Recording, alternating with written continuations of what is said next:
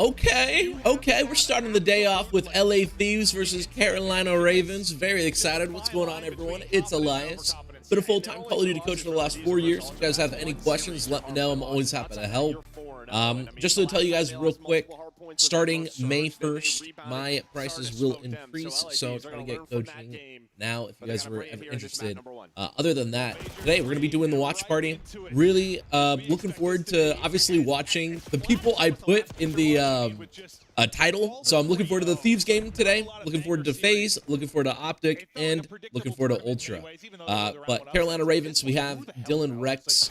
I believe this is his first match. I'm not sure if he played last weekend. I wasn't free to watch the matches, so I probably missed out on him playing if he did play. But obviously with this break off, I'm kind of going to put my money on LA Thieves to win this series, but let's see what they can pull off. What's good, Aventus? Hope you've been well, man. Thank you so much for reaching out today.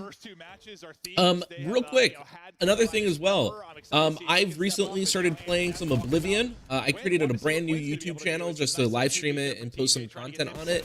I've been having a lot of fun over there. That is Alyus Live. So Alyus and then Live, all in capital letters. We're playing Oblivion, and I decided just to play a bunch of games that I haven't played yet.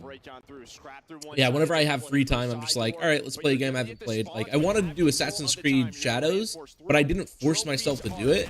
And then Oblivion came out, and I said, you know, I never played Oblivion. I'm feeling a Fallout, Skyrim role-playing game type test. And I loaded it up, and I've been absolutely loving it. Has anyone tried any new games recently, or has anyone, you know, played Oblivion? Let me know. But yeah, Ventus, hope you've been well, man. Thank you for joining. From Hydra, and there's the opener. Yeah, it's only gonna be about 20 seconds or so, but he's out to 7-4. Hey, number 5 looking for this cut right here.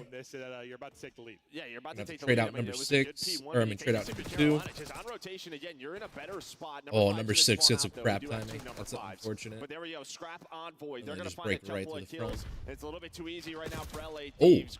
there we go. What he can, but there is the break. We're spawning them all middle. Number 5 has that vine push through. There is number 7. Number 3 wrapping back for number 6. He's gonna get the timing. Nice. Now they're all spawning front. Number 3 is just gonna support the front. One player is gonna start rotating. But a bit of a wrecking ball moment there from Hydra as he takes over.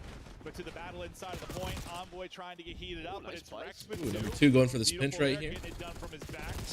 Yeah, honestly, right there, I thought number either the 3rd player or the 4th player off spawn, I thought they were going to go for a top U, bottom U pinch. They didn't go for it, so then I was like, okay, we're going to be rotating. But either way, first set of rotations going down. Ravens with the lead, but Thieves do have the money hill.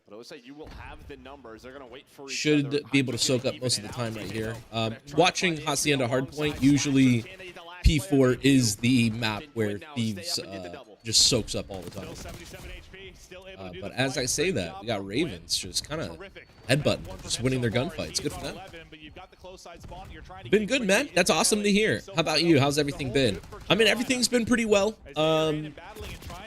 After Dallas, I got like crazy sick, and then my wife got crazy sick, and then my cats got crazy sick, and then I got sick again.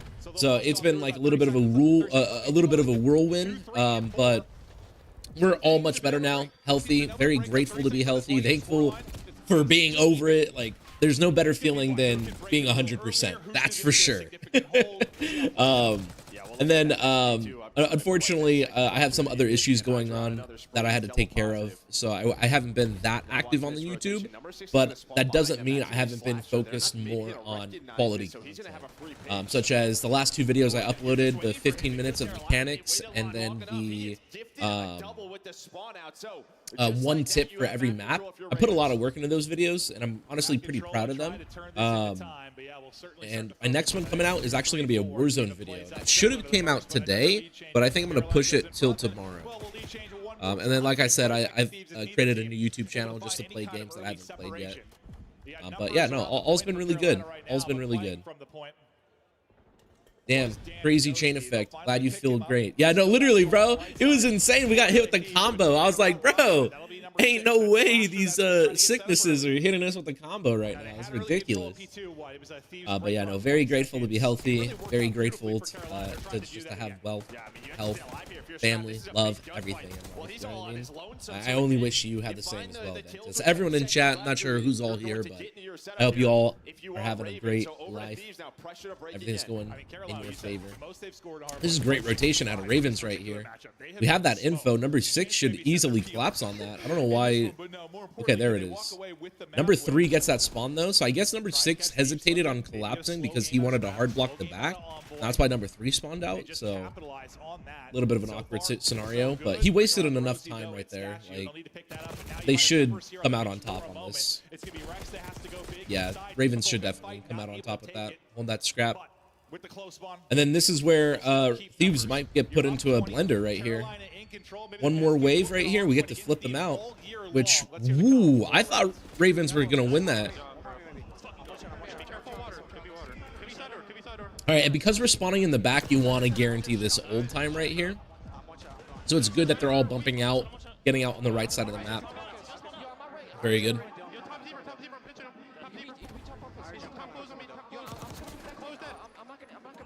But yeah, no, for YouTube videos, I have a Warzone video coming out tomorrow. And then I have the Dallas trip. I'm still editing that. That'll be up eventually. Yeah, everything's been really good, man. Recently, I've decided to up my prices on coaching, so really looking forward to that.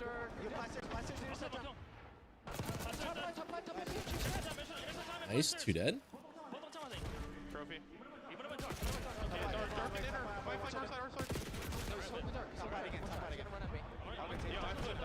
Oh, I gotta delete that real quick. It is not 25% off. Man, the last time I live streamed was literally like 2 weeks ago. Oh, that's another thing as well, by the way. I had my birthday. Me and my wife, we don't share the same birthday, but our birthdays are really close, so that's what we've also celebrated with. And there's a plane over my building. You hear that?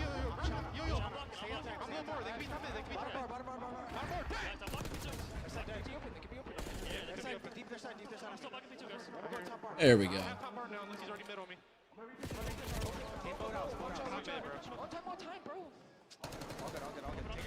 Who was that? Who was getting checked right there? On time, bro. Like, hold on. That would have checked me right there. Are you still playing challengers? Yeah, absolutely. I'm still playing challengers.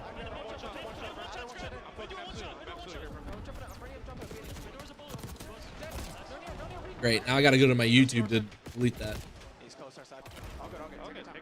Yeah, I'm still playing challengers. I was supposed to go to Miami, but with like literally all the sickness, birthdays, and everything that was happening, I didn't have time to play that much. And then when I did have time to play, basically the team that I was playing with, they didn't want to go at all. So then I was like, well, if they're not going to go, I'm not going to go. So unfortunately, I'm not there right now, but very, very excited to hype up Void and Devin is Frosty when they show up there. I'm hopefully going to attend DreamHack Dallas, so really looking forward to that. On the pinch, able to find one, trying to get as much time as they can, but it's actually Rex and Ravens who's gonna earn this P1 time and again. Control spawn sides for this P2, and you just gotta hope Scrap, Envoy, the guys have been slow throughout this map one, don't heat up, and really just been Hydra and Ghosty in that conversation as well. There we go. You've caught Thieves slipping. Happy late birthday! Thank you so much. Big moment here. To the P2 we go. Hydra trying to 180, not able to pull it off, but Envoy will get the kill from Statue side. They'll spawn 2 teammates with him, so they'll have position, but you'll have early pressure if you are Raven. Scrap trying to deal with that early pressure, and so far able to do it. One gonna spawn out into the backside though. It's gonna be rock spawn for all Ravens. Or try battling through the front. Yeah, Dylan Rex. I mean, he went to base Nice. 2-piece on the pinch, but it doesn't matter yet. Got the close spawn in. And well, now you have control, and this was going to be Easy trades. Damn, that's a lot of scrap time too. Where it looked like Carolina were going to run away with the game or at least take the lead. Now it is their turn to hold this P2. Yeah, they just all got to wait for number 5 to find a play right here. Number 3 is going to spawn out, though, and call it out. But thankfully, number 5 gets there with the timing. Easy trades. Should tie up the game. Or not tie up the game, but they're going to be down by about 10 points. LA Thieves get it. And we don't have the rotation, and we get flipped. Oh, shoot. That right there is basically a GG's. Number 1 has the info that at least one's hitting front. 2 and 5 have their lanes pushed out. Number 3 here with his team. Nice. Oh, they used the cruise missile. Gotcha. I was like, they're on the point. We could make a play. It was because they're waiting on the cruise. And that should basically be the nail in the coffin. Although they don't read the collapse.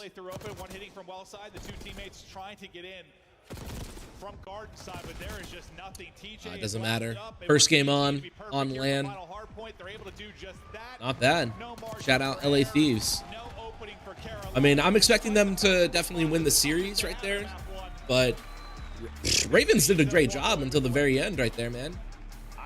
I thought they had a really good break on P2. They lost the trades, and then they died again, and then flipped all the way out, which that's the worst scenario ever. You kind of just got to rotate at that point. Hold the P3 rotation and soak up that time, but P3 is just that one awkward hill for a lot of teams. They just don't know how to hold it. Feels like Carolina, they had to be the ones taking advantage of that map one. Like some teams, they, can't decide what side they want to hold for P3. Other teams, they, actually don't want to hold a side and they just want to count for spawns, know where the spawners are, so then they can pick up those timings. So it's different for every team, and maybe Ravens wasn't that confident with it. That's why they didn't rotate. I'm not entirely sure.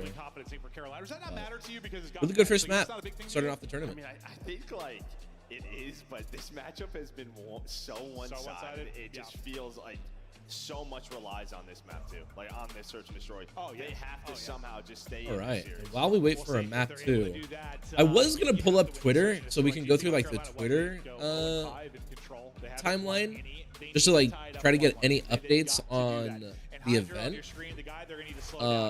such as the trophy. Look at this. This is the trophy right here. Absolutely looks so sick. I never understand how the trophies are designed, because sometimes there's trophies where it just looks like a rectangle or a regular block. So it's just all right, cool. I guess they didn't have a trophy design, but then out of nowhere, Heretics comes out with a play like this. Damn, this looks sick. I want this. That's really sick. Really sick. At the P3, that was a massive moment, because then you have a tie game right around 150. You continue to split, but then Thieves, they take advantage of that P2 rotation. Yeah, just a flat line at the end. The absolute flat line.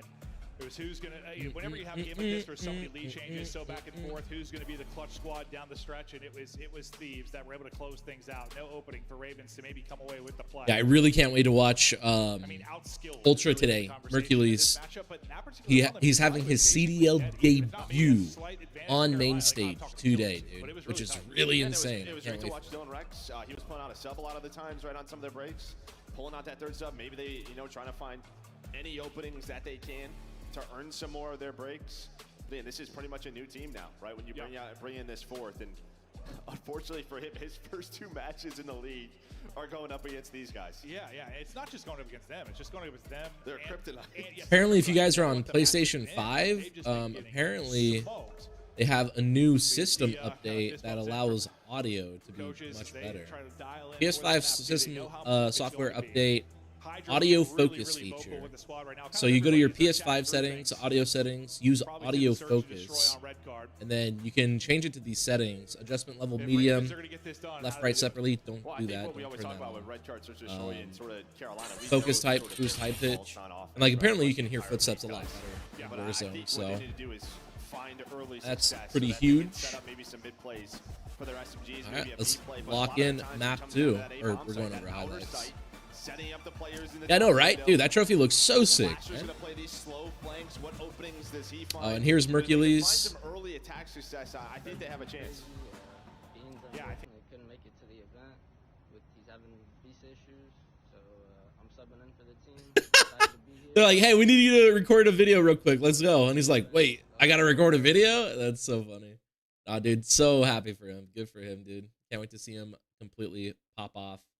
That's that's basically, this is what I did to Void and Devin this Rossi. I was like, here, guys, take my skill for this weekend, please. It's so sick. Yeah, I mean, with the whole Ultra situation. We're waiting on the S&D right now. Again, we're not really sure what to do with FaZe.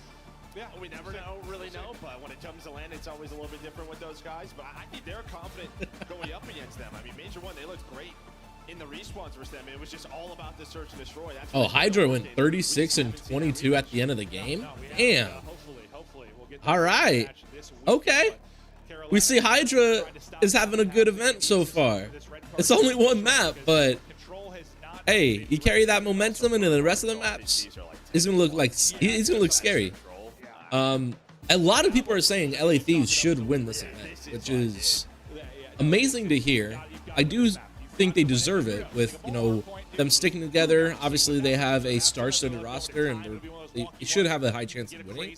But I mean, dude, I'm kind of a FaZe fan till I die, honestly, bro. Like, you always just want to bet on experience. You want to bet on consistency, you know? Just can you get there? You gotta take That's me the right personally. Card. Not sure what the delay is. We should be okay. We're good. We're going. I thought maybe there was an There we issue with go. one of the players, but it seems like we're about to get into the action No here. more delays. Let's lock in. And hopefully we don't have 3 number 5s this time. That'll be much easier for me to look at the minimap, Joe. That's the plan. Yeah. I'm seeing 1 through 8. Perfect. Hydra, 1-5-3 KD in Search and Destroy. He ranks first. I mean, that was their pain point. Back to Major 1. Since then, he's probably been the top search player in the league. He is starting to take over. Looking like me on S&D. Let's go. Looking to keep it rolling here. Nah, see, first round right here, I'm hard countering B. I'm like, you know what, F it, guys. Let's just all hard counter B. Let's push through. Let's flank them. Let's get in their face. Like, not give them any respect. Beautiful nade. Look at Hydra push up. Literally, I literally said, Hydra, do this play. Now he's doing it. He took that from me. He's going to take that away. I mean, TJ just gets shot through a wall. A headshot comes on through, and that is going to be a first blood, and that is just not what you want at all. Did he shoot him through the wall right there? Did he shoot him through the wall? Rotate on over. They know exactly what's going to happen. All right. Yeah, that's gonna be tough. Lose a player quickly on the Apparently Hydra knows shit we don't. Hold on. After the round is over, I'm gonna go back and like see what just happened there.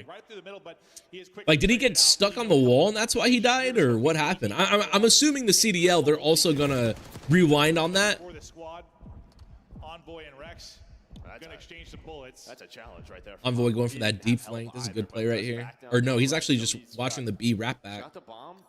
Number 1 has the A cross. Number 2 has his base cross. You gotta worry about everything. We're gonna isolate this guy middle now, 2v1. Well, you both kind of had the same idea. Scrap's gonna get him GG. behind. Scrap's gonna get both. Yeesh. Good first round. Okay, what the hell did Hydra do? What did Hydra do? Again, I'm sure the CDO, they're gonna show it. Like, what? How is that a headshot? Take their time and not overcommit. He's fully behind cover. And he gets wallbang? Did they play it back too? Dude, why aren't we showing how he died? What was that? Dude, I'd call for a reset right there. Like, what? Hydra already won first blood to his name. He'll be out hunting early on. Okay, good info. Just a tag into Gwen as they start to progress the map. Yeah, You absolutely. can have a body here through lobby quickly. A couple playing deep is going to be Slasher. Man, I miss playing red card, dude. Like, whenever we got this map, like, we're absolutely just always slamming on it. Well, it's going to end up working out. Envoy gets the first blood. Scrap then gets the second from up top. So you have the 2 versus 3 bomb now. Got pro points from this map right here, dude. He 6-1 them. Light work. Just shooting nukes his Envoy. TJ's head just ripped clean off. Awesome. Just taking so much map control. Now to try and clutch, he's Gonna taking collapse shots, on this and now guy he's middle. gonna get pinned in. You can see the triangle starting to swarming around him. Nowhere for him to go. Oh man, they're just having fun. It just looks too easy for them. And that just starts with prep, right? That's like just, you know, pre-match prep. You saw Hydra shoots open the door, knows Gwyn is going to set up ticket. All right, this is sort of their default. This is how they want to play. What are we going to do? We've talked about this. We're going to double hit these doors. Scrap's going to look over us, and they had all the numbers. Envoy, we know, is going to be a big X factor for this team. It feels like when he's in his best form, this team feels unstoppable. Maybe not the best map one. He started to heat up a little bit, but starts out 4-0 early in this search and destroy. Yeah, and he's had a couple of those, you know, throughout the majors. Like map one just comes out slow, but what you can always sort of just deal with is him in search and destroy. He's going to put up great numbers. Doing it right now. TJ caught the last playing time, spread again, getting that info. A little bit different with the bomb setup. And number Bomb 6. gonna be over towards B. It's gonna be Wonder. So looking at 4 and 2 on the minimap, it looked like they were like running around like with their head cut off, like they're about to get shot. So I thought Slasher had the info on them and might have guaranteed one, but it didn't look like it. So you have the 3 versus 4 now. Can you trade out? So far, so good for Thieves. They're gonna spot. Wow, we are just playing respawn, dude. We just said let's go for all the trades. Only one, Dylan Rex. Welcome to the league. Exactly, welcome to the league. Nice little wrap right here out of Ghosty. This map is. Ghosty has been kind of good play this year, but he takes a couple of tags, a couple of headshots in as well, so he's low HP and tries to wrap out. Ghosty's going for this full wrap. Oh, he's going to watch the chase and go back. To go. We take a breath.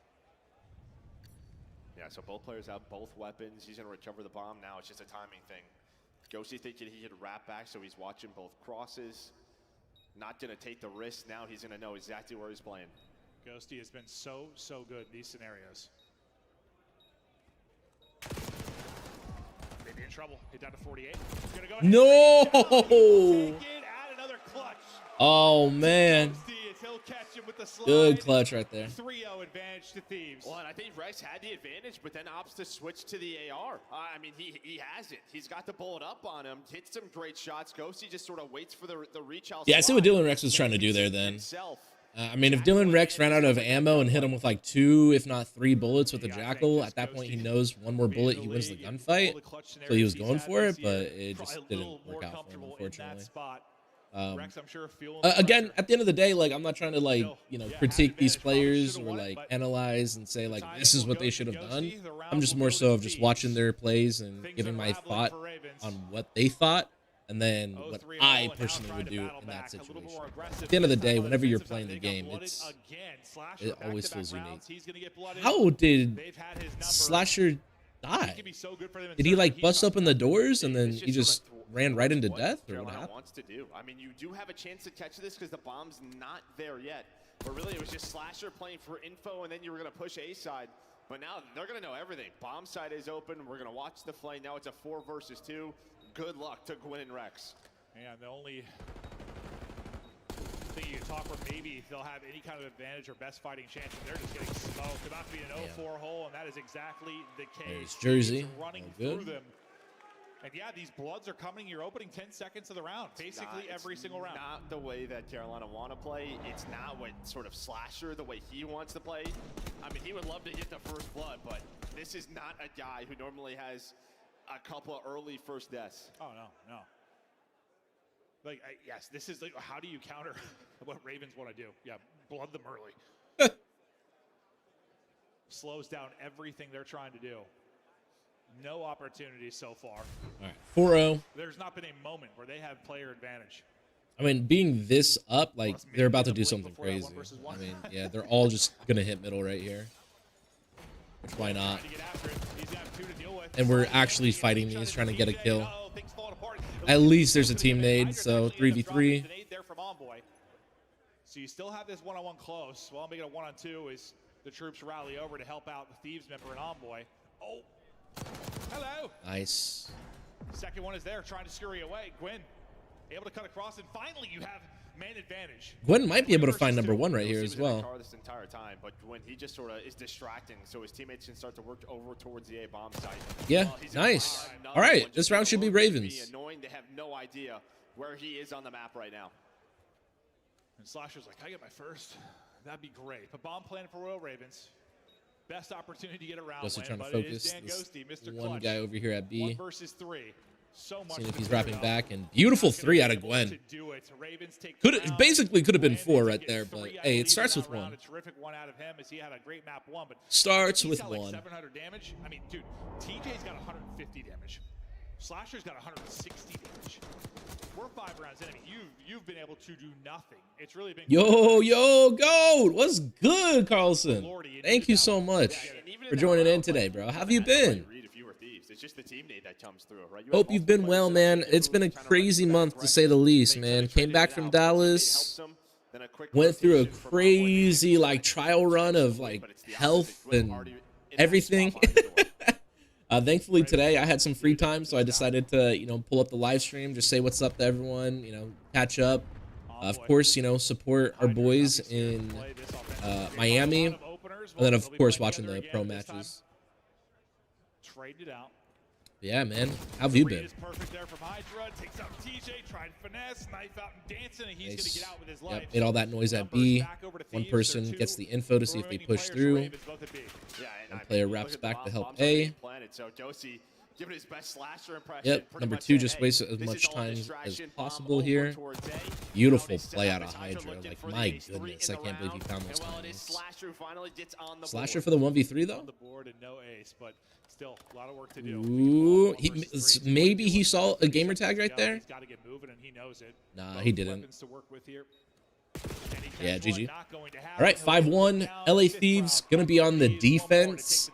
Quite frankly, I think they're just gonna want to like close it out. So I'm gonna predict them to probably do 2-2. So 2A, 2B, and then whatever info they have, they'll go for the collapse. But they could sit there and be like, yo, we're up 5-1. Let's just quadruple hit middle. Or, hey, let's all quadruple hit B or something like that.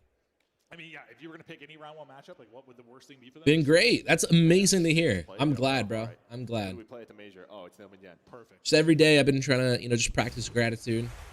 You know, be grateful, be happy for everything I have in life. Family, life.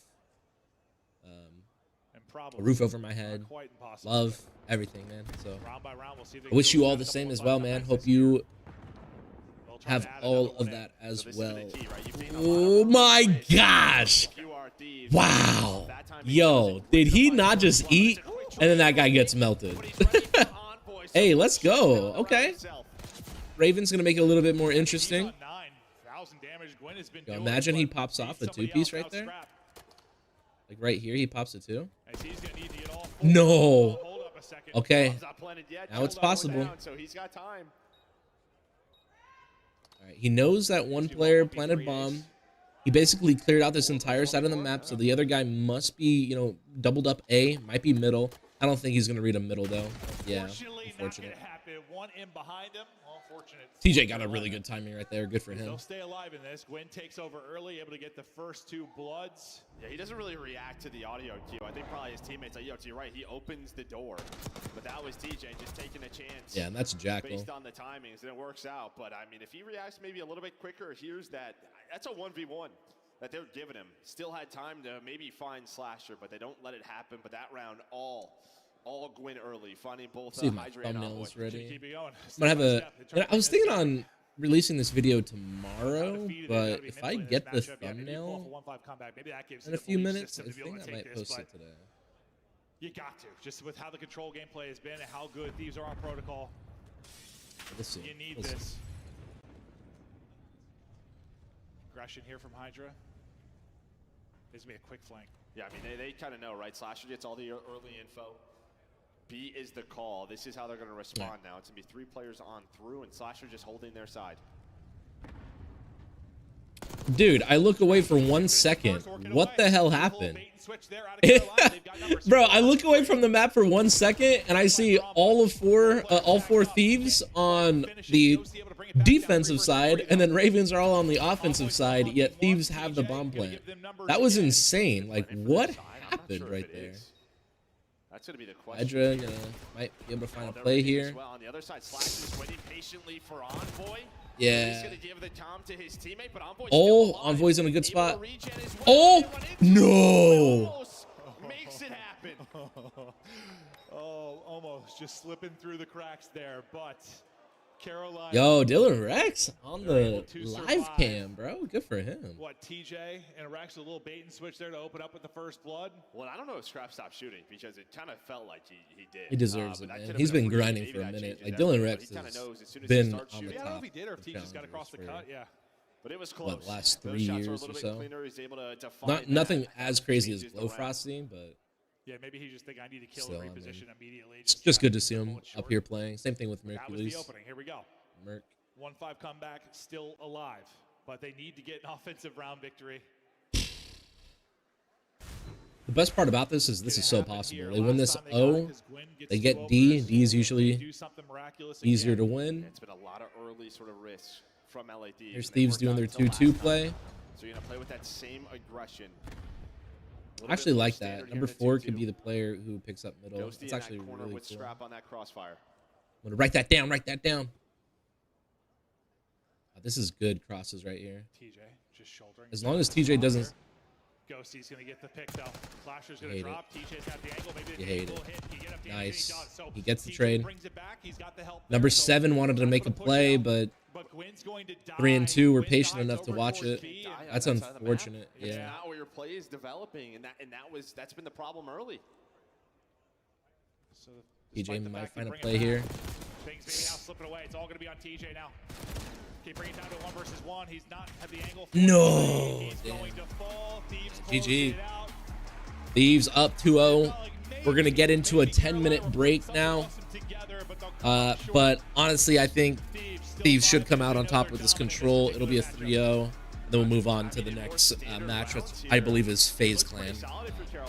Let's go FaZe. Just right from the get-go, you read the map well. You knew how Carolina liked to play the map. You found Gwyn or TJ trying to make a play on the flank. I don't know, man. It's just those situations have to be better. Yeah, no, they absolutely do. They absolutely do. That was your one chance to maybe catch them. Well, I mean, you had the chance to catch them slipping in the map 1, but you weren't able to capitalize. And now, yeah, if you said the most lopsided part of this, I guess maybe this matchup you'd say hard point. If you talk overall game modes, you'd say control. Well, especially stage 3. Yeah, especially stage Not even close. 0-5 for Carolina, and you're going to LA Thieves' best control map. I mean, good luck. Yep, their playground. So you're probably thinking this one's done 3-0. I mean, that was the expectation coming into this, yeah? Yeah. It was. It certainly was. I think we have a ton of incredible matches lined up today. I think we have a ton this weekend, but it was hard to expect one just based on how this has gone so far this year. And we love this Ravens team. I mean, I want to root for them to make a run. You know, they've been able to get into the top 4, but it's not been with this particular matchup. Well, I guess they did play them, early on at Major 1. They were still able to make that run, so maybe still a chance for them to do it. But they have, Rocker they'll play in the lower side if they go there? Yes. Yeah. Okay, well, we'll see. We'll see. Maybe they can pull off the reverse sweep. Desk, how we doing? Hey guys. I think Quinn has the best shirt on Oh, the dude, day. you like it? Are those like I'm gonna change my whales? title they're right like now. Skeletons. They're like Definitely skeletons dead of fish, dude. I don't know. I bought it while I was in Florida last summer, so It works out. Vibing Here's with someone in Uncle the Mave background. Here in Florida. Shout out to you guys. Also, shout out to Slasher's 288 damage. Dude, I'm loving this. I was gonna say What happened? This setup right Well, here. That's the I'm Liddy jealous goat, of them baby. all. that is the Liddy go. I mean, you're getting red every round. Yep. Same with the hard point. Gwyn gave you everything, but Thieves are just too good. They're a great team. Yeah, it's a matchup for sure at this point. I mean, you had a great opportunity in that map 1 hardpoint, right? We let Hydra get through 2 separate occasions that cost us a huge chunk of time if you're Carolina. Man, they got a mountain to climb now. Let's take a look at some of the best moments Oh, yeah. here from game 2 in just a moment. But first, Allie, we had all of the casters on this area. We did. Everyone was saying during the 1v1, if Dylan Rex wins this against Dan Ghosty, it will be the confidence boost he needs. After he gets boomed in that 1v1, I felt like the rest of the team just kind of fell apart as well. I mean, the rest of the team was already kind of falling apart, it feels like. I mean, you look at this map number 2, and yeah, I mean, it could have been an insane. I mean, it was insane out of Scrap in the first place, Omni movement in its peak, but from the side of Carolina Royal Ravens, it was a lot of individual play, which I feel like I'm not really used to seeing from Carolina Royal Ravens. The fact that Slasher gets picked back-to-back first-blooded is just not something I'm Trying to used to from pull the side up of Carolina Royal Ravens. They played some a really stuff aggressive on defense. They're not a Twitter good right defense now. team. They're one of the Bro, worst I hate defense Twitter teams because, like, right now. literally, And to play such an the aggro second I defense load it like up when we Thieves, start the there's live gotta be stream, some it's sort all of Call of Duty defensive content. I'm aspect like, of bet, zone cool. that gives And free now reign to it's all players just like like Scrap, and then just you crazy have like nothing political from anybody content, else and it's except like, for Gwyn. I didn't sign up for this. Usually do really well in this map. Like, please keep it on Call of Duty. What's good, Jason? Thanks so much for joining in today, man. Hope you're doing well. like trying to make the plays on those. How has the grind been with ranked play? How's the grind been with, you know, Oblivion and Dragonate? Like, how's everything been, man? Hope you've been well. Miles, can we talk big picture? I don't want to count out Royal Ravens, but history has told us this is a matchup in favor of Thieves. So if you're the Royal Ravens, have you seen enough to think they can make a bounce back run? We saw Toronto do it in a losers bracket. LA Thieves do it in a lower bracket. We haven't seen them play any other teams. You know, it's the Thieves just giving them the hands every single time. I mean, Ravens have got a little bit of time here. Oh, we got the match set up. At least this game of control, they've got a little bit of time. Surge versus FaZe coming up. Red card hardpoint, red card search. Love this. Hacienda control, Hacienda hardpoint, dealership surge. Interesting. Quite frankly, I think if we go to dealership search, map 5, I think Surge win. Red card hardpoint, I think FaZe win. Red card search, I think FaZe win. Hacienda control. Honestly, I think Surge can win that, but obviously it's a 50-50, but I do think Surge will win that. Hacienda hardpoint, FaZe should win that, and that'll end the series. But if we do go to that dealership, I think Surge can actually take the series. We'll see. Sort of success. He is the reason they even won 2 rounds. It was all on Gwent. So we know. I just can't wait for the Ultra matchup, and I can't wait for the OpTic matchup. Man, it's gonna be so fun. Yeah, we were. After Major 2. And by we, I mean nameless. Are you guys looking forward to any matches today at all, or we just here for some Call of Duty action? What are we feeling? Oh, a free entry tournament. Hold up. 4 qualifiers, 1 main event, 10K, 4v4. Qualifier. We don't have an HR department. Gotcha. So look at that, guys. Yeah, 4 qualifiers to get into the final event. Play for 10,000. Brought to you by Call of Duty Agent and Troller USA. Thieves are pretty good at this. They have been stealing wins since the beginning. 19-2. You like that pun, Miles? Loving Oblivion. One more than I lost today playing ranked. Just gotta keep important. Just gotta keep it important. I'm good. 100. I'll get diamond next game at the latest. Yeah, man. I mean, I'm glad that you're enjoying gaming. That's the most important part. Just having love with it, man. Awesome to hear that you're really close to diamond. I know that you're saying next game we'll get diamond, but hey, let's not limit ourselves. Let's not put a cap on ourselves. You know you can hit diamond this game, and it's okay if you don't, because you will guaranteed hit it next game. So, you know, just get into the mindset that you're an iridescent player. I'm sure when you're fighting Jason, I'm sure one thing that they told you was, hey, make sure you understand that you're already, you know, a winner. You already have that winner mindset. You already are a professional boxer, professional Muay Thai, whatever it may be, right?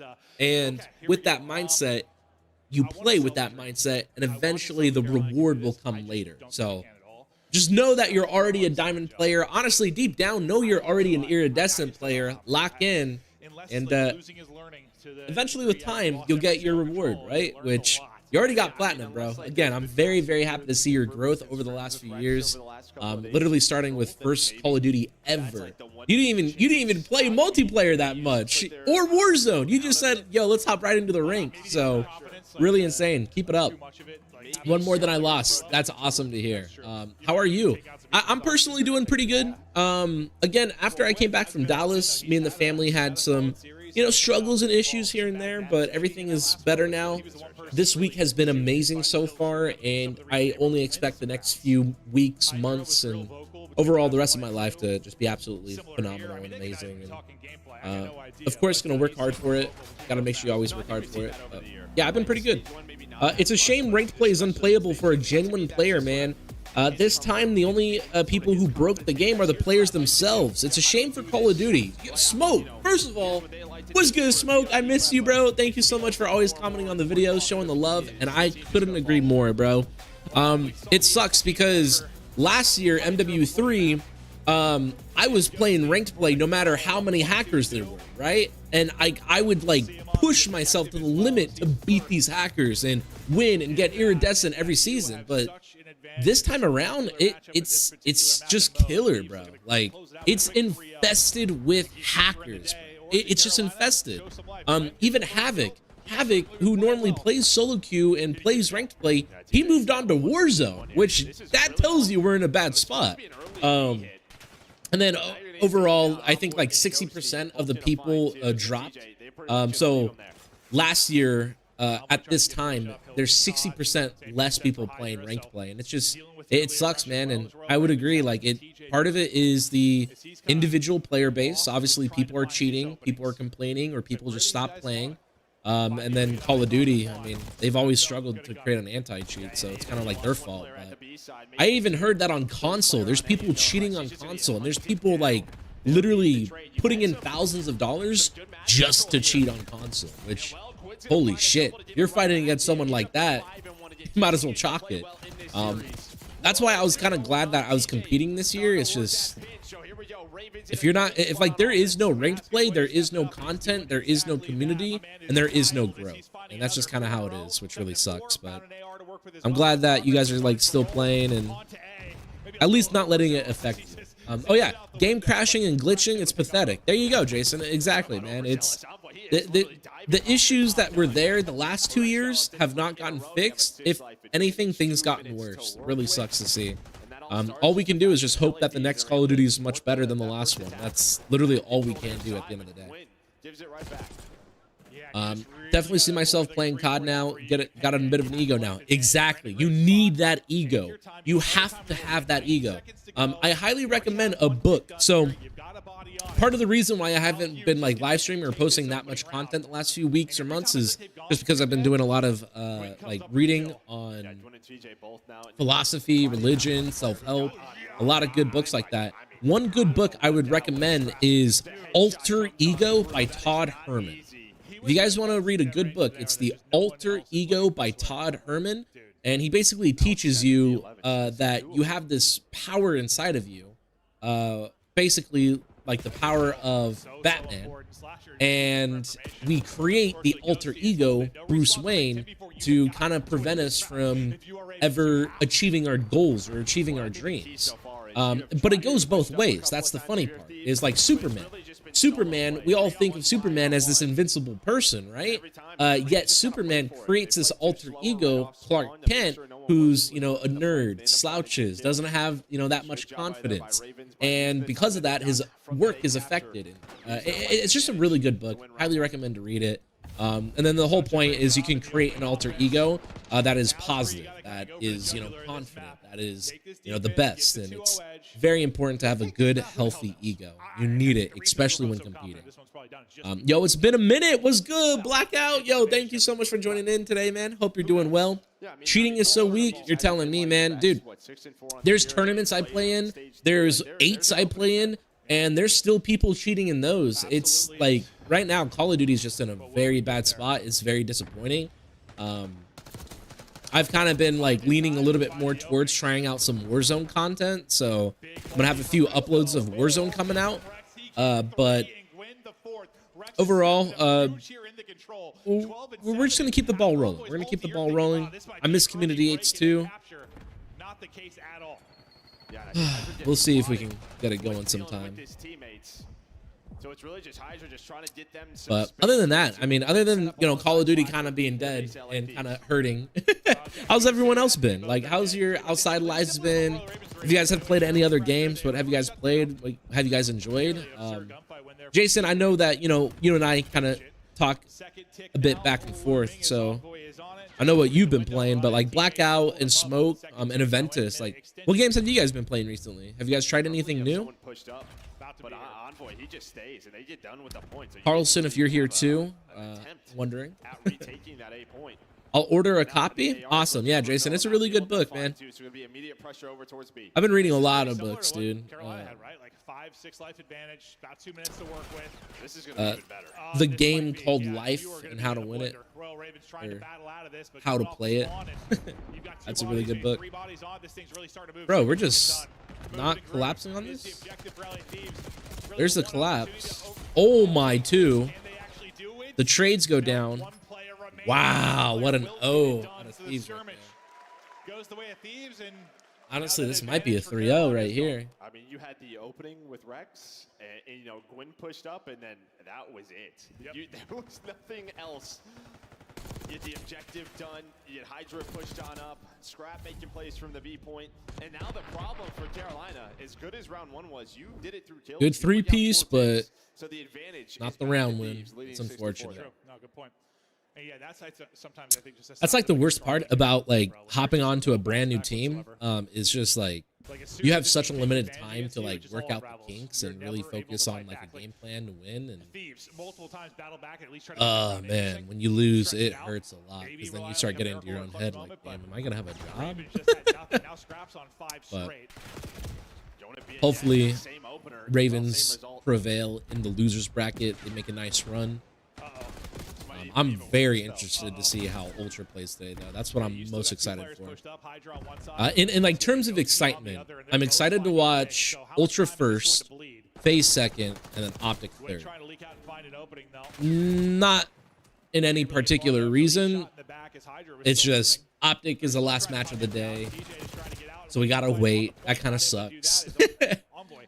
Ultra has a brand new fourth. Very excited to watch Merc perform and play.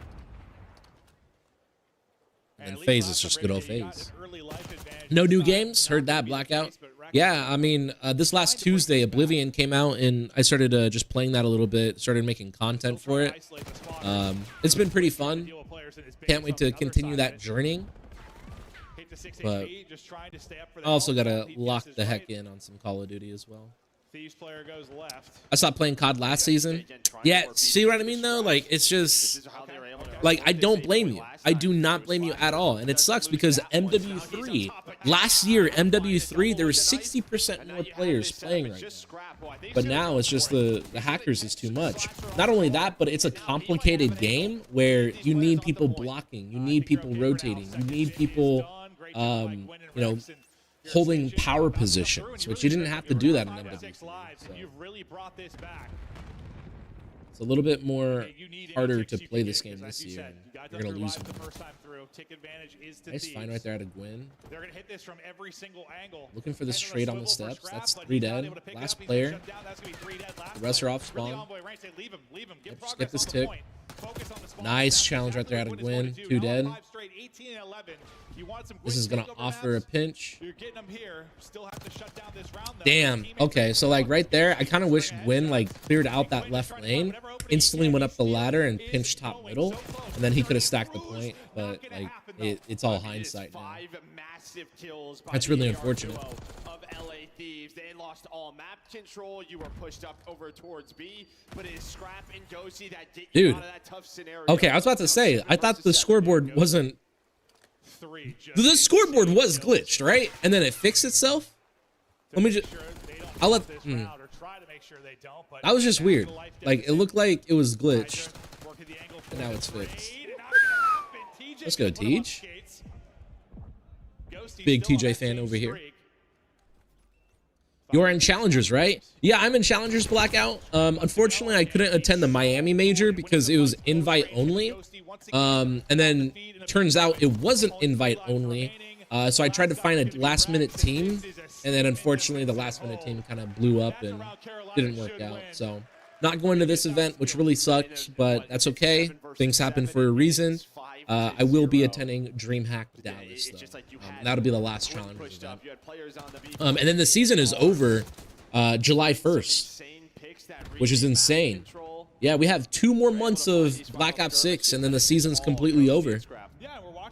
Kind of crazy. Kind of crazy how time flies. Yeah, they found the one player pushed up in their base. He was just the only one really getting kills outside. I'm only playing ranked right now for the practice. I achieved my Black Ops 6 goal. I come across so many smurfs and cheaters. I'm not going to worry too much about ranked. I'm just happy I'm improving so much. That's amazing to hear, Jason. That's a good mindset right there. Just play for the practice. Not only that, but when you play against smurfs, you're playing against better people, which can encourage you to, like, you know, find new patterns, find new ways to play the game.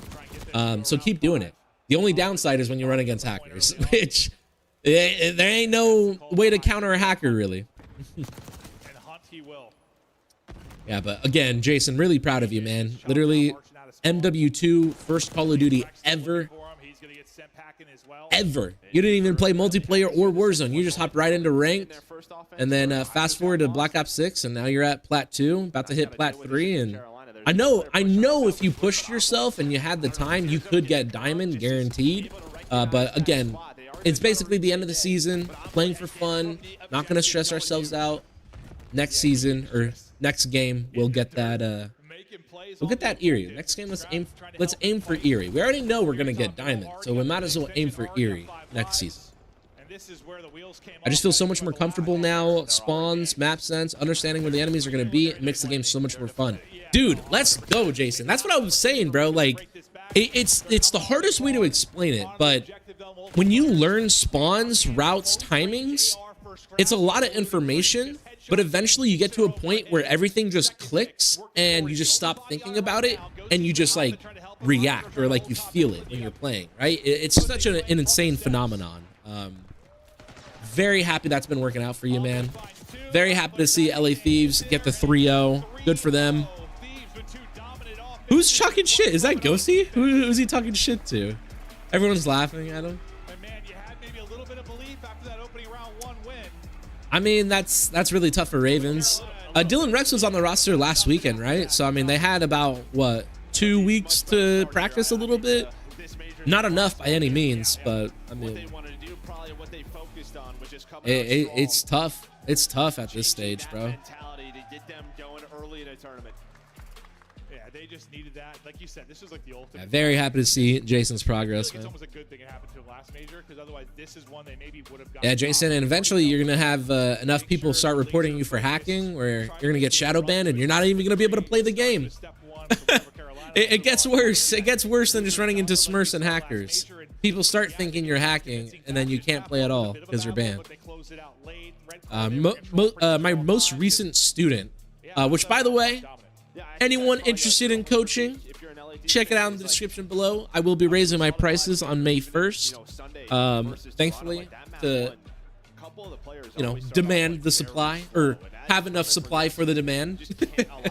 But I recently had a student that we've been working together, mostly in multiplayer, and then he started getting into ranked play. And in ranked play, he started, understanding spawns, predicting where enemies are going to be. It got to the point where he got reported, and now he is banned. He's banned for the next 2 weeks until he's unbanned, which it sucks.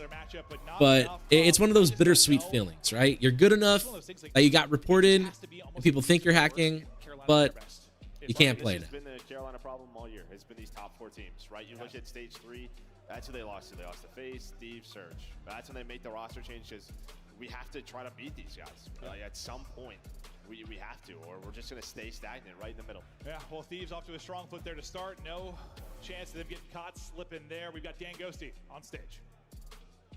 Florida makes some noise for the LA Thieves as they come out with a big win to kick off this tournament. And what an insane crowd we have here to kick off the day. I got Dan Ghosty with me on the main stage. Ghosty, 3-0 performance by you guys, one up against this Carolina team. You kind of knew what you was coming into, but they kind of contested you guys pretty hard that first map. Took the first offensive round under control. But what was the game plan? How did you guys wrap this up in a fashion in which you did? Just making sure that we're sticking to the game plan. We know that the first match on LAN, especially being the first series of the major, is going to. Oh wow! Literally, the guy I was just talking about. Stuck to the plan, so that was good. The guy I was just talking about. He is no longer banned. He just got unbanned today. That's awesome. Enjoying the weather here, okay? What's some of the fun things you and the boys been doing since you got here? That is hilarious. Just some exploring, some traveling. Trying not to do too much walking, tire ourselves out, or get sunburned. Paco had a rough time at one of the Miami events. Oh man, hopefully he learned his lesson right there and brought his sunscreen, you guys, okay? Sunscreen. And it's also a special day as well. Florida, I don't know if you guys know, but it's Dan Ghosty's birthday today. Can we get a happy birthday for Dan Ghosty? Would you guys help me sing it? Thank you, guys. Happy birthday to you. Happy birthday, Ghosty. Happy birthday to you. All right. Thank y'all. Holy shit. Thieves one more time, everybody. That's going to do it for me and Thank Ghosty y'all. on the stage. Puckett, take us away. Yo, I am loving the vibe here in Miami. Oh, yeah. We're on a college campus. campus. The Thursday crowd is here. People don't have real jobs yet. Yeah, They're on a college campus? Hold on. They're running the event at a college campus. Yo. Yeah, look, I mean, That sounds like a dream. But it didn't seem to matter. The Thieves, Imagine they're just such clocking out of they class real play quick. them. Like, all right, It's I'm just going to go to the major real difficult to quick. translate to players at home. It's amazing. You get a kill, you will be killed instantly against any member of the Thieves anytime. The highest I got was Diamond 3 solo. Bro, blackout. I mean, amazing job. Once you hit that Crimson, say hello to all the hackers, bro. Dude, that's how it is right now. Like, every single time I hit Crimson, I'm just like, all right, there's no point to playing anymore, because 8 out of the 10 games you play, all running into hackers. You got a long ride.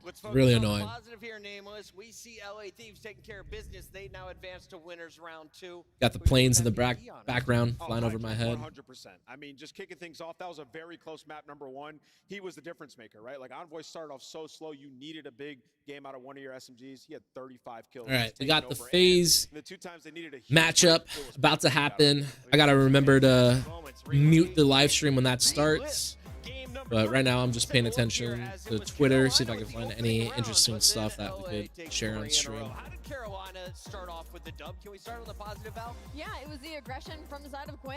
He came out flying in that round number 1, and it was an offensive everything. Yeah, stats are still I felt like broken. everybody That's so kind of annoying. moved off of that momentum, but it was just a couple of chain kills from side of LA Thieves once you move into the answering attack round from the side of the Thieves, and there was just nothing Carolina could do after that. It was looking promising, but that got shut down. Yeah, we've seen the development of protocol ever since we moved B in control, like how much easier it is to win on offense. And we saw Carolina like playing really well. Like the SMGs in particular, Gwyn and TJ, like clearing out their base, getting over, getting on the point. Gwyn went on some huge sprees over in, LA Thieves spawn. And we get down to the end of that offensive round that they had. It was a 6v5. They had a massive opportunity. Scrap has such a good ability to win gunfights up close against SMGs with the AR. Something that okay, yo, that's one thing I saw, by the way. Who can do it at the level Scrap does. The new Predator movie. You guys ready to watch that? How many of you in chat actually like enjoy the Predator movies or like the Alien movies? Because the trailer for Predator Badlands came out and it looked so freaking unique. I don't know if anyone has read any like Predator comic books, but obviously they got a whole lore on like their history and everything, and it gets really intense. And that's basically what it looks like they're trying to do right now. They're trying to take some of the comic books and put them on the movies, which it looks like just a fire Star Wars story. How many game 5s? Oh, this could be a 5. I think this could be a 5. Oh, yeah. Who knows? Looks like one of the Predators is like an outlaw, and he like tries to escape, and then when he's escaping, there's last major was all 3-0s. a few other Predators hunting him down. Game 5s. It's got to start right now. I don't know what the Don't whole happen here, synopsis they'll is, but definitely happen at Major 4. what And I'm if you seeing. didn't know, we're heading back to Texas. We like it down there. DreamHack tickets are on sale. We've got a nade shot meet and greet. If you wanted to touch Matthew Haig's hand, That's crazy, guys. I'm not It's a going to be good on the hand desk. place I to got to do it. go. I got to grab me one of those tickets. take them on. I thought We'll you were gonna see say, you all there in Texas for Clubhouse. now. We got to go to a break. It's a good hand. We come back. Miles will be on the mic. Stay tuned. More CDL all right, live. we're going on a break. Handshakes all around. Go ahead and mute the stream because we can't hear any of that. Upgrade your game with the Scuff, Road to official Champs. controller of the Call of Duty League. 2 VIP tickets to CDL. Oh, The that Esports disappeared. World Cup is an official partner of the Call of Duty League. The Arcade Wiz Arcade Tracer pack is Wiz. available now. Hit the map Okay. in retro glory That looks with pretty the Star sick. Player operator, pixel-inspired emblems, and more. Wait, what camo is that?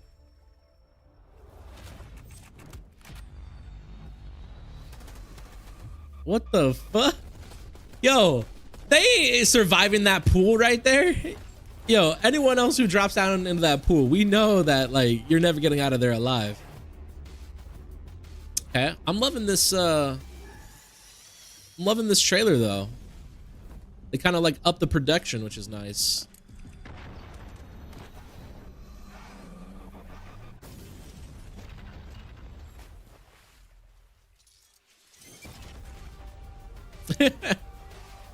Damn, they filmed that all in game, huh? That was pretty sick.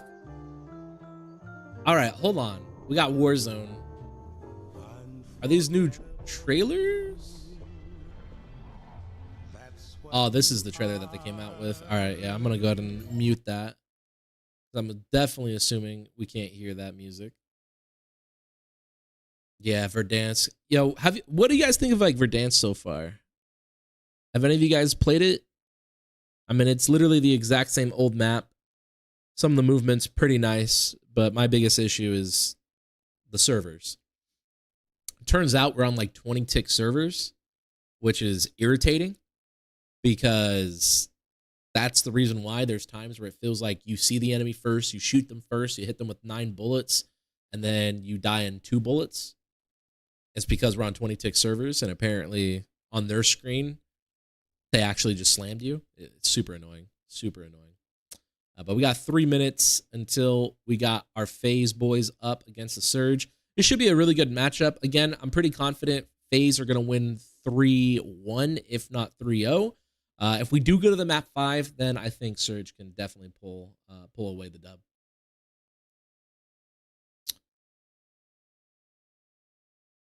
Yeah, hit Diamond 3 at the beginning of last season, then I stopped playing. Yeah, it's so tough to like keep playing ranked play.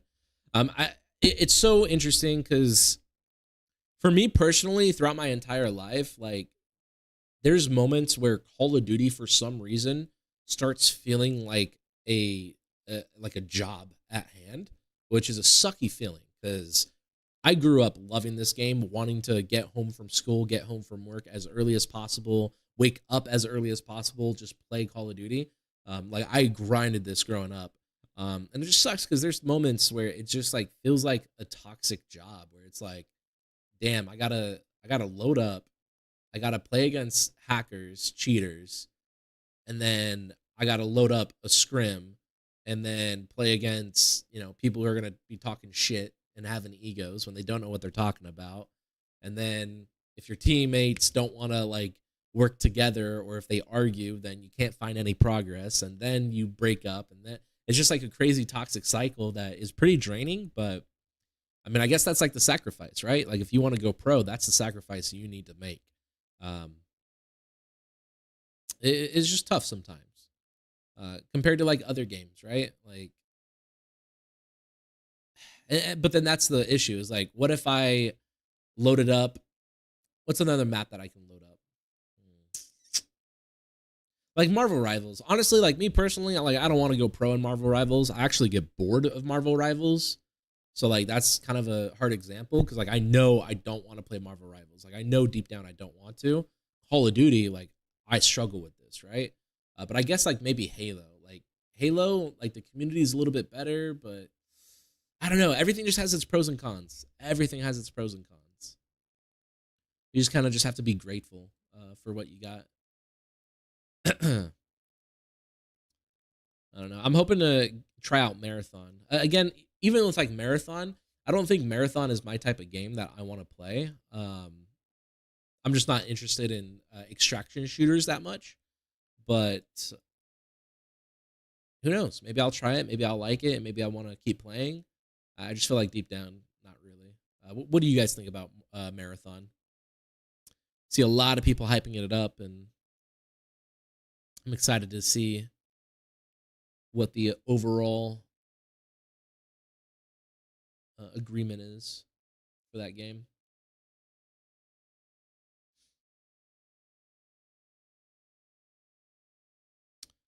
All right, we got a few seconds left. I'm about to load up. Ooh, let's go. Zytex. Zytex is one of my homies. He is in Miami right now, and he got the partner pass. That's pretty sick. That is pretty sick right there. That's a pretty pass right there. I wish I collect. Damn it, bro. I was supposed to go to start my collection because we got the Challengers OpTic Major 2 pass right here. And I wanted to collect these. I'm missing Major 3. That's so irritating. The Major 3 looks so sick. I wish I had that. All good. All good. All right, we're back. Let's take a look here, Joe, at what we've got. I just got to remember to mute the intro. That way in a phase because this is a team that has been dominating since you transferred over to the mic full time. So tell me about these kids. I mean, I don't know. Sip it up easy. They just don't. Oh no, what's Scrap saying? And let's keep it going into Saturday. What's going on, guys? We just beat Carolina 3-0. Oh. It was a pretty good good start to It's just literal content. Everyone's just doing content this I weekend. think they have shown a bit of a slower qualifier. Their hard point has been 50-50. And even when they're winning by very close margins. But that's what they were doing before. It's just the record was a lot better. They've got 2 L's this stage. We're not used to that. A team that can go perfect throughout their online qualifiers had a Game 5 and a Game 4 loss. The most recent one was to Miami 3 matches ago. What went down for Atlanta, and is that just a one-off? I don't think it's just a one-off. I mean, with Atlanta right now, we talk about how like their hard point, it's not always the biggest differential. It's been pretty bad this split. I mean, they're second to worst in the league in terms of differential, right? And the Tiny Terrors have really been struggling. You're talking about a BZ with a 0.8, Simp with a 0.9, right? Like, those will be okay numbers for most SMGs when you add in the damage, but this is the Tiny Terrors we're talking about. So, you know, for them, they've had world-class search and world-class control. If you can't dominate those hard points, though, it's going to be tough versus some of these teams. Rosalie, let's talk about the Vanguards of Vancouver. Surge has been able to storm into the top 4. They were in the grand final. They took out Atlanta in the online matches previous to that. So what do you expect in the rematch on land? So that's going to be the thing for the Surge right now, is that Surge makes them much more formidable in this matchup versus Atlanta FaZe, simply because Atlanta has gotten worse at hardpoint, meaning that they're going to have to come in swinging in this matchup, because for Surge, they just have to try and... Yeah, again, honestly, like, I expect FaZe to win the first 2 maps. Maybe the Hacienda Control, Hacienda Hardpoint could go towards Surge. But either FaZe are winning 3-1, 3-0, or Surge is going to win 3-2. On Vancouver. On the other side, you've got the Tiny Terrors. But today, I want to talk about the ARs. Joe, you like Incelium in this matchup? We like get nasty. What do these guys bring to the table? I mean, Nasty actually always plays well versus Atlanta FaZe. Instead of the final. But I mean, Celium, he put up record numbers. So I think right now, Celium's probably the best player in the game. I truly mean that. The numbers he puts up are absurd, even when his subs are struggling in the respawn.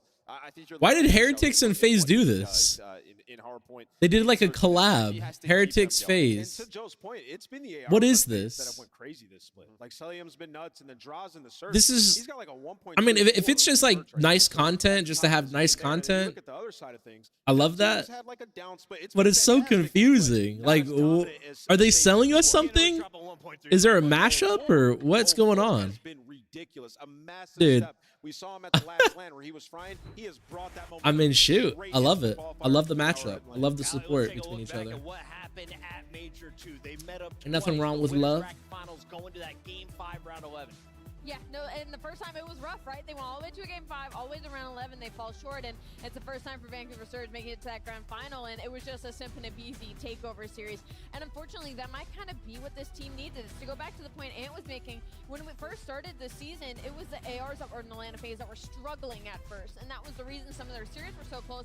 But they were doing better then than they are doing now. So maybe looking at the SMGs right now and waiting for all of them to be on the same kind of firing range. Joe, what do you think Draza said to Abuza and crew after that grand final? You got 4-0'd.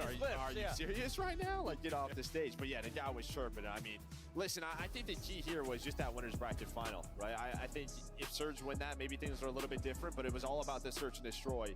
And, well, you see the search and destroy here. Red card and dealership. One that Surge has worked on a lot is that map number 2. Yeah. There's an opening here early. FaZe, a red card hardpoint team that they've played it a good amount, but it's one where it always looks very sloppy. Alex, do we get to a dealership? Yes. Yes, no, I'm looking at the side of Vancouver Surge. They're playing for the search and destroys. They're not playing for the controls, they're playing for the hard points and search and destroys. I love that the Hacienda is the map 4. I said they need it in this series. The issue now is just if they can steal that red card map. Hey, what's good? Bro, it's been a minute. How have you been, Drop? Thank you so much for joining in today. What's up, y'all? Nothing much, man. Today, I thankfully had some free time today. So because of the free time, I decided to just pull up the live stream, try to catch up with you guys, answer any questions. Of course, just enjoy the games. Mostly, I just wanted to say what's up, you guys. Miss you guys a ton. But yeah, no, dude. Ever since coming back from Dallas, it's been a crazy movie, bro, to say the least. But it has to be 50-50. Just all I can say is I'm just grateful to be in the spot that I am in right now. Grateful to have abundance of love, abundance of family, abundance of everything in life. So very grateful. I went through a crazy ringer these last few weeks, but I hope you've been well. How have you been? Have you played any new games? Oh, what's good, Vanix? Yo, what's good, man? Miss you, Vanix. Absolutely. Let's go FaZe Clan, FaZe up. You know it. Absolutely.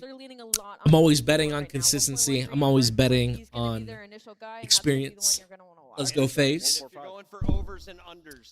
I've gone for a spell sword build in Oblivion. This game is so chill after playing COD. I love RPG games. What build are you going for, Alyus? Honestly, Jason, Oblivion is my first RPG. I have no clue what you're talking about. I have no clue what you're talking about. Spell sword build? I know what I did was I created my own class, the Adventurer, but I am also a knight. He hasn't broken 100 yet. My star sign is a knight, and then my class is an adventurer because I wanted to have it in my own way. Like my bare fist fighting is like second to last, and you know what I mean. Like I made it into my own favor, and that's all I know. Unfortunately, that's all I know. I wish I knew more, but I think I might have like another go around and like play a second time. Like I'll probably beat the main campaign once, and then I'll load up a second character and then try like a wizard build or something. I have no clue. I wish I knew. I wish I had a logical, educated answer. Should I spike it or am I whatever you want to spike do? it? All you gotta do is Spike hit it. the lens. That was Wide right.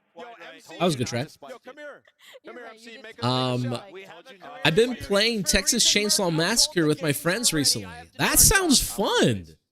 Dude, let's go. I remember they came out with Friday the 13th, and then they turned off those servers, but then they put on Texas Chainsaw Massacre, right? And it's kind of like the same game. Florida, you guys having some fun? I wonder if it's like the same company and that's what they're doing. Like, I wonder if they'll like turn off the Texas Chainsaw Massacre servers and then like give us the Saw servers. Like, where's the Jigsaw game? Where's the Saw game, right? No, that sounds really fun though, man. I'm glad you're enjoying it. Yeah, no, Call of Duty is just in an awkward spot right now. 60% less people playing ranked play this year than last year. Obviously, you're running into hackers, you're running into cheaters, smurfs, super annoying, but there's still other things to play, right? Like Warzone, there's still 8s, there's still tournaments and everything. The Challenger scene is actually over in 2 months, so eventually we'll have Black Ops 7 coming out. Maybe in July we'll get like an announcement for Black Ops 7 or Modern Warfare 4. Don't know which one they're doing. Oh, mute. Done. Bet. Best intro out of all the teams, by the way. Everyone says LA Thieves intro is fire. It is. FaZe is way better, though. Come on. Let's go. Jason, Spell Sword is a fast build. Good with swords and good with destruction spells like fireballs. Someone rushed you, I throw first, then when they close, swing for the glory. That sounds like a good strat. Good combo. I wish I had a combo like that. All I've been doing, Jason, is here's the enemy, here's me. We run right past each other while swinging.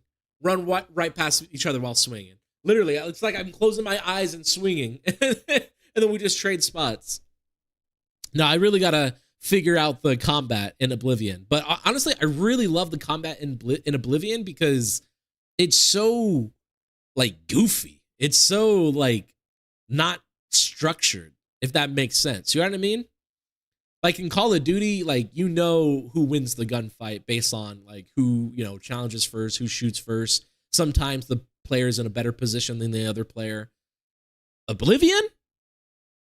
It's just, bro, like I don't know how they be missing. I don't know how I miss sometimes. It's just a fun game. I want to see Falcons make a loser run. Dude, yes, that'd be so sick. We got to watch Falcons tomorrow. Unfortunately, I'll be coaching all day tomorrow. Or not unfortunately, but I won't be able to live stream and watch the games tomorrow. But very excited to see Falcons hopefully pull through and make a loser's run. That'd be really sick. And honestly, like when looking at the rosters, there's a lot of roster changes where you think that Vegas Falcons, they kind of like came out on top with the roster changes, so they should be the better of the bottom four, if that makes sense. Totally. Yeah, no, Jason, it's such a fun game. You're making me want to turn this off and hop on on Oblivion. But I think I'll probably play Oblivion like later. Roster change. A bunch of underdogs now looking to make their way to the grand final, and they get. All right, let's go. Let's go, Surge. Atlanta FaZe. This should be a banger, and it is only Thursday. Lock in. It's time to start this match. Definitely time for the lock in. Alley, the waves have crashed the stage in Vancouver, looking to heat check Atlanta. Let's see if they can get it done. Casters, Miles, and Chance.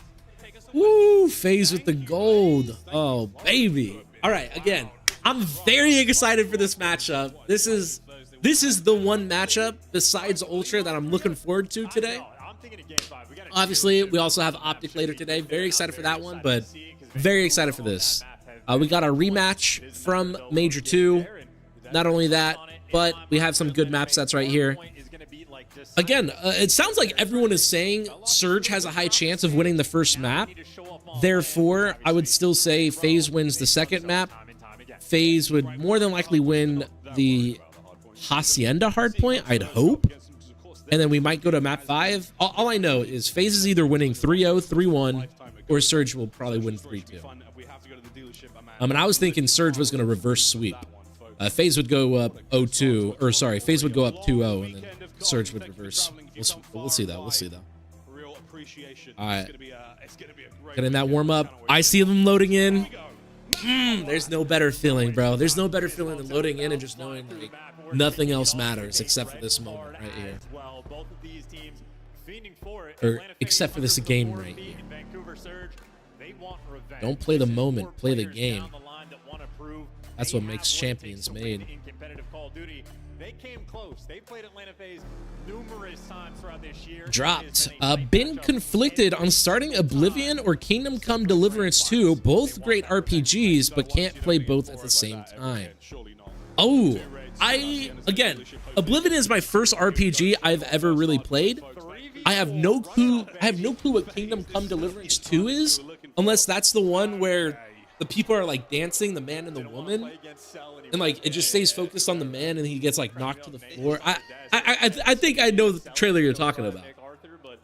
I'm gonna be honest. If you've already played Oblivion, I would play Kingdom Come Deliverance 2.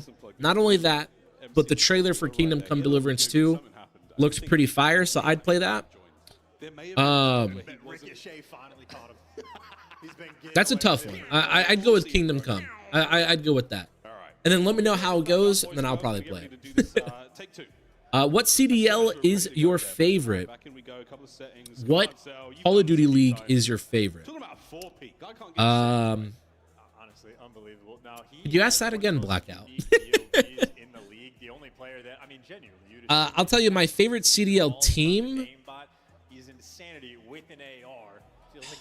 I don't know. That's okay. So I'll give you a real answer, but most of the time my answer is I've been in this sport for way too long.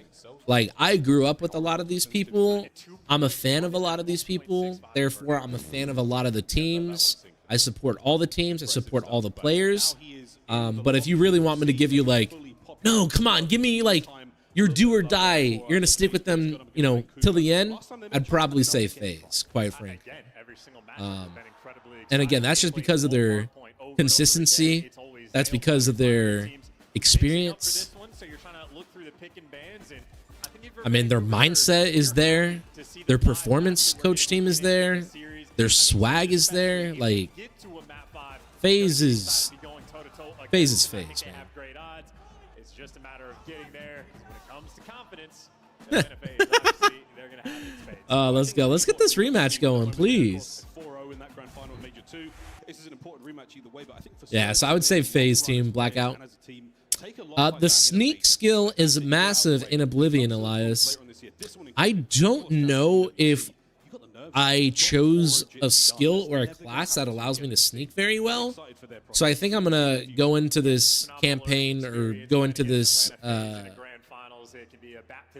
game just sword swinging. Sword swinging, bows flying, or arrows flying, rather. But I'll probably do that. For my next build, I might do like a sneak skill and like do a rogue or something.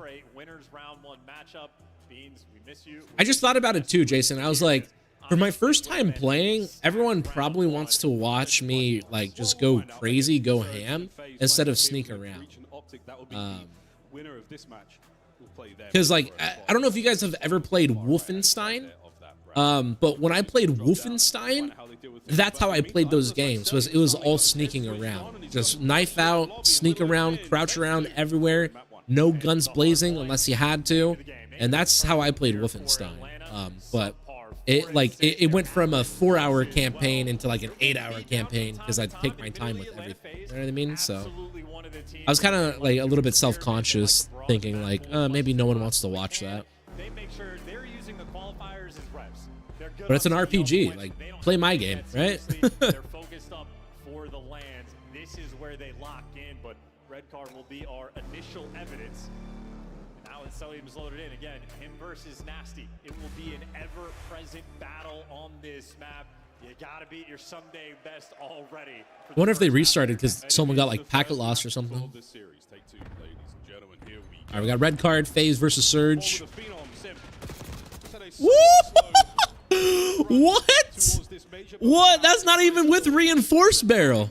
That was not even with reinforced. That's insane. All right, number 8 got those hard blocks. Number 7 going for that pinch. Simp literally stole this from me. You know him.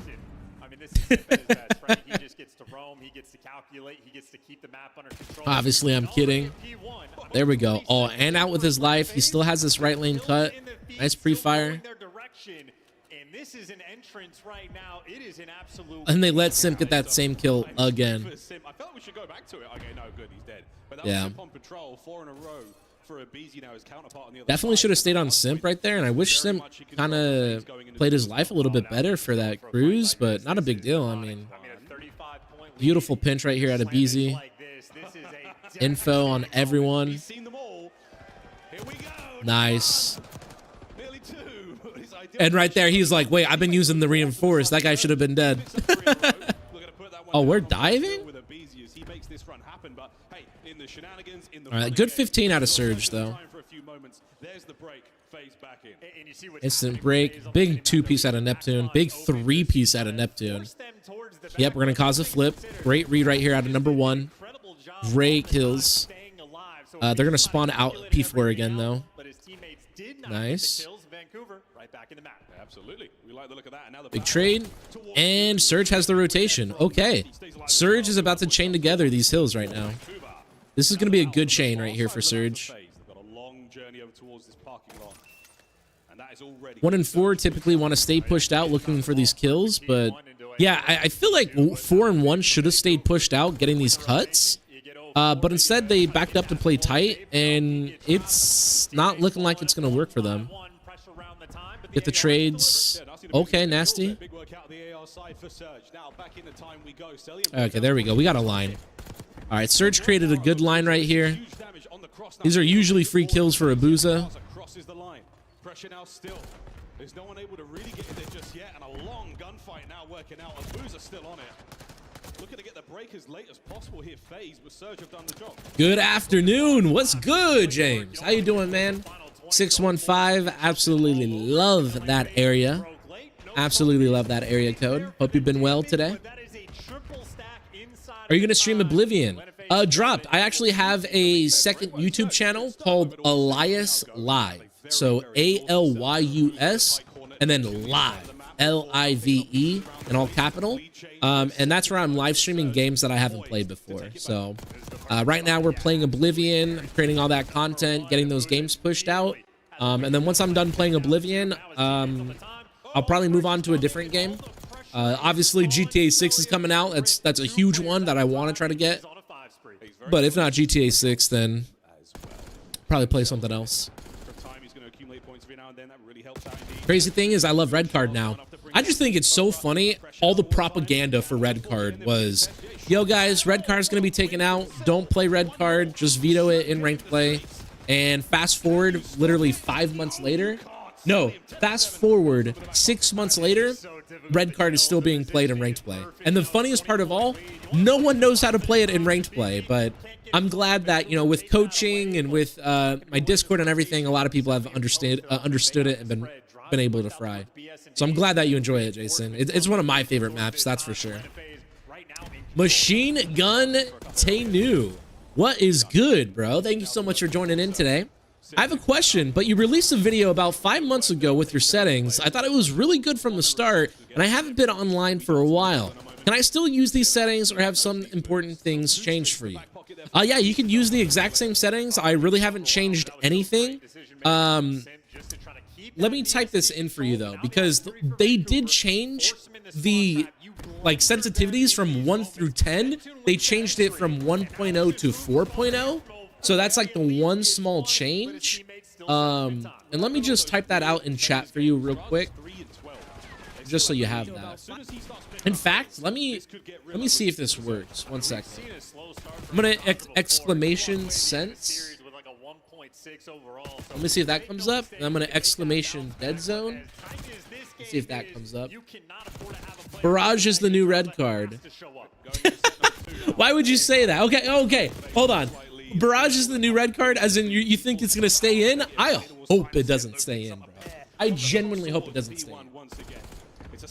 Okay, there it is right there. So, machine gun, my dead zones are right there. Left stick minimum 0, right stick minimum 3, left stick max is set to 70, right stick max set to 99. And then my Black Ops 6 sensitivity 1.8 with 0.9x dynamic curve.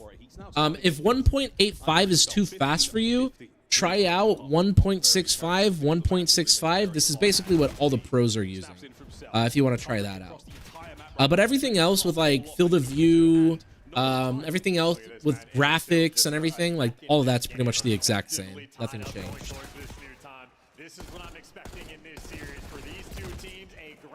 But good question, and just let me know if you have any other questions, and I'm always happy to help. He was triple negative at one point. By the end of this map, it's gonna look different. That is the counterattack from the rear, though. And thank you for reminding me that I should probably do a settings video. It's funny because every new season, or like every 3 weeks, there's always a new settings video, and the settings are always the exact same. So for me, I'm like, why would I post another video? But obviously, it would help a lot of people, because the one small change right there is 1.65, right? So that helps a ton. It gets vetoed all the time. Oh, Barrage gets vetoed all the time. It does, bro. It does. It honestly, it's a fun map, but it's not a competitive map. That's for sure. Oh my gosh, bro. Simp is him on land, dude. That's a big scrap. Good rotation. Great pick out of Neptune, though. Thank you for the quick reply and information. Absolutely. Always feel free to message me if you have any questions. I'm always happy to help. A quick thing to let everyone know in here, I am raising my coaching prices on May 1st. So if you guys want to try to get a cheaper coaching price, definitely get your orders in now. These coaching sessions, if you order them now, you can use them for next year's Call of Duty. So if you guys want to, get 5 coaching sessions and have those prepared for next year's Call of Duty, you can definitely do that. But other than that, right now, Surge gonna guarantee the scrap time. FaZe, though, beautiful play out of FaZe. FaZe could have just headbutted, played outside, but they're prioritizing the flip and prioritizing the rotation. Gonna give Surge those 20 seconds, and right there, we cause Surge to spawn out, and we have the rotation. That right there is professional plays. That is some good heads-up plays. A lot of people would sit there and be like, damn, 20 seconds for Surge? That's a lot of time. We should fight for that. FaZe Clan, again, You bet on experience. Very experienced players right there. Very happy to see that play call. And now it's looking like this game is literally going to be over. So he's still fighting for this one. His teammates not making their way forward. Wait a minute, an unfortunate moment right now as FaZe trying to... Yeah, P4 is such an easy money hill to just soak. I mean, 30 for 30, not a big deal at all. Not a big deal. I would say the first spawner at number 8, or not the first spawner, but number 8 should go for this rotation now. Looks like they're going to just maintain this middle map control. Number 6 does that rotation. Great play out of number 6. Number 6 says, guys, I have all of restaurant. They can only be ticket. They can only be bleachers. Number 5 says he has ticket. He's going to win this gunfight. Number 6 kills that guy restaurant. Does not expect the second player, so that's a bit unfortunate. A huge win right there.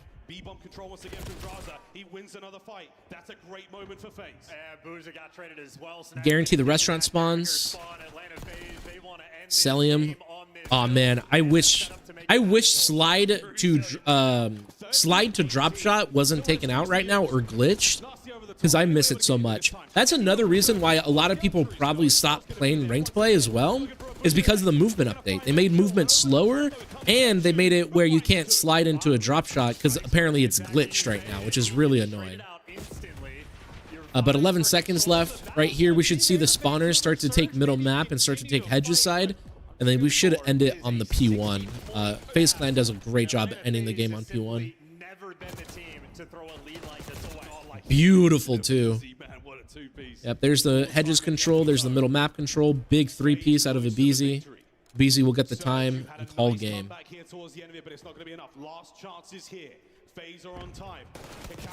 Beautiful timing. Almost got the 2-piece. 3 dead. Simp, last one to get time. That's map 1.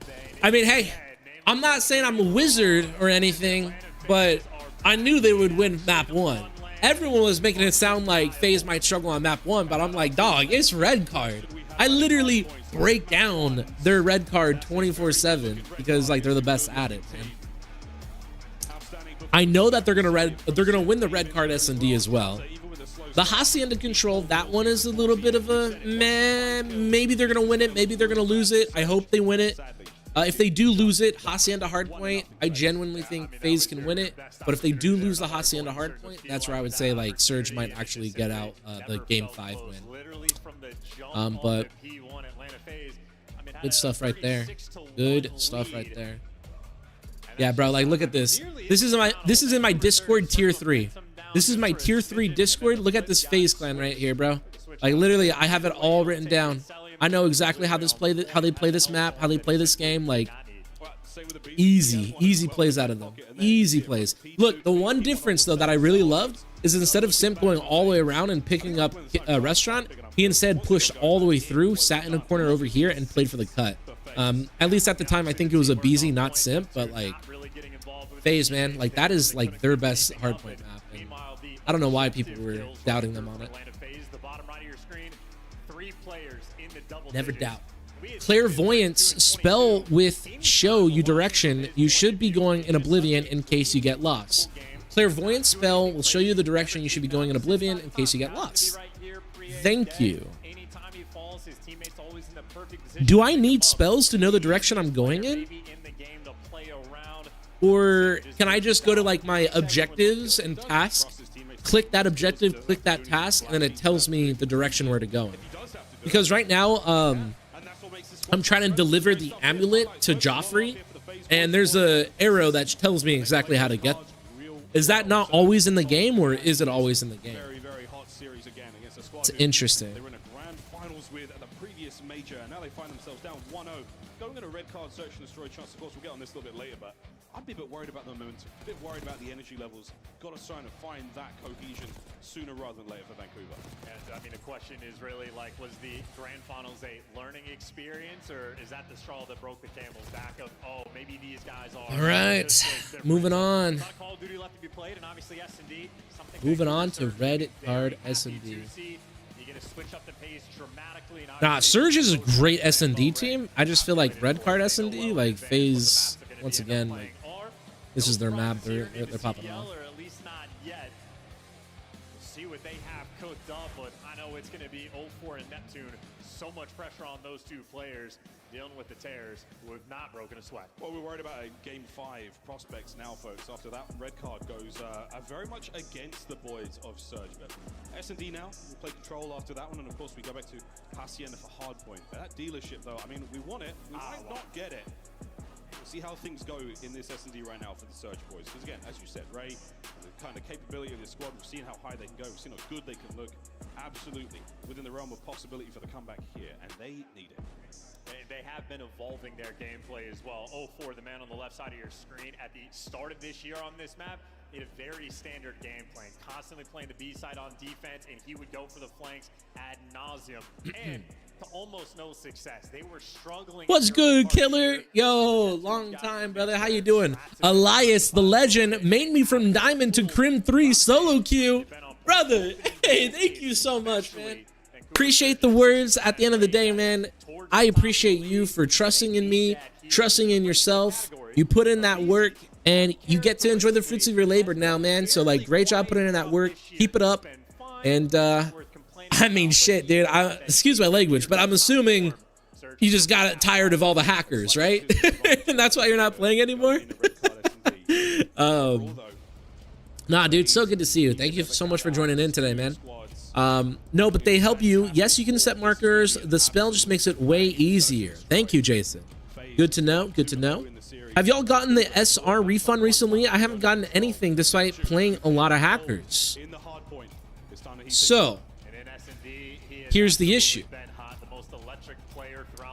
You had to report an enemy hacking, and then if that enemy in your game that you reported was hacking and they got banned, you would get back your SR.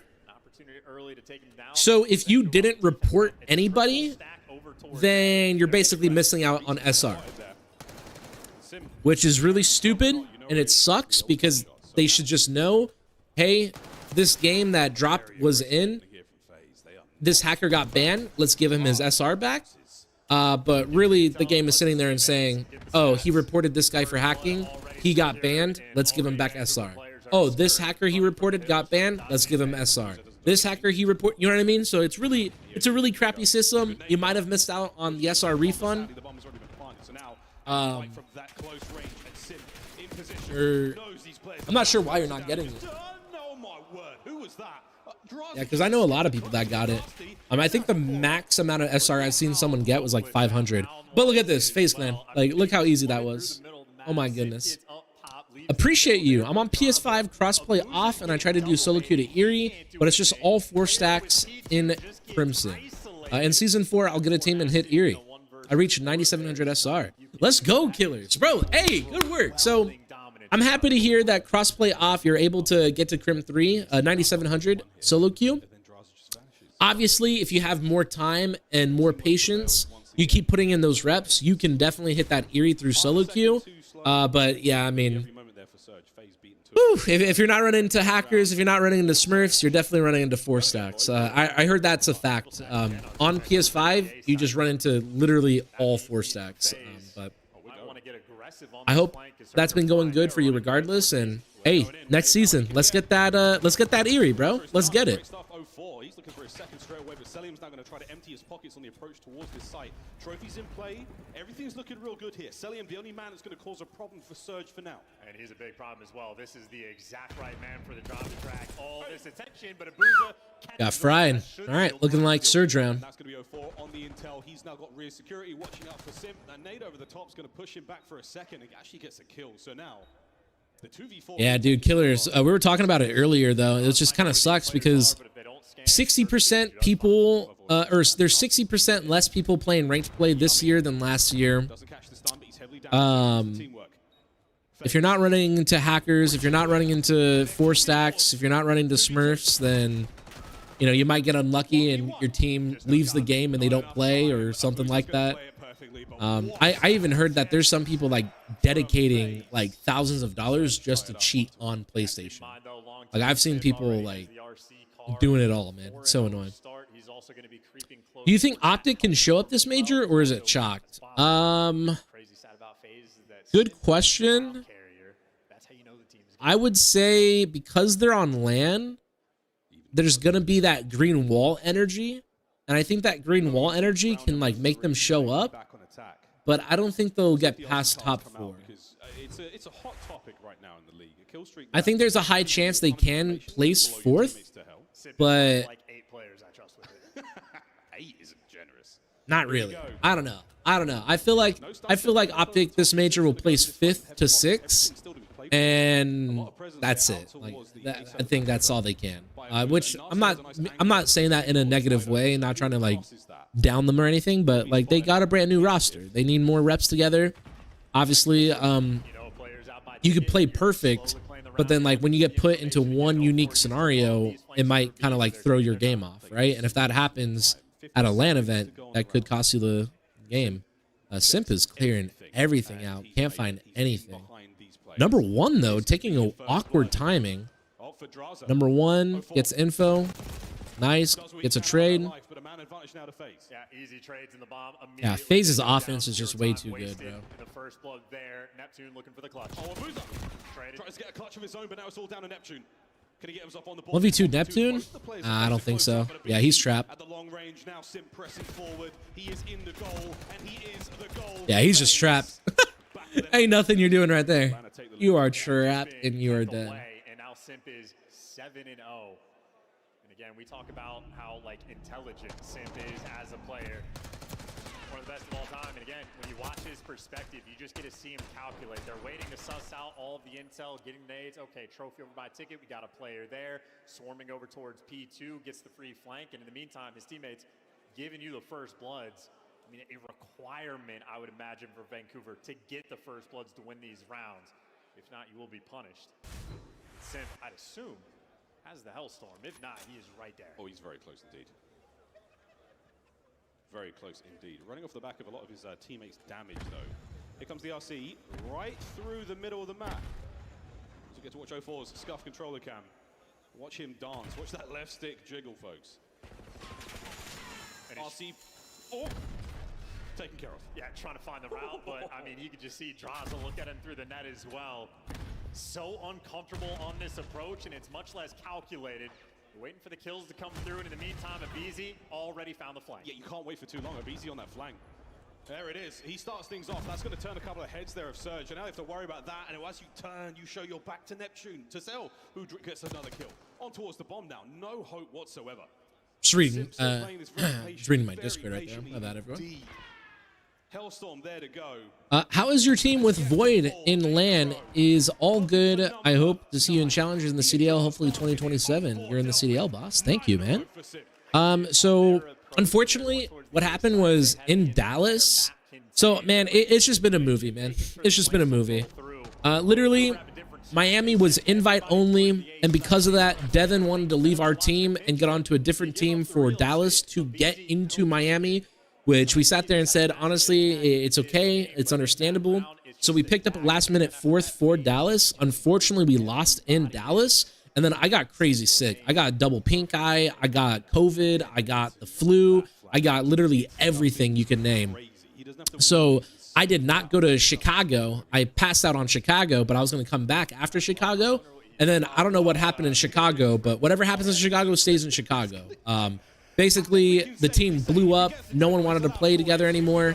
Devin and Void, they found 2 other people, and they went to Miami, which awesome for them. They basically said I could go to Miami, but at the time, it was just really awkward because I also have family issues going on. Worked on my family issues. Tried to get a last-minute roster to go to Miami. Unfortunately, the roster couldn't go to Miami, so then now I'm missing out on Miami, and it's crazy. It's back and forth, right? But it's been an insane first year. Right now, I'm just trying to go to DreamHack Dallas, and then that'll be the last event for the year. But yeah, no, I'm still playing Challengers.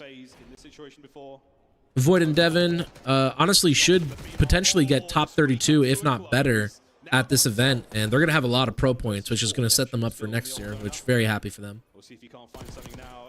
Good shots right there. Tighten the screws around Celium. Yeah, and no time on the clock. So Imagine he not lined him cooking up, anything popped the there, 4-piece. but even in a 1 versus 4, you see 04, he's not overchallenged. He'll slide across the door. He'll wait Yeah, for his 2027 CDL. You already know it, man. As Atlanta FaZe might have done in that I mean, if you guys remember from my Path to Pro video, my very first video, I was giving a realistic approach. I was just like, all right, year 1, the best thing we can probably place is top 32. Just because you're starting at the very bottom, you're going to be bracket screwed the entire year. You just got to push through and get past it. Thankfully, we got pushed past it. We got top 64. Aiming for that top 32 to end the year. And then heading into next year, the goal should be, you know, top 16, top 8. And then the following year, ideally, I'll be winning in challengers. And then around 2028, 2027, I'll have a pro contract. And if I don't, it's all good. Definitely don't regret it. Gotta chase your dreams, you know what I mean? Beautiful. Huge, absolute huge catch, and there's the momentum you're looking for. Still just execute it. BZ and Celium are the two most coached players we have in the It's literally offense, like they're trading offenses right now. This is insane. Obviously, except for Surge won the last defense. But really good aggression right there. Pro players have talked about this all the time in S&D. You feel when you don't have a kill, as soon as you get the first one, you're a little bit more free. Pressure gone, 3-3 in round count. And Vancouver Surge, that is the initiative you wanted. Off the back of the 0-4 two-piece, right off the rip. He finds a very small window to work with. Under the radar of FaZe, he snuck on through and finds 2. That changes absolutely everything, folks. Here we go. FaZe back on the attack, and it's been looking good so far. No streaks, no shenanigans. Guns and bombs. Great dodge on those nades. Making a little bit of noise, maybe trying to keep Vancouver honest right now. 2-man set up on defense. Playing really spread right now. A player in a power position, Nasty up top and roaming over towards. I don't even think we got any info on Surge either right there. Over towards the middle of the map. Vancouver are ready to Okay, we got info on number 3. The question is going to be the timing. How quickly can they suss out the A approach? Simp is on his way. Nasty, no trophy up there, but he's not going to be in that position. Here's the glass break. Okay, no nade right there. Check out Hot Dog, cross to A. Okay, we got info. We know where 2 players are. We can get that bomb down at A. Like, we don't have to... Honestly, I don't think forcing it... Yeah, I don't think forcing this is... Oh! Okay, if he got a 2, that would have been nasty. Oh, Draza in a good spot, but he's about to get traded. Shit on. No way. 2-2. You got the info with the pistol. Yeah, you just can't win that with a pistol. Right above his head. 1v1. Oh my gosh, bro. I thought he saw him. I thought Draza was about to get that. Yeah, dude, it's... These are professionals. These are professionals, right?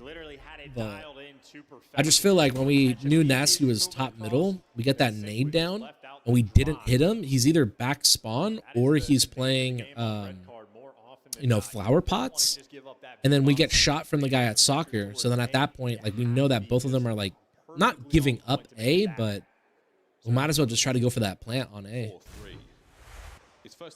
But maybe I don't know what I'm talking about. Maybe I don't know what I'm talking about. Was going for Eerie on PC solo queue. I reached 8900 SR Crim 2, but stopped because Killer said it's full of 4 stacks, unbalanced teams, and hackers, plus the terrible SR system. It's absolutely dreadful drop. It's so disappointing, man. And again, 60% less players playing ranked play this year compared to last year. So those 60% of players could all be legit players. And now the 40% could just be hackers, could be smurfs, could be 4 stacks. It's so annoying. And that's where the bomb is now going as well. 04 is the carrier on your screen. Noise heard. Draza damage. Abizi as patient as ever, but wait. Neptune finds one on the pinch and wait. He doesn't see the barrel, so 04 dives into his death. 2 players on site. Abizi. Let's go, Abizi. Traded out immediately. No. Albuza now in the 1v2. That is an instant 2v4 clutch. Went from a 3v4. Wait, 2v4? I'm pretty sure Celium or Draza like died right there for like the trades. I could be wrong though. Beautiful. Beautiful. Man, they got so much dope playing. I love that. So quickly for Vancouver. Abe with the patience, even with his barrel poking out, 04 was too hot on Dude, trying to catch I got so drained out from Call of Duty. I played Halo. Like, I played Halo back in 2020, but then I quit and said I'll never go back. And I went back, which is insane. Like, that's how bad Call of Duty is right now. Alyus, I'm used to solo queue now where I turn my mic off and I deafen. Play on the minimap and kill feed. Since the beginning of Black Ops 6, I only solo queued. Now I feel like I don't play the best with communicating. Hey, man, that's just how it is, right? Like, communicating is another skill. And if you're not practicing that skill, it's gonna... You guys see that spot? Sorry. I'll finish that thought, killers. But did you just see that spot out of Neptune? My question now is, why did it... Could we show that? Show that, please. The casters are talking about it. We saw it on broadcast. It looks like he just hopped from that top table right there into the window seal. And they're not going to show us it. That kind of sucks. Bro, dude, today has been insane. Last map on red card, or sorry, last series on red card, Hydra killed TJ through the wall at Bleacher Stadium. Like, TJ was fully behind the wall, 5 feet behind the wall, and it's a thick, crazy-ass brick wall. And Hydra easily killed him through the wall. It was insane. Right there, Neptune, literally jumping up into the window seal with high ground. Absolutely insane. This event, people are pulling tricks out the bag. But sorry, going back to it. Yeah, killers. You have so many different types of skills you need to work on. Minimap and kill feed reading, team communication, pacing, gunfights, obviously.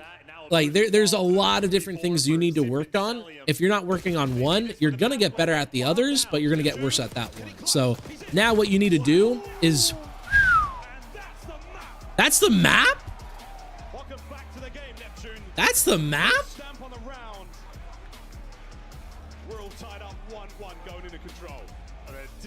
Damn. That went quick. That went quick right there. Shit. But yeah, no, just work on communicating. Killers, it might sound crazy, but when you turn off your mic, when you turn off your audio and you're deafened, call out everything you are thinking and doing. Like, you could call out, all right, I spawned here. All right, the enemy should be here. I'm going to push here. Okay, I spawned here. My teammates are there, so I'm going to pick this up. Okay, I'm going to hold a pre-aim. Okay, I'm sitting in this corner waiting for this guy to push. I'm going to play for this kill.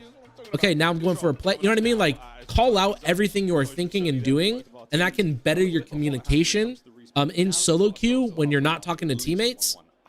That can carry over into, you know, an actual team environment. I don't want to see FaZe win 4 in a row. A lot of people don't want to see FaZe win 4 in a row. I do, though. What's good, Rolex? Hey, how you doing, man? So good to see you. Thanks so much for joining in, bro. I'm doing great, man. I'm doing great. Unfortunately, not at Miami. Really wish I was attending. All good, though. Things happen for a reason. But yeah, no, man, I've been great. How about yourself? Wait, so do you currently have a Challengers team? Dropped, yes, no. Challengers is very dog-eat-dog world. You basically have a new team every week. So, yes, I do. Do I know who they are? No, I don't. But I do have a team.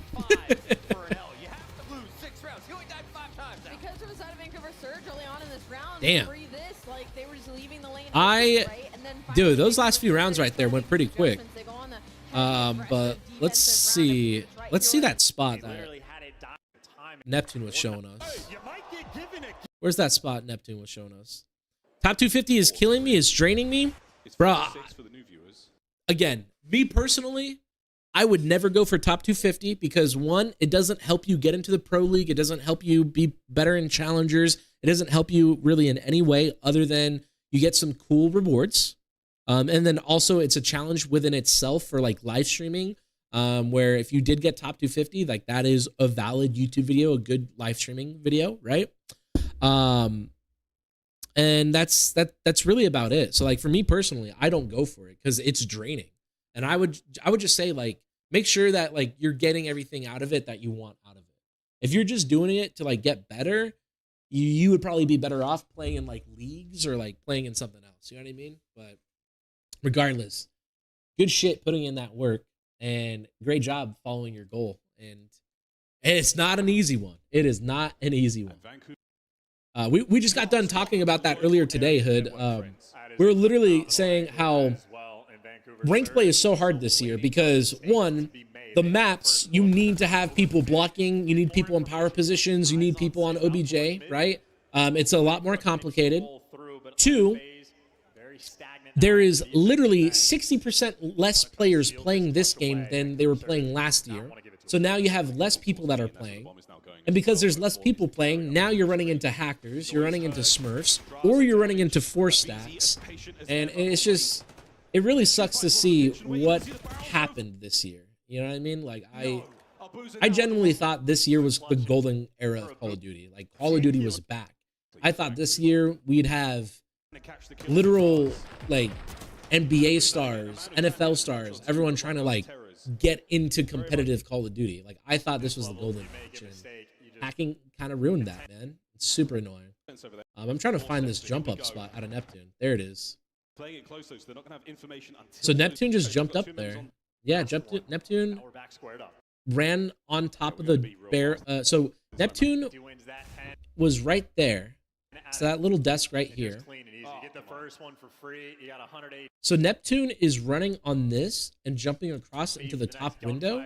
And then he's standing in the top window right there, which is insane.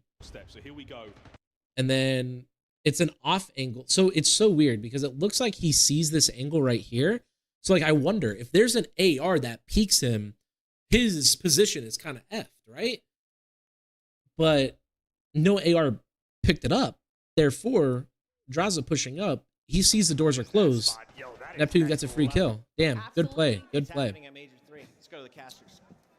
All right. While we wait for this little break until map number 3, I'm going to pull up Twitter, see if we can find anything happening in challengers, see if we can find anything happening in the event. No one. It was a really tight search and destroy. I caught up with some of the players in the restroom downstairs. And so far, it looks like absolutely nothing other than the stuff I just went over. Yeah. Right now, Twitter is just like, yo, did you see that spot that Neptune was in? Honestly, like, it probably wouldn't have made much of a difference because literally. Streaks not that effective.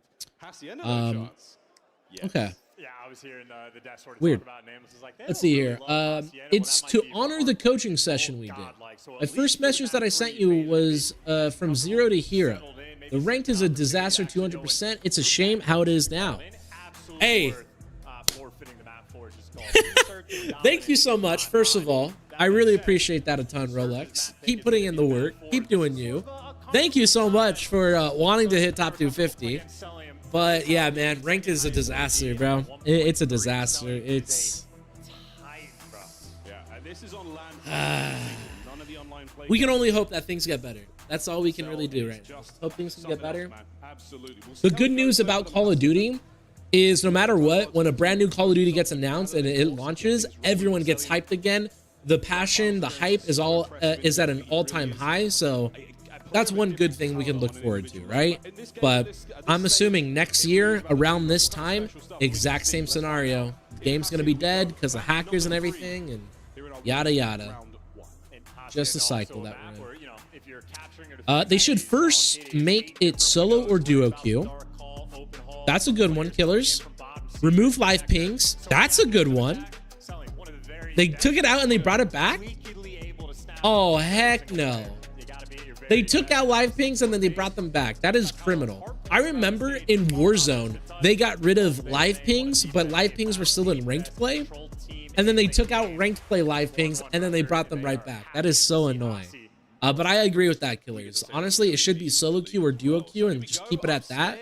And then have your squad queue, right? Kind of like how League of Legends does it. I think that'd be good. And then absolutely remove live pings. Like, live pings shouldn't even be in Call of Duty. Like, I don't know why it is. It's super annoying. But hey, we got Control, Hacienda. My prediction was, honestly, it's going to be a toss-up 50-50. I think Surge can definitely win this map, but I'm putting my money on FaZe. But if FaZe lose this, and we go to map 5, I think Surge is winning the map 5. One man left here for Surge to make the play. Is anyone going to be able to contest? Celium 4-0, living up to that best KD in Control right now. One tick away, but he's going to play his life. It's a good play.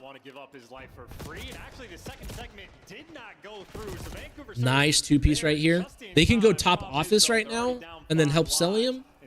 But they're going to play for A. Celium wins a huge one-on-one fight. Can he get the segment this time round? Not yet. Second segment. Did not get the info on number 1. Celium gets taken off his kill streak. That's 3 total ticks, not bad. 19-17. Although we're getting put into this Lambo spawn trap, which is not ideal. The BZ wins a huge win. Wins a huge one. Bro, I haven't live streamed in a minute, bro. My vocabulary and my sentences are all like chalked. Well, we're going to try to finish the work we started. This is a great play right here. Put another minute on the clock. Oh, oh, damn, we got collapsed on. The guys of Surge, they sorely want, because again, the pressure on this map is seemingly endless. Final 30 seconds. Now you're actually maybe a little bit desperate. Sound's going to get baited into death, so he's going to get traded out. Now for Atlanta FaZe, you have great progress, but if you're forced to go to the A, yeah, off spawn here, you just got to go B. BZ. One shot, thankfully not dead. Oh, nasty though. Oh my gosh, wait. What a win from Sim. Yeah, that's the round. Bummer. I mean, really good defense, obviously, but that's 3 ticks. I mean, again, when Cell starts off 4-0, 5-0, things are getting a little FaZe bit Clan just needs to prevent them from getting 3. Never able to get the help. The reinforcements constantly being cut off. Surge, all the pressure towards the middle of the map. Simp might have gotten 2 in this moment, but after the fact, always able to overwhelm, taking the outer routes over towards 10 and making sure the progress doesn't roll through. So Atlanta FaZe might have struck early, but nice clutch there. Vancouver want to run it up. Moments like that in the game come down to Vancouver's control of the top holes there. The open hole completely covered that gives a boozer those lanes to Warrior players coming from spawn, eyes on the A zone as well. Let's see if they can translate that defensive success to an attacking run now. And we're stunning up. All the boozer back at it again with the first blast and an anxious A. Nice. Over Chow's at the wrong time and Neptune picks up a free one. Good trades here. Now he's starting to get things going for Surge. Yeah, anxiety brings out the worst in everybody. Now this is just prime time. Neptune, a 3 spree before he falls. It's a double cap, though, on this B zone, so fairly quick, but 0-4 feels the pressure. He wants the kills first, and that means the capture a little bit slower, but if you're getting the kills, it does not matter. Well, great progress rolling through until both the players lose the gunfights, but plenty of time. I mean, shit. Like, that was a pretty good break off right there out of Surge. They have a full minute to literally just get 4 dead and stack the B. I mean, right here, we can just see it how, like, FaZe, they're kind of just defaulting to, like, pushing out, get control of office, get on the point, which is, like, the standard way to play it.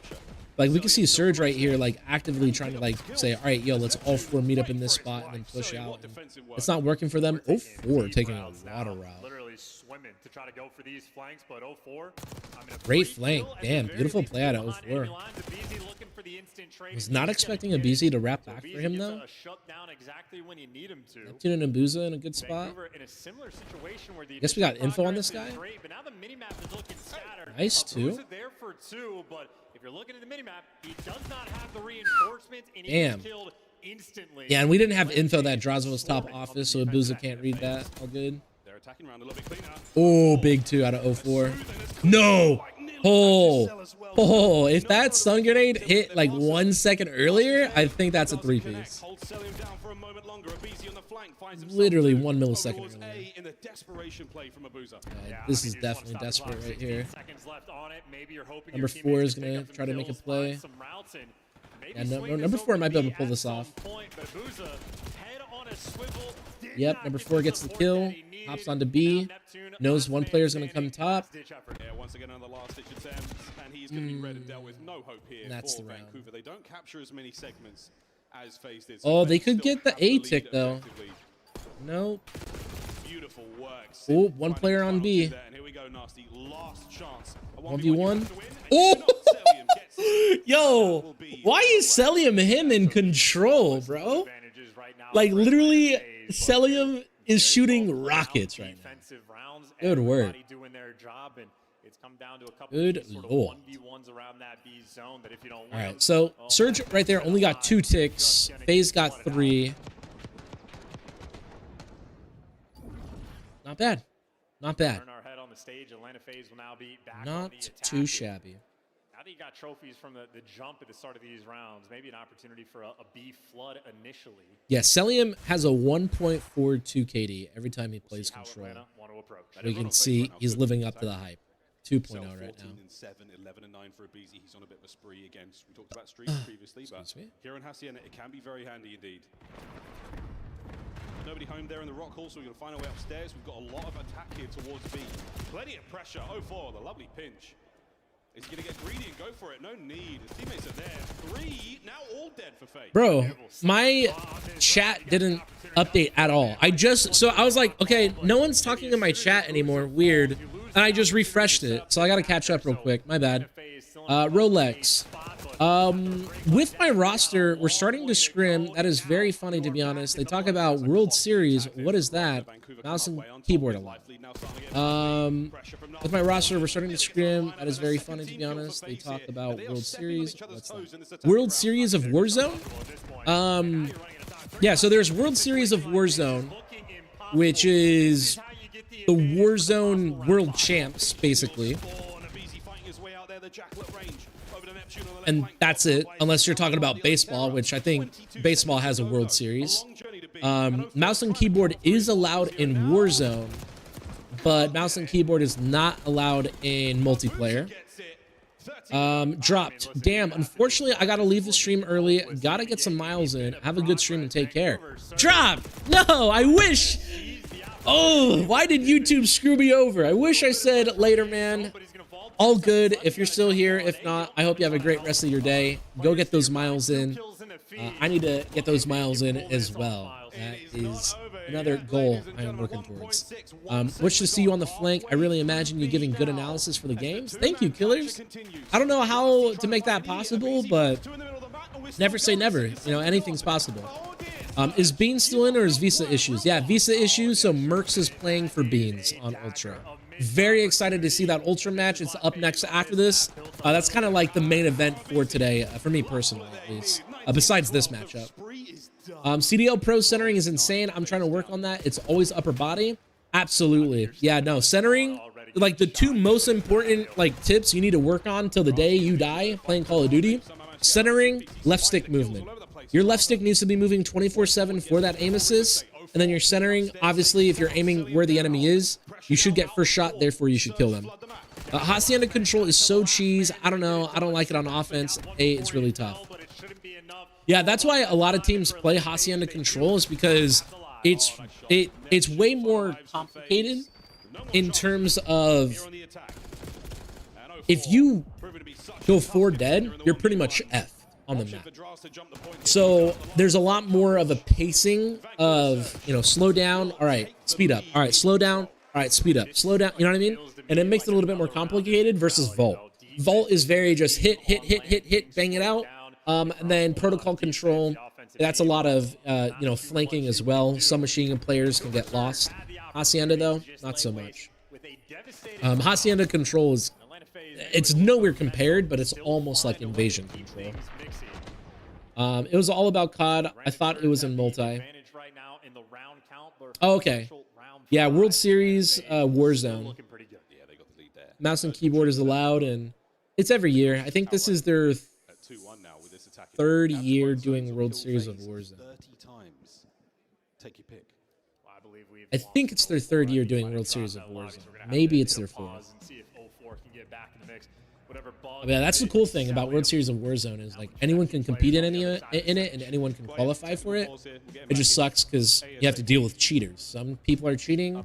Some people are using VPNs to get easier lobbies, which that's really crappy. You ice them out and now you bounce back. But in the meantime, folks, yeah, good stuff so far. Oh, we're getting a map reset. We're trying to ice them. 21 and 18 for him. He has been Hold on, this is like next level plays out of FaZe right here.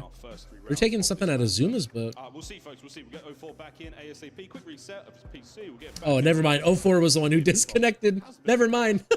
Now that's a real vibe kill. That is a real vibe kill. Absolutely, and these are two teams just looking to sort of kick their tournament off right. I know we've This is where you got to have that perseverance, solid mindset.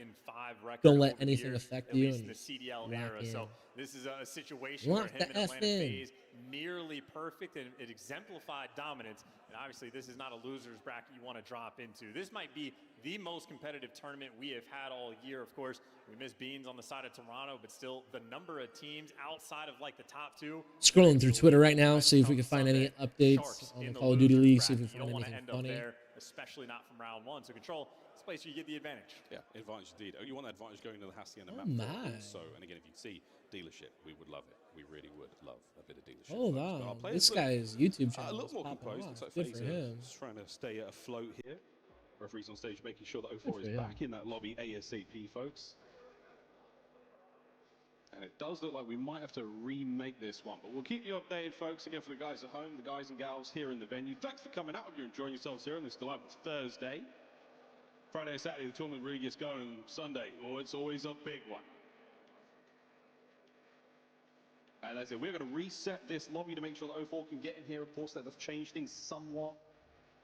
To reset the trophies, reset any streaks that may be on, but at this point in time, no one has anything good. So it's still going to be 2-1 to Vancouver Surge after the reset. A chance, a little bit of an icing. Yeah, a little bit of a vibe. A little bit.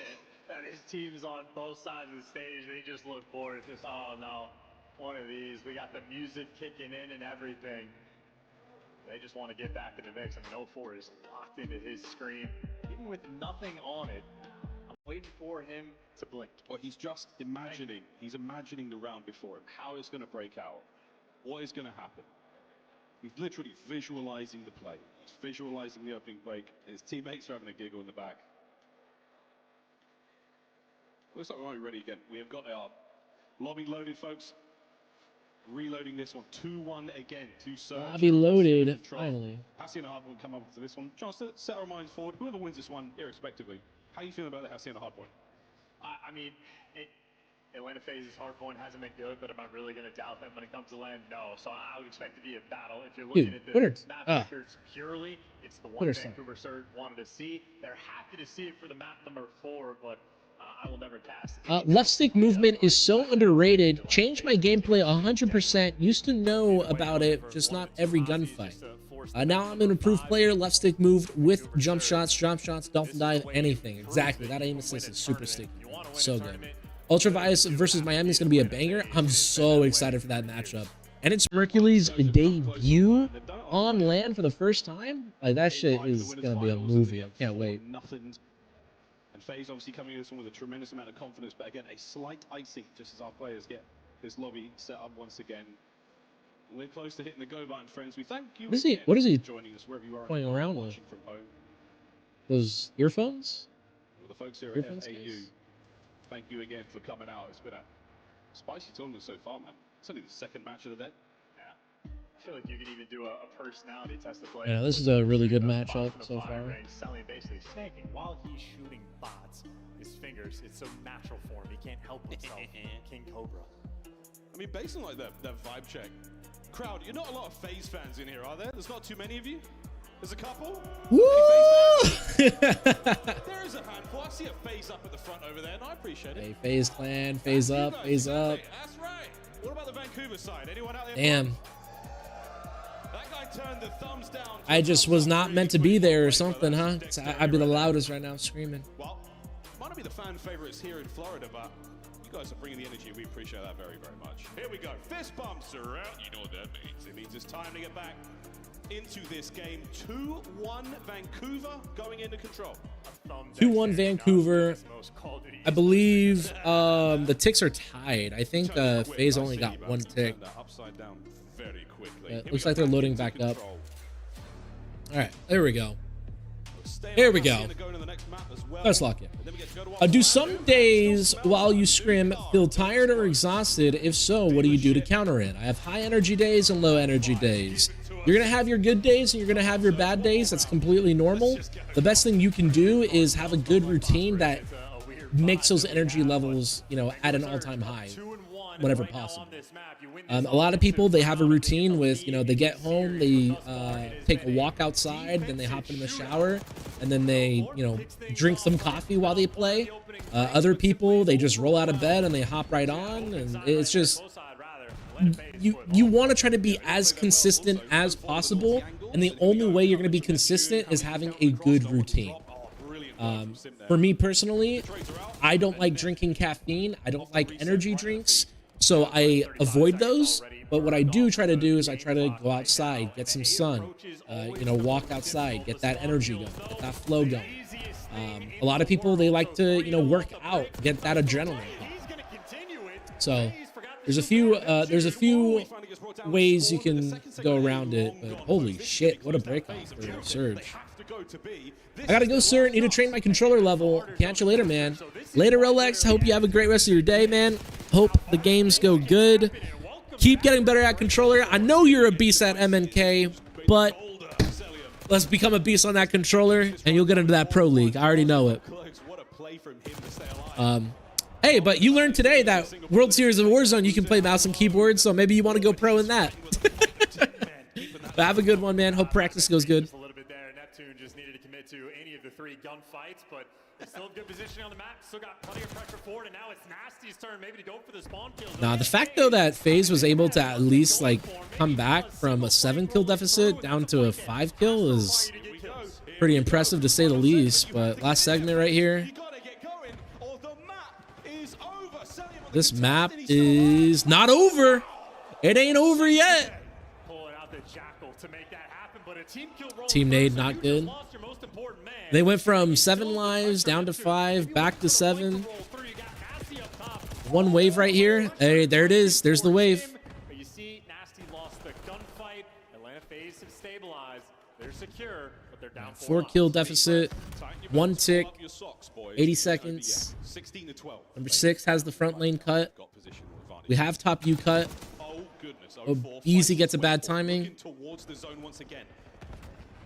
Number 3 was just playing a crazy timing. He's about to get a nasty flank right here. Oh, I see why his name is that now. And that's the map. GG's. All right, Hacienda Hardpoint. I'm going to be honest. This Hacienda Hardpoint, Surge could 3-1 right here. But I think FaZe will come out on top with the Hacienda. And then Dealership S&D. I think that's what I'm most scared of. I think Dealership S&D, Surge will more than likely get this win. We'll see though. We'll see though. Well, damn, that kind of sucks. Getting a little break right there and then instantly getting right back into another break. I mean, that was full throttle there from Vancouver. The early A capture. After that, you're just feeling comfortable. So blink and you miss it. A 3-1 there on Hasi, and we mentioned it before for the Hasi hardpoint. That's actually where Vancouver Surge really want to be in this series. So I'm trying to like search on Twitter right now, see what's the reasoning behind the reset. I guess it was just 04 disconnected and that was it. Which, so if we want to continue complaining about Call of Duty, that's another thing we could talk about. The servers, why do people randomly get disconnected? Why do people randomly get, you know, packet loss? Why is it that we are playing on 20 tick servers? I heard recently Counter-Strike 3 is trying to come out with 128 tick servers. I think their current tick server rate is 80, yet Call of Duty's still on 20. Kind of insane. And Call of Duty's a AAA title. What are you going to do? What are you going to do? This is the game we chose to play. Falcons are nasty at hardpoint? Absolutely. I mean, Exnit and Preds, probably some of the best SMGs right now in terms of like aggression and like getting in people's face. Obviously, they're very good at hyping each other up. They keep that momentum flowing. I would also say that obviously Arcides and Priesta, really, you know, veteran AR players. Both of them have rings and both of them know how to play as good AR players. So Vegas is a scary roster. I definitely think they're the better of the bottom four. And I think Falcons could 100% make a run and potentially place 5th or 6th this event. Come on, Surge. Yeah, Surge is a really good roster. I genuinely, again, I'm a FaZe fan. I'm going to go with FaZe, but like Surge is, they're solid. They are solid. They are also very consistent. They got into what? Grand finals of the minor, grand finals of major 2, and now they're going to be in grand finals of major 3 more than likely. Very solid. You think challengers should be console only? Yes, absolutely. I feel like competing online is pointless. It's just ping cheese. You can be better than your opponent, but he has lower ping. But in LAN, you can see who's the shooter. Yep, absolutely. That's why when you win online, no one cares. It only matters when you win on LAN. Like if, let's say I got first place in all the Challenger Cups, obviously that's a statement, so people would believe in me, but they really wouldn't believe in me until I won a LAN. Simple as that. And that's kind of why, like, you see like Dylan Rex, you see Arcides, Felony, Flames, you see all these people get into the Pro League, and it's usually right after they won, you know, the Challengers Major, or they got 2nd place in the major for Challengers. Pings are closer due to exit lag. Yeah, so that's the thing though, is like the pro players, they only use exit lag to connect to a specific server, and that's it. Like that's it. It doesn't lower their ping. If you're on fiber internet and you get exit lag, it doesn't make a difference at all for you, like in ranked play. It doesn't make a difference for you at all. But the pro players, they use it because an example is the Dallas servers this year are terrible. Dallas servers are awful this year. So what they do is they use exit lag to connect to like Colorado servers, or they connect to Cincinnati servers, so they connect to a different server, so it's more balanced for everyone and there's less, you know, packet loss, less issues. But yeah, I do agree that challengers should be console only. It basically fixes the hacking problem. Again, if someone pays $1,000 to, you know, cheat on a PlayStation 5, then so be it. It sucks, but I think everyone should be playing on console. The challenger events on LAN would be so much more smoother on console rather than on PC. Like, dude, when I went to the challengers event, some of the PCs were getting 180 frames, some of the PCs were getting 100 frames. Like, totally unfair, like super unbalanced. If it was all PS5s, everyone's on 100, you know, 120 FPS, and that's it. I think that's one easy change, but the only issue is they're not sponsored by PlayStation, so they're not going to use PlayStations. But like when you look at Halo, in the bracket, everyone plays on Xbox Series X, right? And then once you get into pool play, you know, pro play, then everyone plays on PC. Should be the exact same thing for Call of Duty, and it's just not, man. It's just not, which sucks. No one slips through the net, and now 0-4, you can just wait for contact. When the noise happens, go for the flank. You hear the shooting. Beautiful hard blocks out of number 4, allowing number 1 to get a crazy pinch. That was an actual that was actually an insane break right there out of Surge. Yo, Surge's breaks are so good. Break offs rather. Let me make sure that's clear. Break offs. FaZe Clan expecting them to be here, but they don't know that. They flipped 2 of them out. We bully out this one guy. It's P2 and Money Hill, so FaZe could take away all this. Oh my gosh, we are all 4 just stuck inside. They are all 4 just stuck inside of here. Someone push something out, please. Yeah, we have info on them. Number 8 gets a beautiful timing. Number 1 might call a reset right here. 04 just tweaked out in the lobby. Yeah, yeah. I saw Arrow right there. Is something insane. So yeah, he might have been bitten by the bug again. And if we go to a game 5, we're gonna have one of the longest series of the year. Well, it might be a different issue. Something else is going on now. Well, I mean, he might have just been, you know, someone lags out, he's spinning in circles, but that is once again painful.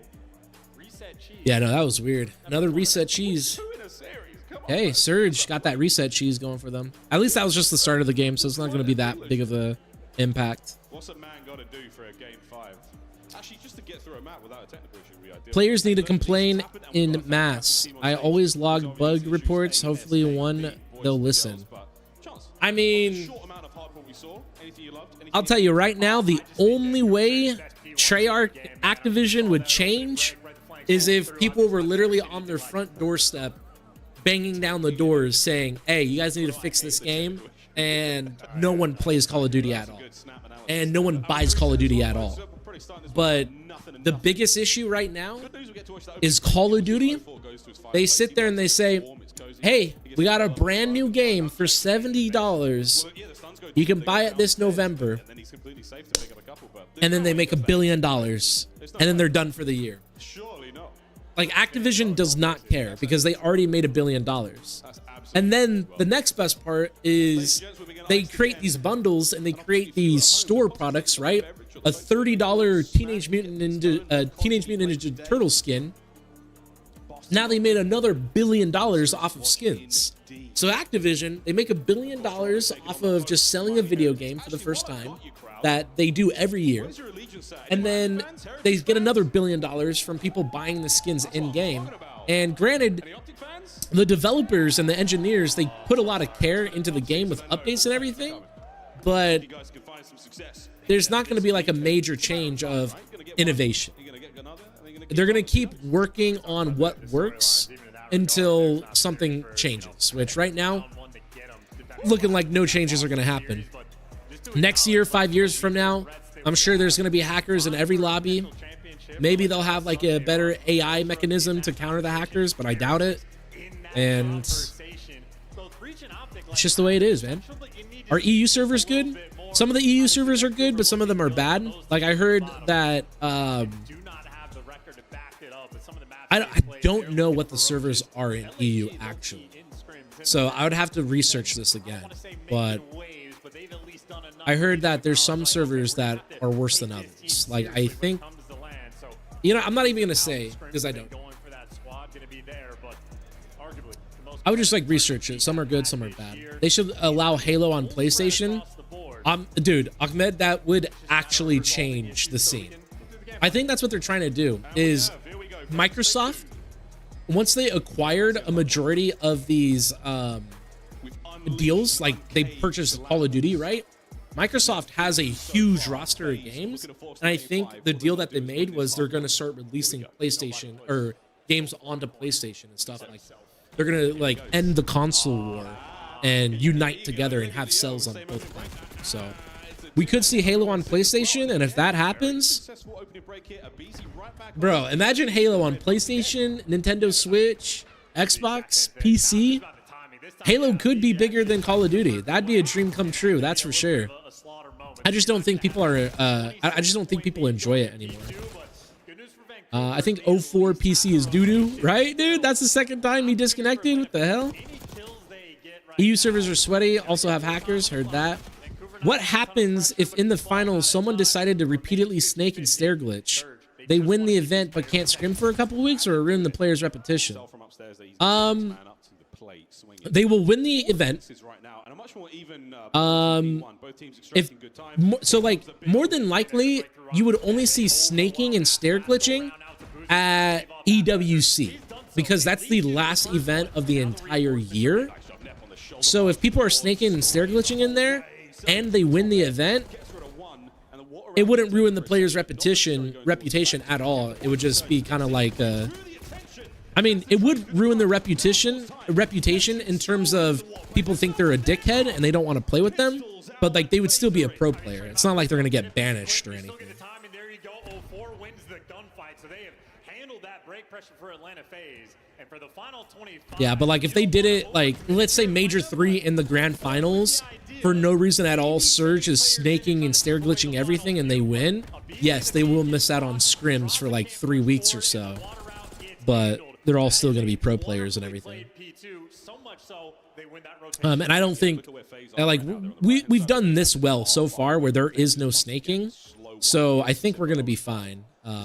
Unless it's like EWC, which that's the one time where I would think people would just say, you know what, there's $1 million on the line. I'm going to snake and stair glitch everything. Another player who can find kills against submachine gun players in nearly any position. I mean, look, this is a sort of classic moment there on P2 where you get baited. You don't want to give away 25 for free, but you try to force it, and you end up just bottling the rotation. Call of Duty is being killed by Valorant and Rivals. I mean, that's the issue, is like Call of Duty will never die. Like, yes, Call of Duty right now has a pretty bad player base, but like this happens for Call of Duty every year.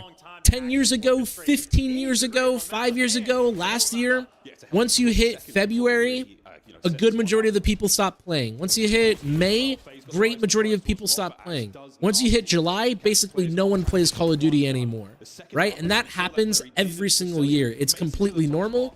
And then they release a brand new Call of Duty in November, October. Everyone buys it, and then Call of Duty repeats the cycle. You know what I mean? So it's like, Call of Duty will never die. It will never get killed by another esport or anything like that. Even right now, ranked play was popular in MW2 for no reason at all. Everyone was surprised. Ranked play was popular in MW3. Ranked play was supposed to be popular this year until the hacking situation and everything. But not a lot of people play ranked play. Like 5% of the people who play Call of Duty play ranked play. You know what I mean? So like Call of Duty doesn't care if no one's playing ranked play. It's just the way it is. It's always been that way. But Valorant and Marvel Rivals, the longevity of like tournaments and everything, that looks pretty promising. And like, again, that's just like the esports you choose, right? Like I would say maybe the biggest contract in Call of Duty is maybe $500,000. But if you look at CSGO, an 18-year-old in CSGO, his contract buyout was $2 million. And that's for CS Counter-Strike 2. You know what I mean? So it's just like the esports you choose to. And like, I'm sure for OpTic, the highest contract is probably like $150,000. And it's just because of the popularity and the rate of interest you have and everything. Damn, Surge right now is popping off.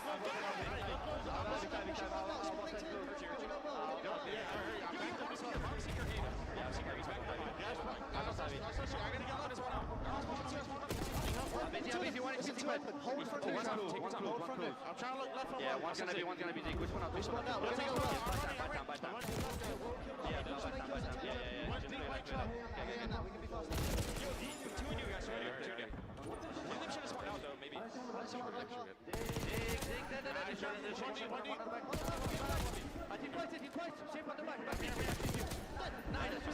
Really good listening.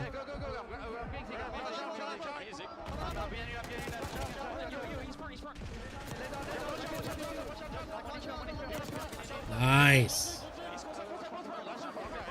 That was a really good break out of them. That was a really good break. Also, the maps are horrendous. Barrage, Grind, Ooze. Brother, we want 6-star Vista. I'm bored of Vault and Protocol. They aren't even good.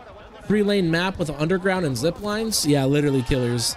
A lot of the complaints for this year was the maps. And people were just saying like, oh, we get better maps. Everything's fine. And we got Barrage and Grind. Which Grind isn't terrible, but it's basically Skyline 2.0, just another bang out map. And yeah, the maps were pretty harsh this year. Nasty loves playing against FaZe. 21-7, 5. The only good news though is it sounds like they're trying to keep the current movement they have right now for like the next 3 years of COD. So hopefully the game plays how it plays now. We'll just have better maps, right? And I mean, at least we have Hacienda. I can't believe we took out Rewind. Like, bring back Rewind hardpoint. Well, Hardpoint isn't terrible, but it is still pretty meh. Protocol is a pretty bad map. Not a lot of people like that one. Skyline is just a bang out map, which again, less bang out maps, more strategic maps like Red Card. Always preferred. You're trying to do a lot of things at once. Couple players rotating, couple players fighting for ult, but they are gonna get that ult time. But now with Neptune, if he wins these entry gunfights, you don't even need to use the Hellstorms. The pressure on FaZe, you drop them. 0-4, well, will be the next man in line. Next man in line, but also next man and maybe wait for the streaks to land.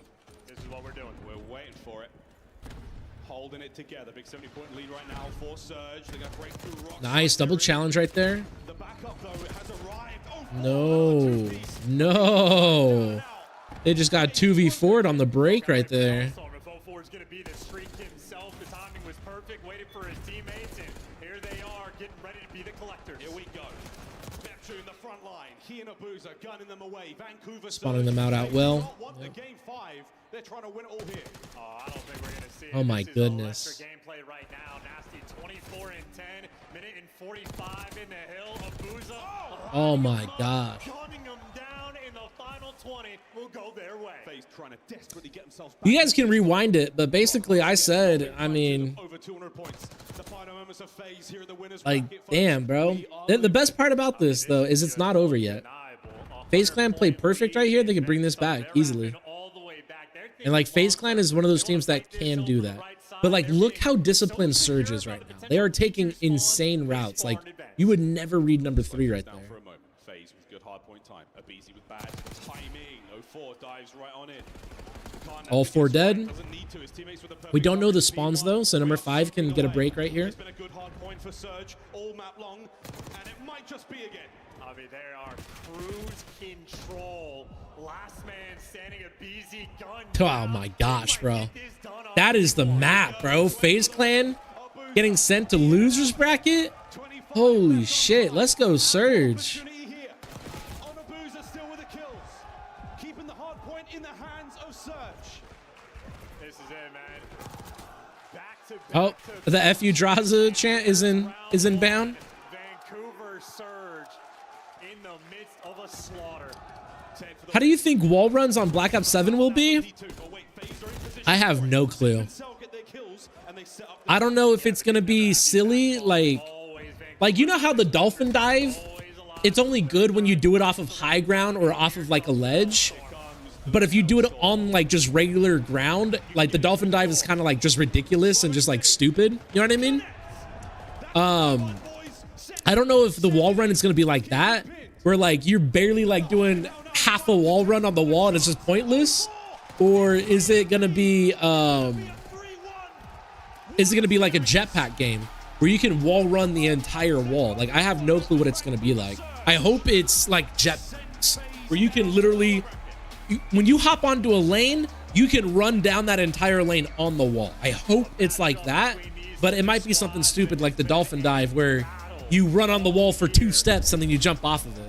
Who knows? Maybe it would be really good. I'm not sure, but I worked with that guy right there. I worked with that guy. That's Matt Fisher right there. But 3-1. Congratulations, Surge. They deserve it. They finally got their vengeance against FaZe Clan. Granted, it's only the first round of the bracket. So FaZe Clan, I'm sure they're going to make a loser's run, which is crazy to think about. Who does FaZe Clan play now? Hold on, let me pull up Twitter. Let me see if they updated the brackets or not. Regardless, we got the main event coming up next. Ultra versus, I'm not sure who, but Miami. Ultra versus Miami. Very, very excited to see TBE Merc on the main stage. What a brilliant play from Vancouver Surge. It was impressive enough to see them make the finals at the previous tournament. Now to see them on the bounce back after that even more. All right, I'm sure they're going to bring the bracket up on stage or on the mainstream, because I do not see it here. Surge looking really good. Crazy how one player can glue the whole team together. Absolutely. I couldn't agree more with that statement, Killers. They literally picked up Neptune and then went from like a top 8 team all the way up to top 2. Like, damn, one player. It's so crazy. Feels great. You know, we got our revenge from Major 2. They beat us twice there. I was just happy that we won the Hacienda Control. We've been working hard on our map pool, and it paid off here. So. It definitely did pay off right there, okay? You guys played phenomenal on defense, been playing phenomenally on defense all year long, okay? And then on your offense right there, what were some of the things that you guys wanted to do on that map to be able to win it as cleanly as you did? Honestly, it's kind of like bait the point and then keep pinching off the point. Honestly, we took some stuff from their playbook, to be honest, and Thieves, okay. Yeah, they're pretty good at that map. We've been working hard at that map for a long time, so I'm just glad we won it, honestly. That's awesome. Good for them. Absolutely. Absolutely. They deserve that, bro. They look like a beast. I just wonder if FaZe Clan won the S&D, would they have that momentum in control? Or would the control be a little bit closer, therefore that Hacienda is closer? Or was the momentum from the S&D just all throughout the match, and that's why they almost 100-point club FaZe Clan? Like, I'm curious. We won't choke the final if we get there this time, promise. They said that they're not going to choke it, man. I love it. One more time for the Vancouver Surge. Puckett, take us away. Whoa, They deserve we their won't flowers. choke in the final this time. Joe, can you make comments like that? I mean, You can make he's comments feeling like good that. right now. Okay. He's feeling It could good. be one that backfires later on, but it's fine. I It's like fine. the He's feeling confidence. good. Come Did you out see swinging. Rambo? He just walked by and roared at the top of his lungs. Dude, he is jacked up. Rambo Ray almost knocked me over. After the control win, I was walking backstage. He's like, yo, move. He didn't know it was me. I was like, bro, who else dresses like this? Anyway, Rambo's jacked up for good reason. That's good. Yo, shout out Rambo. He has a kid coming on the way. Happy for him. But you did get a win here. BO3 was so good. Dude, Ahmed, that is the one Call of Duty I did not play, believe it or not. I watch champs from Black Ops 3. I played it in the off season at one point. It's such a fun game. That's one regret I have in my life, and that's not playing Black Ops 3. Like, it looked like the best Call of Duty ever, dude. I'm so happy you got to play it.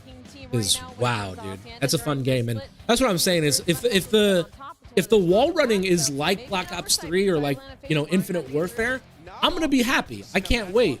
But I feel like it's boots on the ground, so it's gonna be like a weird, like, you jump on the wall and you run on the wall for like 2 steps and then you fall right off of it. Or like maybe you can jump on the wall and then jump off of the wall. That'd be really sick if you could jump on the wall, jump off, and like create some more Omni movement.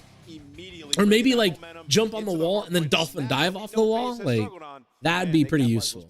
So we just gotta wait and see. We gotta wait and see. And yeah, I keep hearing everyone saying that Black Ops 7 is the next game coming out this year, and it's because of the 2025 Black Ops 2. But we gotta wait and see, because I keep hearing it's gonna be MW4. But who are we playing against now? FaZe against Cloud9. All right, FaZe.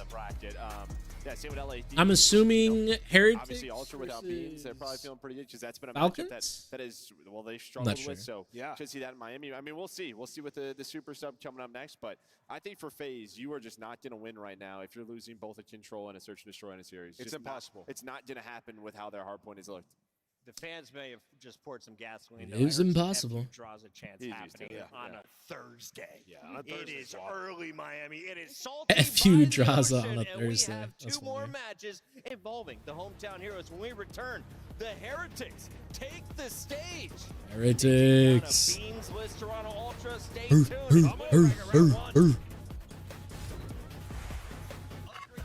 All right, yeah. This next one is literally going to be the game Esports of World Cup is an official partner of the Call of Duty League. the weekend. We get to see TBE Mercules. Tracer pack is available now. Hit the map in retro glory. All right, guys. I don't know how rude this is or not. So, yo. All right, you know what? I'm going to do it. So, I'm going to go use the restroom real quick. While I use the restroom, you guys can check out the Scump Watch Party. Got the exit. And then I'll be right back. Bayonne, where I grew up. My birthday, Random Heart. All right. That covered up. I'm going to go use the restroom. Family. Here's the OpTic Scump Watch Party. Hopefully they don't tax me or anything. Hopefully they don't hate me for this. But enjoy this. I'm going to go use the restroom and I'll be right back.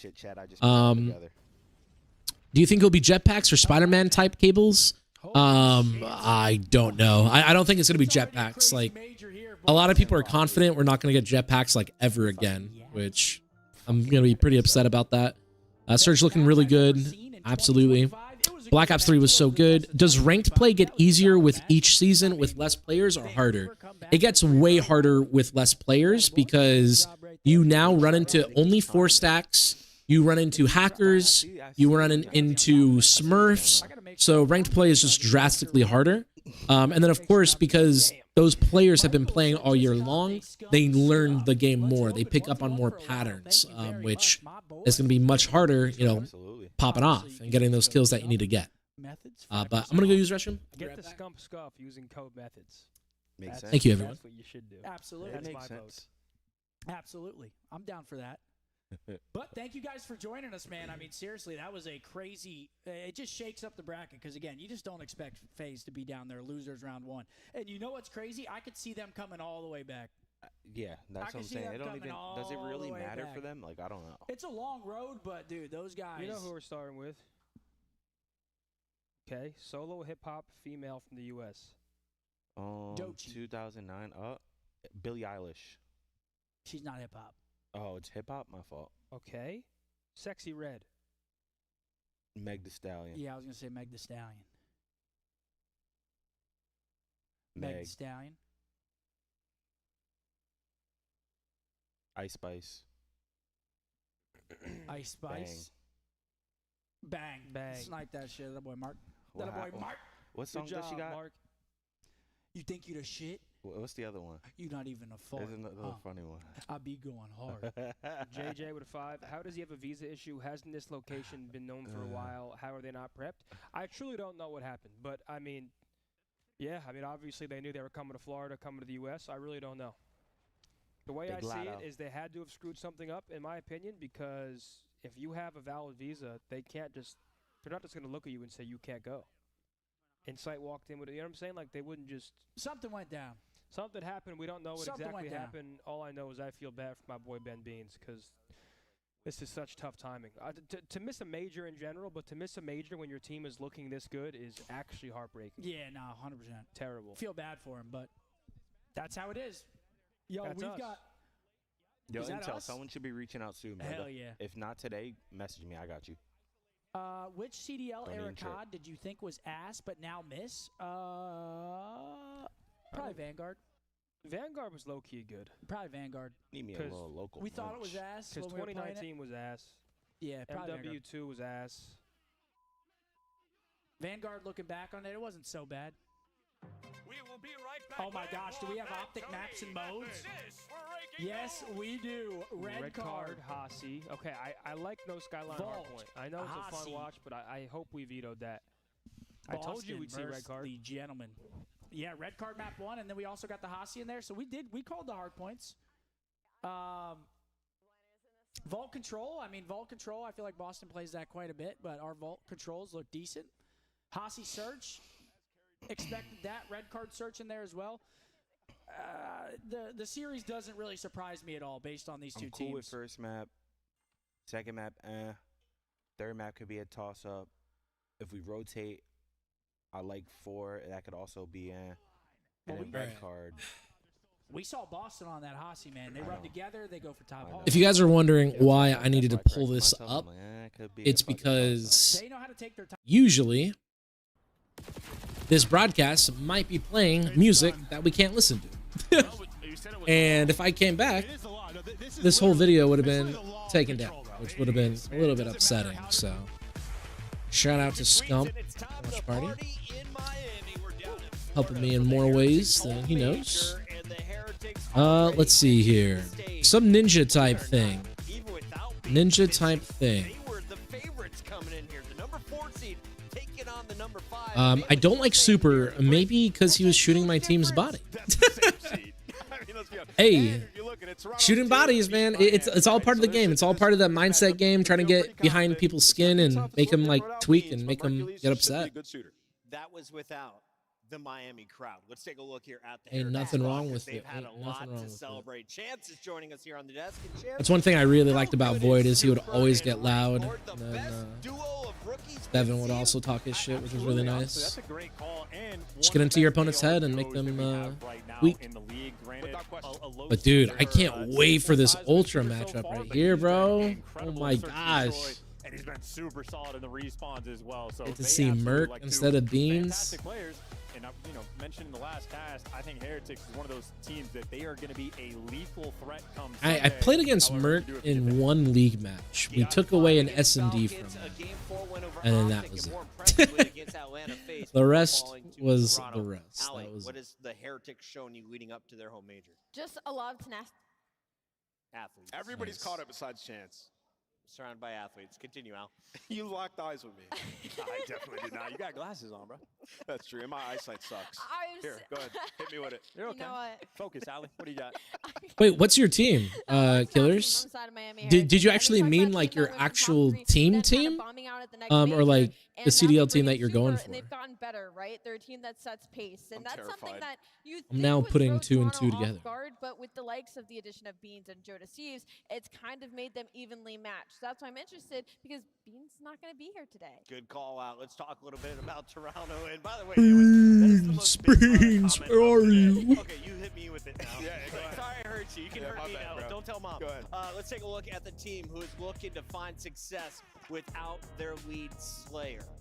At least they're slaying AR. Talk to me about Toronto. What do you see? I mean, it's heartbreaking that they're not able to play with Beans. It's sort of a tragedy. It is This heartbreaking. is a situation that, like, It's very 98% heartbreaking. of the time, someone that has to substitute in. Like, Ultra that's like losing clearly made it quite seem often. I like think they're a Toronto top. might literally Like be the perfect honestly, this year in team terms of to handle that teams, damage. like The last series Ultra played, teams got really Beans good, actually got did get much slain better. just a little bit. Like Because Surge out of the cleans nowhere, popped off, Ultra they seems still pretty got the win consistent. even without it. So now Mercules, a guy with a lot of talent, heard good things about him in Challengers.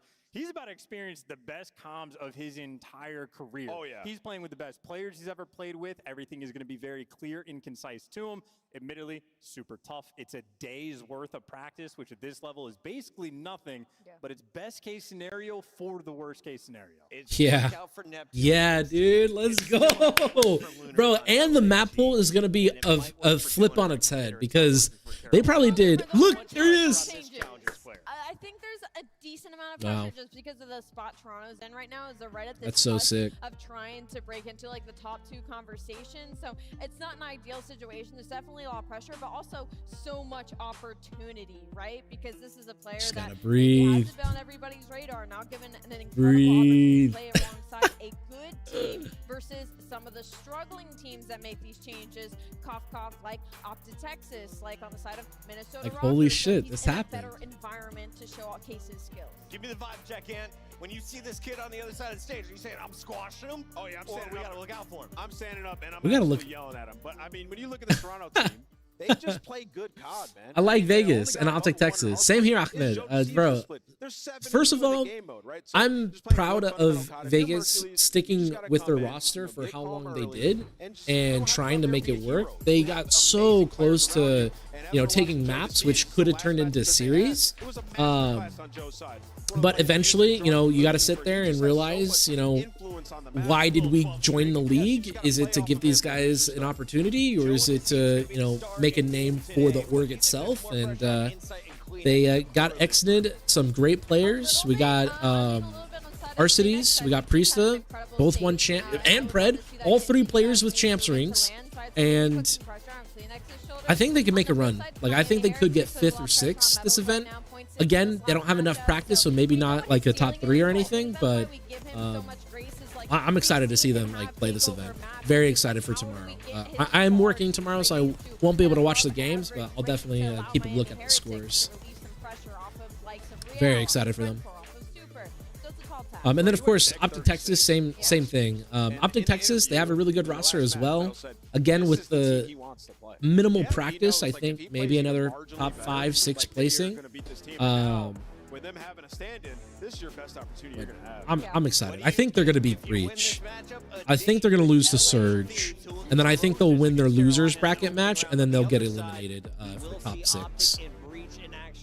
And that's, again, just because the lack of reps. That's about it. Nothing personal.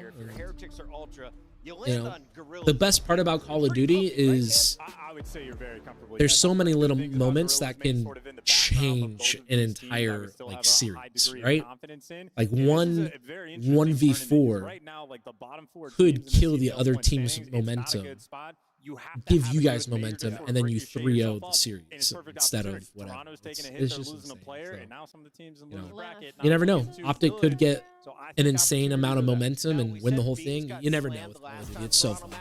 I appreciate your Discord spawns guide, by the way. So worth it. Thank you so much, bro. Thank you so much. I have a quick question for you.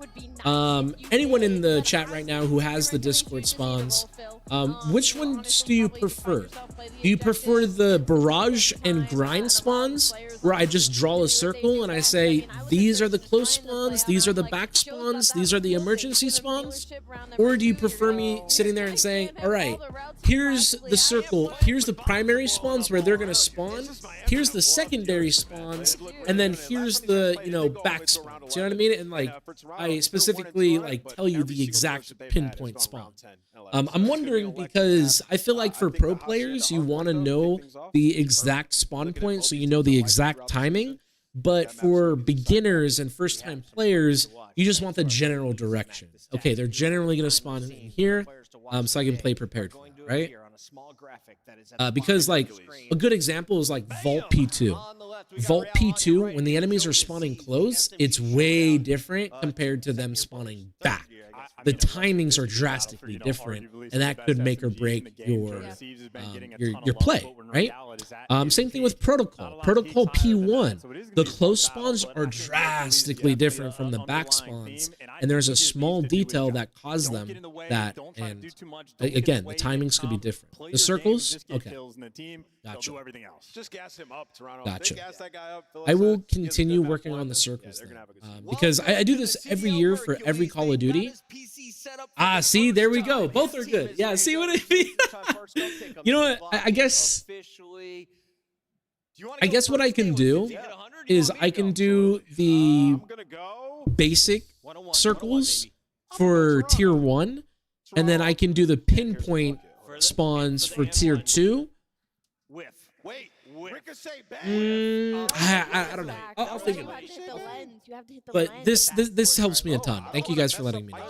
Because I think the simpler, me personally, I think the simpler you can explain something, the more you know, and the more the other person will understand it and know it as well. So I think I'm gonna really focus on those circles.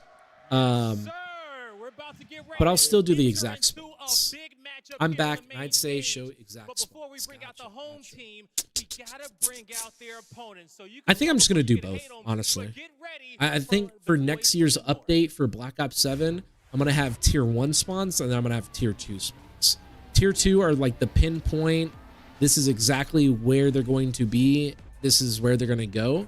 And then for tier 1, it'll be, hey, you just need to know that they're spawning in this direction and they're going to be coming from this direction. And you just don't have the time. Or maybe I should make both tier 1. I don't know. I just really want to make sure I, provide a good product that people can use and actually get something out of it. Because I don't think that exists for esports right now. Like, I just thought about it. Like, when you want to get better at weightlifting, when you want to get better at health, when you want to get better at math or whatever it is, you could pull up a YouTube video, but what's better? A course, right? People want to pay for courses where it's literally just, hey, step 1, step 2, step 3, done. That's it, right? Like, get rich courses, get rich schemes, as some would call them. Like, those things are great. Like, hey, step 1, step 2, step 3, and then you're done. You may not become a big YouTuber, you may not get rich because the quality that you put in may not be there, but can they put it to the test with a fill-in? Let's get this match going. I just like thinking I have something very unique that actually helps people. Just because I feel like a lot of the content and a lot of the tips are gatekept in esports. Like a lot of the pros, except for like methods, they don't make content, coaching content, telling you about the game. There's good coaching content out there, but that's about it. They got a top 3 placing. They know they can do it again. And now their first I like the basic guides until I get used to a map, then the more specific comes in. Gotcha. Let's get this one started, Blaze. Yeah, that's what I think too. Thank you guys so much for sharing that. That really helps me a ton. It helps me so much. Mercules looks 14 years old, is he? No, I think he's 21 or maybe 20. I think the biggest thing here, and we know this guy now well after casting him at Challengers. Yeah, Mercules has been on FaZe Black forever. And then he got called up, which is amazing. Kid's career basically started last season at the end of the game. He walks in with a brand new lineup, a lineup with like 18, 19-year-olds, but he's just been able to level up every single league to put himself in this position, which is probably his best position he's ever going to be in. Yeah, this is the best position. He's like, this is an insane. Yeah, I think he's 20 right now. For what was that Stallions roster that you were 21 talking about maybe. with Abe and Merc and Lurks. You know, now you've got the first of those 4 guys getting a chance to debut and show what the youth of Call of Duty is going to look like. Now, it's just really funny because he is 20 years old. He looks 20. like he's 16 up there. But it should be one of those interesting systems that he's working his way into, because with him at Brooklyn, he was running more of that lockdown, stable AR, which I think puts a lot of focus on Insight to really be more flexible and try to fill Beans' role. Yeah, no, you have to be dropped. By the way, if you didn't know, drop. Oh, there he is. Let's go. But yeah, drop. You have to be 18 years old to compete in challengers and have a chance to go pro. Also, how was your run? I was getting those miles in, man. Welcome back. I think the thing too was, you know, we talked a lot I have you've inspired me. You said you're gonna go get those miles in, and I was like, damn, I gotta get those miles in too. So I'm gonna go for that. Starting tomorrow. Are all the commentators ex-pro? Not all of them. Mert was an ex-pro. Study was a ex-pro. And Nameless was an ex-pro. And that's it. And now they're at their home major here in Boca Raton. And they want to start the tone off on the right foot. Love it. Spawning into a Hacienda. I created a PowerPoint with each image and 60 seconds between each slide to click start when the match starts. No way! Yo, that is next level. Dude. Okay. How can I... Ahmed, please, can I take that idea for YouTube videos? And what I mean by that is, I love that idea. I'm gonna, like, literally, I want to do that. I want to show the P1 spawns for 60 seconds, P2 spawns 60 seconds, P3 60 seconds, P4 60 seconds, and then obviously P1 60 seconds, P2 60 seconds. Like, that's so genius. Like, why didn't I think of that? That is amazing. Can I please, like, take that idea and use it? Like, that is, I think that can help a lot of people. Oh my gosh. How'd you come to that? Like, have you used that for, like, previous games or previous things or anything? How did you come to that? That's so awesome, dude. Oh, thank you a ton. Thank you a ton. I think that'll help a lot of people. Their losses early on, hit the long route. Real working his way over through well side. Oh, but wow. Ultra, they backed up. Insight gets a read that Real's playing over towards well side. Kleenex right there with it. Oh, follow go from Super is solid. Looking for more and decides instead of playing for the spawns to try to get into the hard point early. It's just funny because I don't know how much I should say or shouldn't say, but I've been trying to, like, create a tool or, like, a video game where basically it, like, plays this mini map, and, like, it plays your screen, it plays the mini map, and then, like, it presses pause and it's like, all right, what should you do here? A, B, or C? And then you make your decision, and then it plays it out. And then obviously it puts you in a new situation. What do you make? A, B, or C? And then puts you in a new decision, A or B. And like basically, you do an entire game making those decisions, and you see what percentage you got correct. Which the goal is 100%, but like there's over 300 different like decisions you can make in one game of Hard. You know what I mean? So it'd be pretty insane.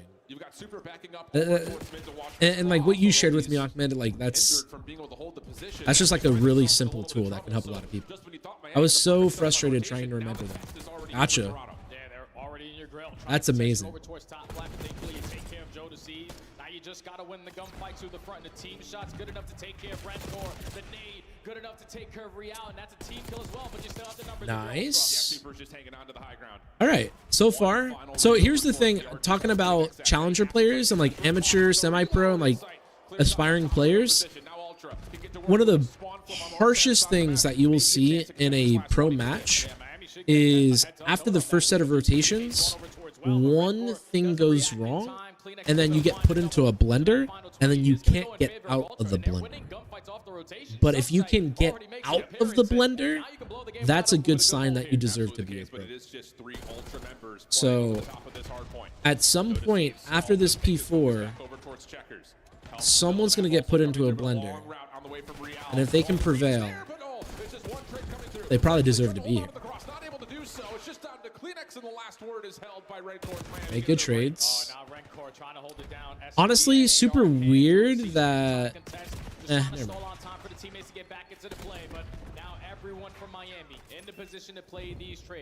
Oh, nice spawn out right here for Joe. Number one reads it though. Oh, gets slammed though. Oh. Oh, beautiful bait right there. Joe just didn't peek at all, and Cleanix just cleaned up too. Nice. Nice. Shit on. Oh my gosh. And also Cleanix, a 13-8 start. He's been their X Factor all throughout phase 3. Ooh, nice too for 1 second. But he has the map control. Nice. Okay, on 3 medals. Did he see number 7? I don't think he did. Nice stun. Good teamwork. Oh my gosh. Oh, I thought he was about to get that. Medals out of nowhere just popped off. That's awesome, like a quiz. Exactly. Exactly. That's something I wanted to work on, but it's so complicated, and like there's so many questions where it's like, well, this could happen if this happens, therefore this can happen. But if this happens, then you know what I mean? It is just, again, literally over 300 decisions for one game of Hard. And like, it's kind of like when I finally create it, we're going to have brand new maps and a brand new game next year. So then all that is like irrelevant. So like, I don't know, it's just one of those fever dream things where I'm like, I have to create this idea before anyone else does. And then I sit there, I'm like, well, it's kind of not possible without AI. I didn't go for the run yet. Run, drop. What? Been feeling fatigue. Figured it's best to take a nap, refuel before going out. I'm doing tempo runs at the moment, so full energy is required. Heard that, dude. That is the funniest thing ever. Nah, man, that's good to hear though. I'm glad that you listened to your body, and I'm glad you're in tune with your body, where you just said, all right, bet I'm gonna take a nap real quick, refuel, and you're still doing it. I think that's where I would fail. I would sit there and be like, I'm gonna take a break, and then like I wake up from the break and I'm like, actually I feel nice and rested from the break. I want to stay rested and I don't go for the run. That's where I need to get better, but I hope those tempo runs go good, man. Wow. Kills go in favor of your way. If you're Miami, you know where they're spawning. Over towards well side. Let's just continue to build that line. Well, things looking good for Miami, but Ultra, they were successful on this break attempt last time we were here. See if they can muster it again as we get a listen. It was Toronto Ultra. I spawned out back. Right. Listening. Now I have a reason to be quiet.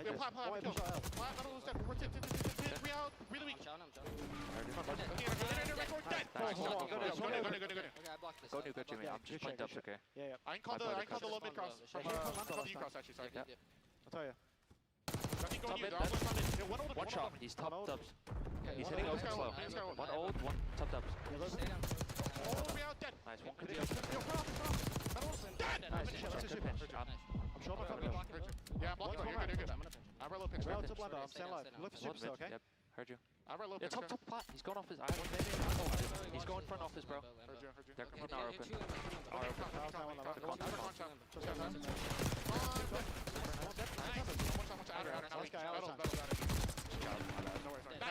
Nice. Nice.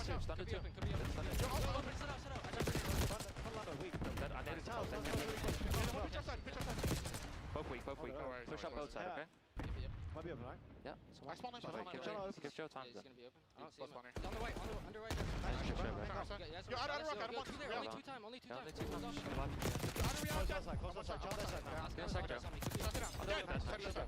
Keep fucking around. Yo, one more kitchen. One more 5 minute kitchen. Nice. Zooming out a little bit. Mercules deserves to be here. Mercules' voice, he calls it. He's going on the long pinch. His teammates are helping him out when he's on the last one left standing on the hill. It's good stuff from Merc. Yeah, no, this is great stuff. It sounds like he's the perfect fit for the social roster because everyone is calm, cool, and collected. Focus on the play in front of them. You were at least able to keep. No, yeah, that was great comms right there. This 50-point lead in your favor, but now Miami. And they're in the lead. They have P1 spawns. Yeah, they absolutely do. But again, you have to kind of fight this war on two fronts right now with a 40-point deficit looming. Nice, 3 dead.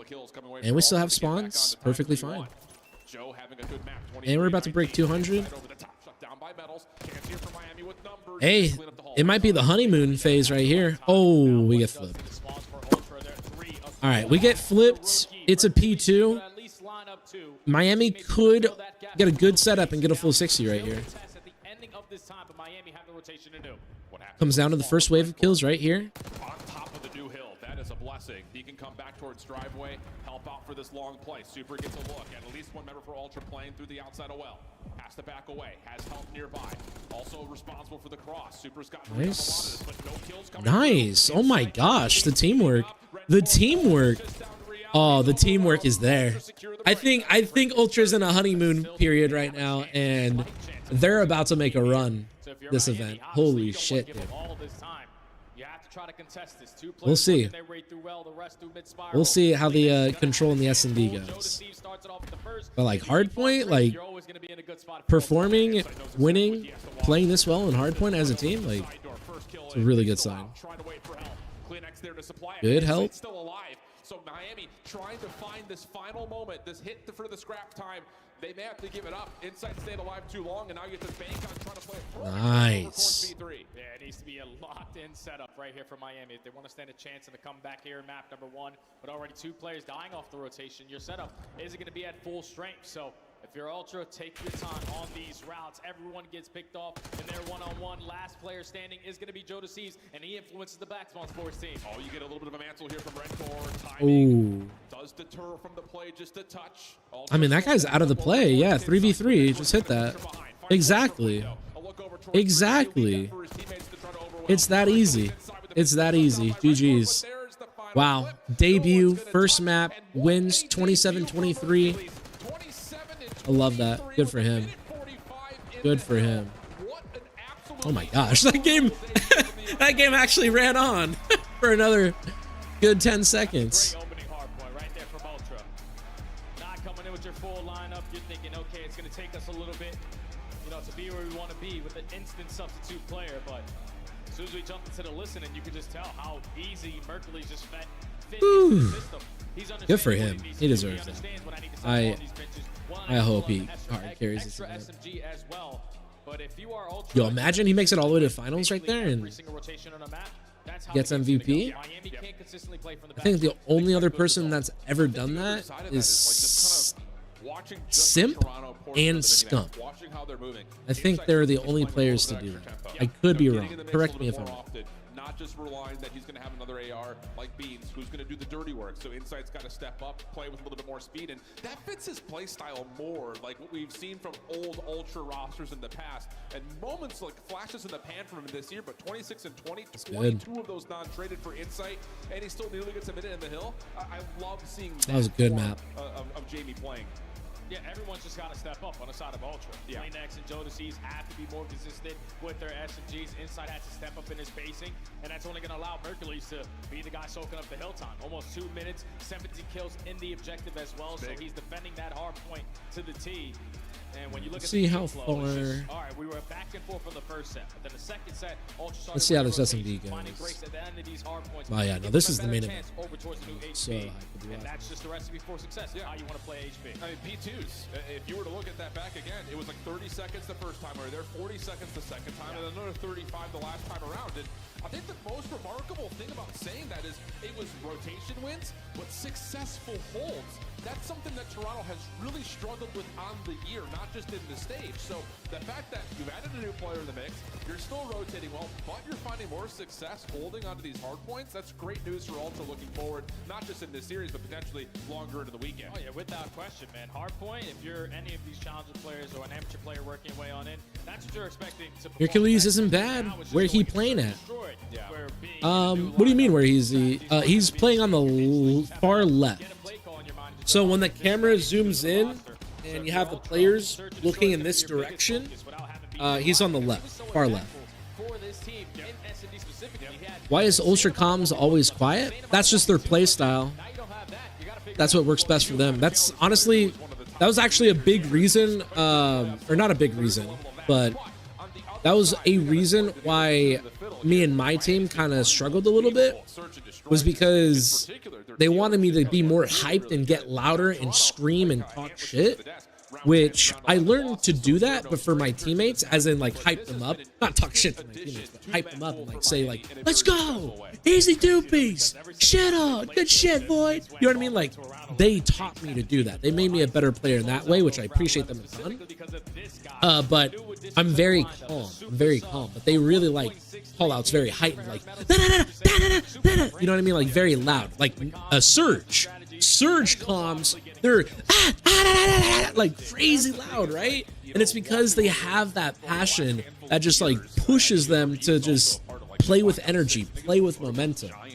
Ultra though, they like being more, what is it called? When it comes to search and destroy, and that has absolutely reigned true. What is it called? Methodical. There we go. Ultra, they like to be more methodical of, all right, I spawned here. Okay, I spawned here. Okay, you're there. I'm here. Okay, the enemies are here, here, and here. Okay, let's do this play. All right, we're doing this play. All right, done. You know what I mean? Like, they're way more methodical, cool, calm, and collected. They want to make sure every single comm is heard. Hey, one guy here, heard. One guy here, I got it. One guy there, I got it. Okay, we have everything. Just play. You know what I mean? You also saw the teamwork where it's like, yo, I am throwing a nade down the hallway. Heard that. I'm gonna wait. Okay, I'm challenging. All right, dead. You know what I mean? Like, it's just different vibe for each team. It's really cool. Don't sweat it. It's all about your priorities and goals. Running may not be important to you. Watching VOD, studying the game to be a pro COD player. Drops. I appreciate that a ton, but running is as important as playing VODs and studying the game as a pro Call of Duty. That's one thing that a lot of like people get, not people, but I would say other competitors and other like some coaches and stuff, where some coaches sit there and they would say, hey, you need to play VOD review as much as possible, scrim as much as possible, play 8s as much as possible. That's what's going to help you get better. But there's a lot of other coaches that are like, well, actually, no, you need to work on your diet, you need to work on physical health, and then you need to sleep, and then you need to play Call of Duty for 6 hours, and then have Call of Duty free time for 2 hours. You know what I mean? Like, there's a nice argument, or not argument, but disagreement between coaches and performance coaches and players and all that in esports right now, talking about that. But I personally think that running is as important, and it will only help you get better as a player. That's why I was saying, like, FaZe Clan, although like they lost in their losers bracket right now, I think they have the best team culture. They have the best culture with like healthy, balanced work style, lifestyle. It's a very, very interesting. Really cool. Evan, what's good, Evan? Sorry for taking a minute to get to that. Hey, man, you coached me years ago when I first got into COD. I was totally awesome, and now I'm a diamond player. Let's go. Yo, everyone, applaud Evan. Good stuff, man. Hey, that's one of the best parts is when you are playing and actively trying to get better, like, you're going to have a lot of hard moments. You're going to have a lot of tough moments that, like, may affect your confidence. But at the end of the day, if you just stick it through, you keep consistent, you will get better and enjoy the fruits of your labor. Like, right now, man, like, you're a diamond player. That's amazing. I have a lot of people that I've worked with them. Like, either they've never played ranked before, or maybe they're, you know, a gold player, or maybe even a bronze player, and they just stick it through and they achieve their goals. I'm happy to hear that, dude. Good shit. Good job putting in the work. Keep it up, man. I mean, like, where he plays at, what team? Oh, he plays for Ultra. TBE Mercs is for Ultra, and he came from Challengers FaZe Black. He was on FaZe Black and Challengers. Beans couldn't make it. They said, hey, Mercules, you want to play? He said yes, and now he's playing his very first pro match ever right now. And he's up 1-0. And he's 2-1 on the S&D. 1v2 for Mercules. Ooh, if they lined up. Actually, some good confidence out of him, but Heretics right there, they wanted to clear out that side of the map. If it was all cleared, they now know he's going for a pinch. They would want to check vent, so they would plant to make sure they don't get shot from vent, make sure they don't get shot from their side, and then they play the 2v1. Good play out of Heretics. Tempo of decision for Miami. Not only is the bomb getting on, you're going to get a sub. Can you check in Hasi? Last P2 was super snaky. Really? I'm not sure. I would have to go back. If we weren't live right now, I would go back. Well done, Evan. Absolutely. It's better to be calm. Absolutely. And me personally, I believe it's way better to be calm. I think it helps a ton. If you keep grinding, you will get better. Always room to improve. Absolutely. I don't know how to, like, I don't know why. I don't know the reasoning. I don't know how. But for whatever reason in life, when you work on a goal and you stay consistent on it, you will achieve your goals. There's just no other way around it. It's just, that is truth. It's insane. It's insane. That's why it's so hard to excel in team sports. Your success really depends on your environment. Absolutely. Absolutely. I believe you may have seen both. Healthy body is a healthy mind. Exactly. I always play better after I exercise, which is actually proven. That's something I tell some of the people that compete. Is I tell them, like, hey, right before you have a serious match to play, like, do some jumping jacks. Get the adrenaline running, get the blood flowing, get that oxygen in the brain so you can think and make better plays. Being healthy, exercising, improve my mental when gaming more than anything else. Absolutely, Evan. No, dude, I love this community that we have here because we just have an amazing feedback loop of positivity and, you know, what we think we should do in life and competing. And I feel us all getting better, you know, all growing as a whole. So, like, good job, everyone in this chat. Make sure you guys, you know, applaud yourselves. Make sure you guys celebrate too, you know. It's always good to dedicate, you know, one day and celebrate. There's nothing wrong with that. Established by the utility, and this is what I love about how Miami play this map. They're always trying to get someone to Dealership has too many exploding cars. It does, but honestly, a lot of people have grown to enjoy it. Like, I think Dealership is like one of the best S&D maps right now because all the timings, you have so many ways you can play around the map and rotating. And a bomb site, like the way it's set up is like, yes, there is a lot of cars you can blow up, but you should only play it, you know, with trophies. And like, it's just, it creates another layer to the game. I absolutely love how Miami are playing this map right now. And thankfully, like, the only blowing cars are on A. You know what I mean? And the parking lot, which is a bit crazy. Again, it's a second straight offensive round. You get deep, you scale through, you set something up. That's true. I don't understand the mindset of a cheater, though. Use a scrim, Zim, or walls, or aimbot. Why take the easy shortcut when it's fun seeing your gameplay improve? giving up a lot of space. I don't know, Killers. I wish I had an answer. I mean, at this point, I think cheating is honestly like a illness, a parasite, a bug, or something. Because when you ask every single cheater, why did you cheat? They pretty much always say it's because everyone else does it. Everyone does it, so I do it. And that's just like a mob mentality, and it's kind of insane that every single cheater says the exact same thing. It's like they are literally printed, copied and pasted. It's insane. I just hope they get better. I gotta try to make up for it in the numbers. Thankfully, you're Oh, Mercury's had a kill. Now it's Insight in a 1v3. Yeah, in Insight, this is one of those tough work moments. Damn. Oh my gosh.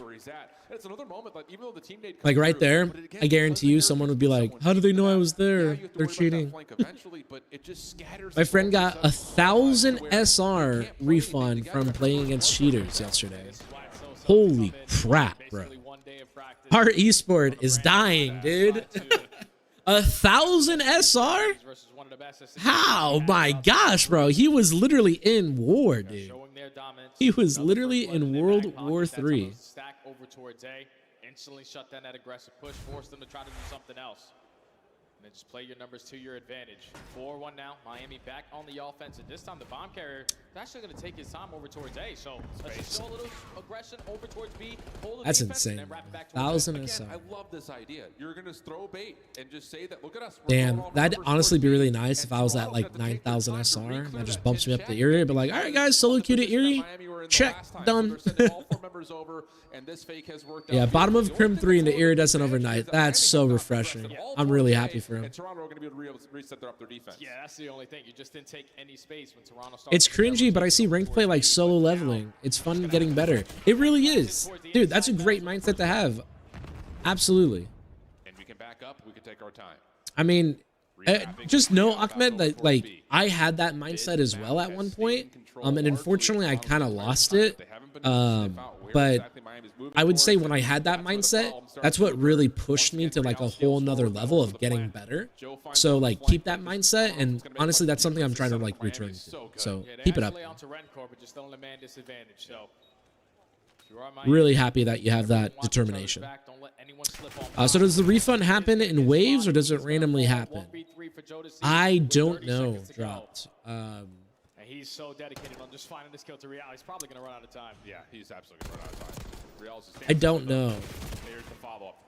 Again, I thought it was when you report people and they are reported for hacking, then you get your refund. But maybe I'm wrong, and it's just every 7 days they see if you got refunded at all and they give it to you. I don't know. I don't know. Start having some blowouts, and but now at this point, I think you should have got a refund. Early first blood for them. You put yourself in the man advantage. You continuously are playing trades to close out these rounds. I think they were supposed to do it started the season 3, but randomly did it yesterday. Not sure if you have to have positive reports or what. Yeah, I'm not sure either. Yeah, I also heard that they were doing it at season 3.5 reloaded. Wow. Well, that's okay. Miami's actually really good at that S&D map. I don't think it's that big of a deal. Just hope that doesn't kill Ultra's ego. That's all they gotta hope for. Don't let that kill your ego. I'm still waiting. Yeah, brother. I'm sorry, Drop. I hope it comes around soon and you get it. All right. Well, we are now heading into the 10-minute break or so. So now, I will scroll Twitter and see if we can find anything. How they're finding first bloods is just by way of has happened at the major that we haven't seen. Almost every single time. Offensively, their ability to scale someone deep past the site, not just play for plants. Actually, not even playing for plant at all. Let's take away the entirety of the site and then some. See if we can catch Ultra on rotation for a first blood, maybe even a second, and then we'll plant. I mean, that was absolutely flawless. flawless when it comes to how you play this. I have to go back and rewatch it again. That's legitimately. Oh, there's the how I think pit. You play dealership from here on out. And you can just tell, like, the way that Here's the Toronto pit, ladies and gentlemen. Hercules felt comfortable. It's a bit like he wasn't really needed to do There it is. That's what they're playing this weekend, and it's the same PCs from Dallas. I'm realistically not going to be into play a majority Damn. of the times. I'm just relying on you guys. Hopefully some people get some good PCs. Okay, they actually had coverings for the wire, which is good. They didn't have this at Dallas. They put rugs over the wires, which honestly wasn't a terrible idea, but it is a tripping hazard compared to this. And we got to talk about what we just witnessed, because that was a dominant 6-1 in search. That's a weird beam. That's just like in the middle of nowhere. I'd be chilling right there, though. I'd be chilling right here. I'd be laying on this the entire time, just waiting for my map. Let's take a look at some of the highlights from this series. But yeah, that's the pit. Yes. Mercules is pretty good. Looks like a classroom, Especially dude. in that respawn mode. Canvas map number 2. I mean, it's hard to plug in fourth player in the middle of. Honestly, the cubicles and in the classroom, all those lights on, that actually might be for me, man. Metal chairs, I mean, metal chairs are metal chairs. They always have Miami just those. plays this map at a pace that it feels like no other team really comes close to. Like, maybe some opportunity with Joe, but he got shut down 3 different times trying to get aggro mid, and I mean, that's what you just got to do if you're Miami. Guys, this Miami team would have been dominant at Search last year. Vista 6-star Rio, 6-star Rio, like, it would have just been absolutely insane because this map is similar to those, right? Vault Control, Protocol Hardpoint, Hacienda S&D. And then after this, we have OpTic, and that's the day, huh? Damn. 6-1. Pretty smooth Thursday, to say the least. 250 to 192, though. Toronto able to strike first in the best of 5. So, Chance, let's break down the hard point. What gave the Squirrels the edge? I mean, I think just better as a team, right? Like, you know, Mercules having to fill in a role, but he did just fine. He was top slayer in the lobby and had nearly 2 minutes inside of the hill soaking. Yeah, and I just want to, like, talk to him and see what the experience is like of, like, playing in challengers and then playing on a team like this. Not even playing against other pro teams, but I would just imagine the game is getting slowed down a ton, and we heard the listening, the exact same Toronto Ultra comms that we're used to, like, expecting. So I just want, like, his perspective on it. Wow, Mercules is playing with Ultra, and his first year of competing was basically last year. That is insane. Really, the difference on this map, just like it was in the last series, was the P2s. First time Toronto Ultra full 60. Second time they're able to break on in through the back, get a huge chunk. Just good prioritization, and obviously Played MW3 for a full year, and now he's in the Pro League. That's amazing. Dreams really do come true. I'm so happy for him. 3rd overall. Not bad for a guy who does a lot of objective work. Yeah, he's ridiculous. I mean, he is the case to be top 3 sub in the game. At some days, he's the absolute best. So Joe Deceives going to have to do some heavy lifting. Got some respawns coming up. And after that, game 2, Search and Destroy, you probably want to win 3 and 4. Let's not go game 5 here, Toronto. Now, Chance, I've watched a lot of Miami. I don't remember many games where Real goes -10 and the rest of the team is even. Is he going to be the X factor? It's been like occasional, especially with like now that they have like a. Good night, Jason. Thank you so much for being here today, man. Appreciate you a ton. Is very different. So he has a couple slow ones from time to time. What the hell is this? Looks depressing. You like this vibe? Reminds me of school. Yo, no, that's what I was saying. Is it reminds me of school, which for me, I would excel in. You know what I mean? Like I would excel in that environment for sure. But I know everyone hates that.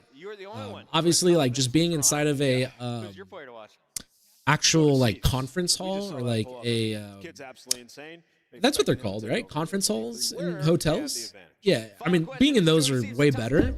But looking at that, like I know everyone would be checked. Everyone would be like, "Bro, this is ass. Like, why are we playing in here?"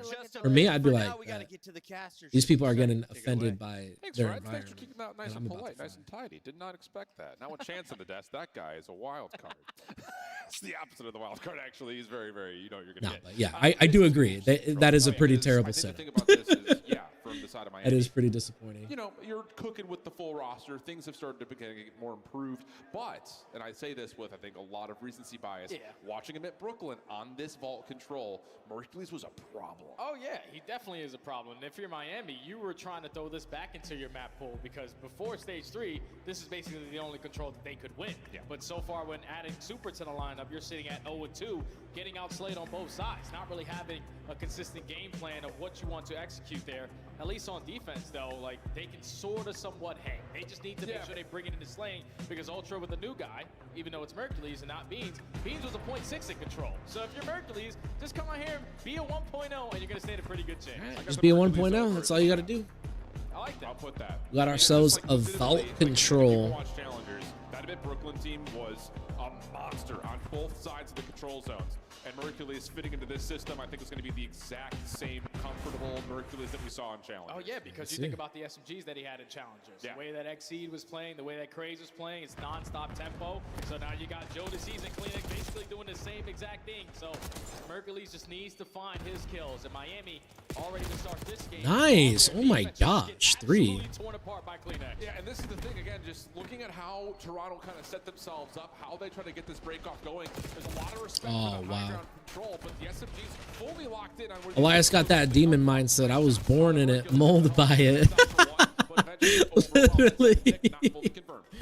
That's so funny. That second segment does get locked, so I was born in it, molded by it. I'm nearly born. You've nearly adopted me. That's so funny, dude. This Miami pinch is at. So second tick lock, third on the way. Here comes the collapse from the Heretics, trying to jump back into the point. Shut down, Joe DeCease, good for 1. Final So moment, though, is close. just down to Real. Kleenex Oh, good. Guaranteed tick right here.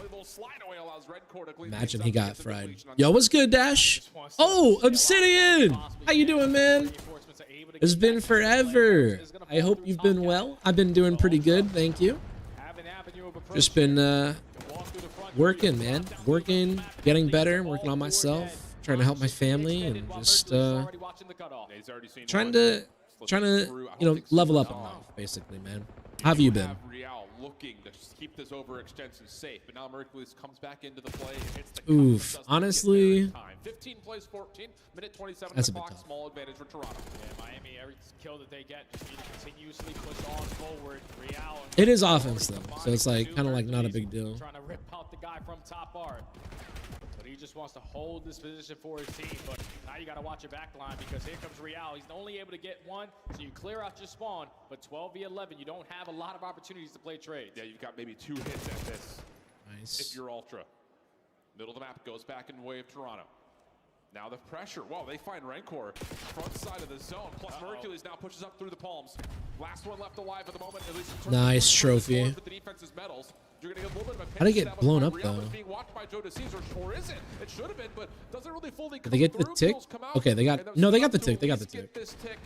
I think confirmed there. Yeah, sure is for Toronto. 4 ticks, 45. Timing through double doors. He's able to get 1 and walk away with This his life and decision, his AR on the top side of decision. Art. Also finds the second kill, so 40 seconds to go. Basically, the last was coming in for Yep, Ultra. I like this play out of insight. Oh my gosh. Yeah, no, I love that play right there, but Everything's gonna have to come through vault stairs. And yeah, you've got Real just kind of running circles. Yeah, they're cleaning everything up. So right. Miami's gonna hold defense. Thought maybe they could get like another tick right there, but oh good. W, glad to hear you're doing good. Thank you so much. Yeah, no, had a bit of a crazy return back from Dallas, but needed to work on what I needed to work on, and we're good. We're good. And the only person taking space once those kills are going down is Real. Thankfully, he was able to win one-on-one gunfight after one-on-one. Goes 12 and 6 at the opening round with 1,300 damage. We got OpTic right after this. Now you got 4 seconds to make up. Yeah. And I think just kind of comparing to the stats that we had from the Stage 3 qualifiers, that's actually a really solid defense for Miami. Oh, yeah. A team that had really, really struggled on that side of the zone. But now you get a chance to go over to the attack.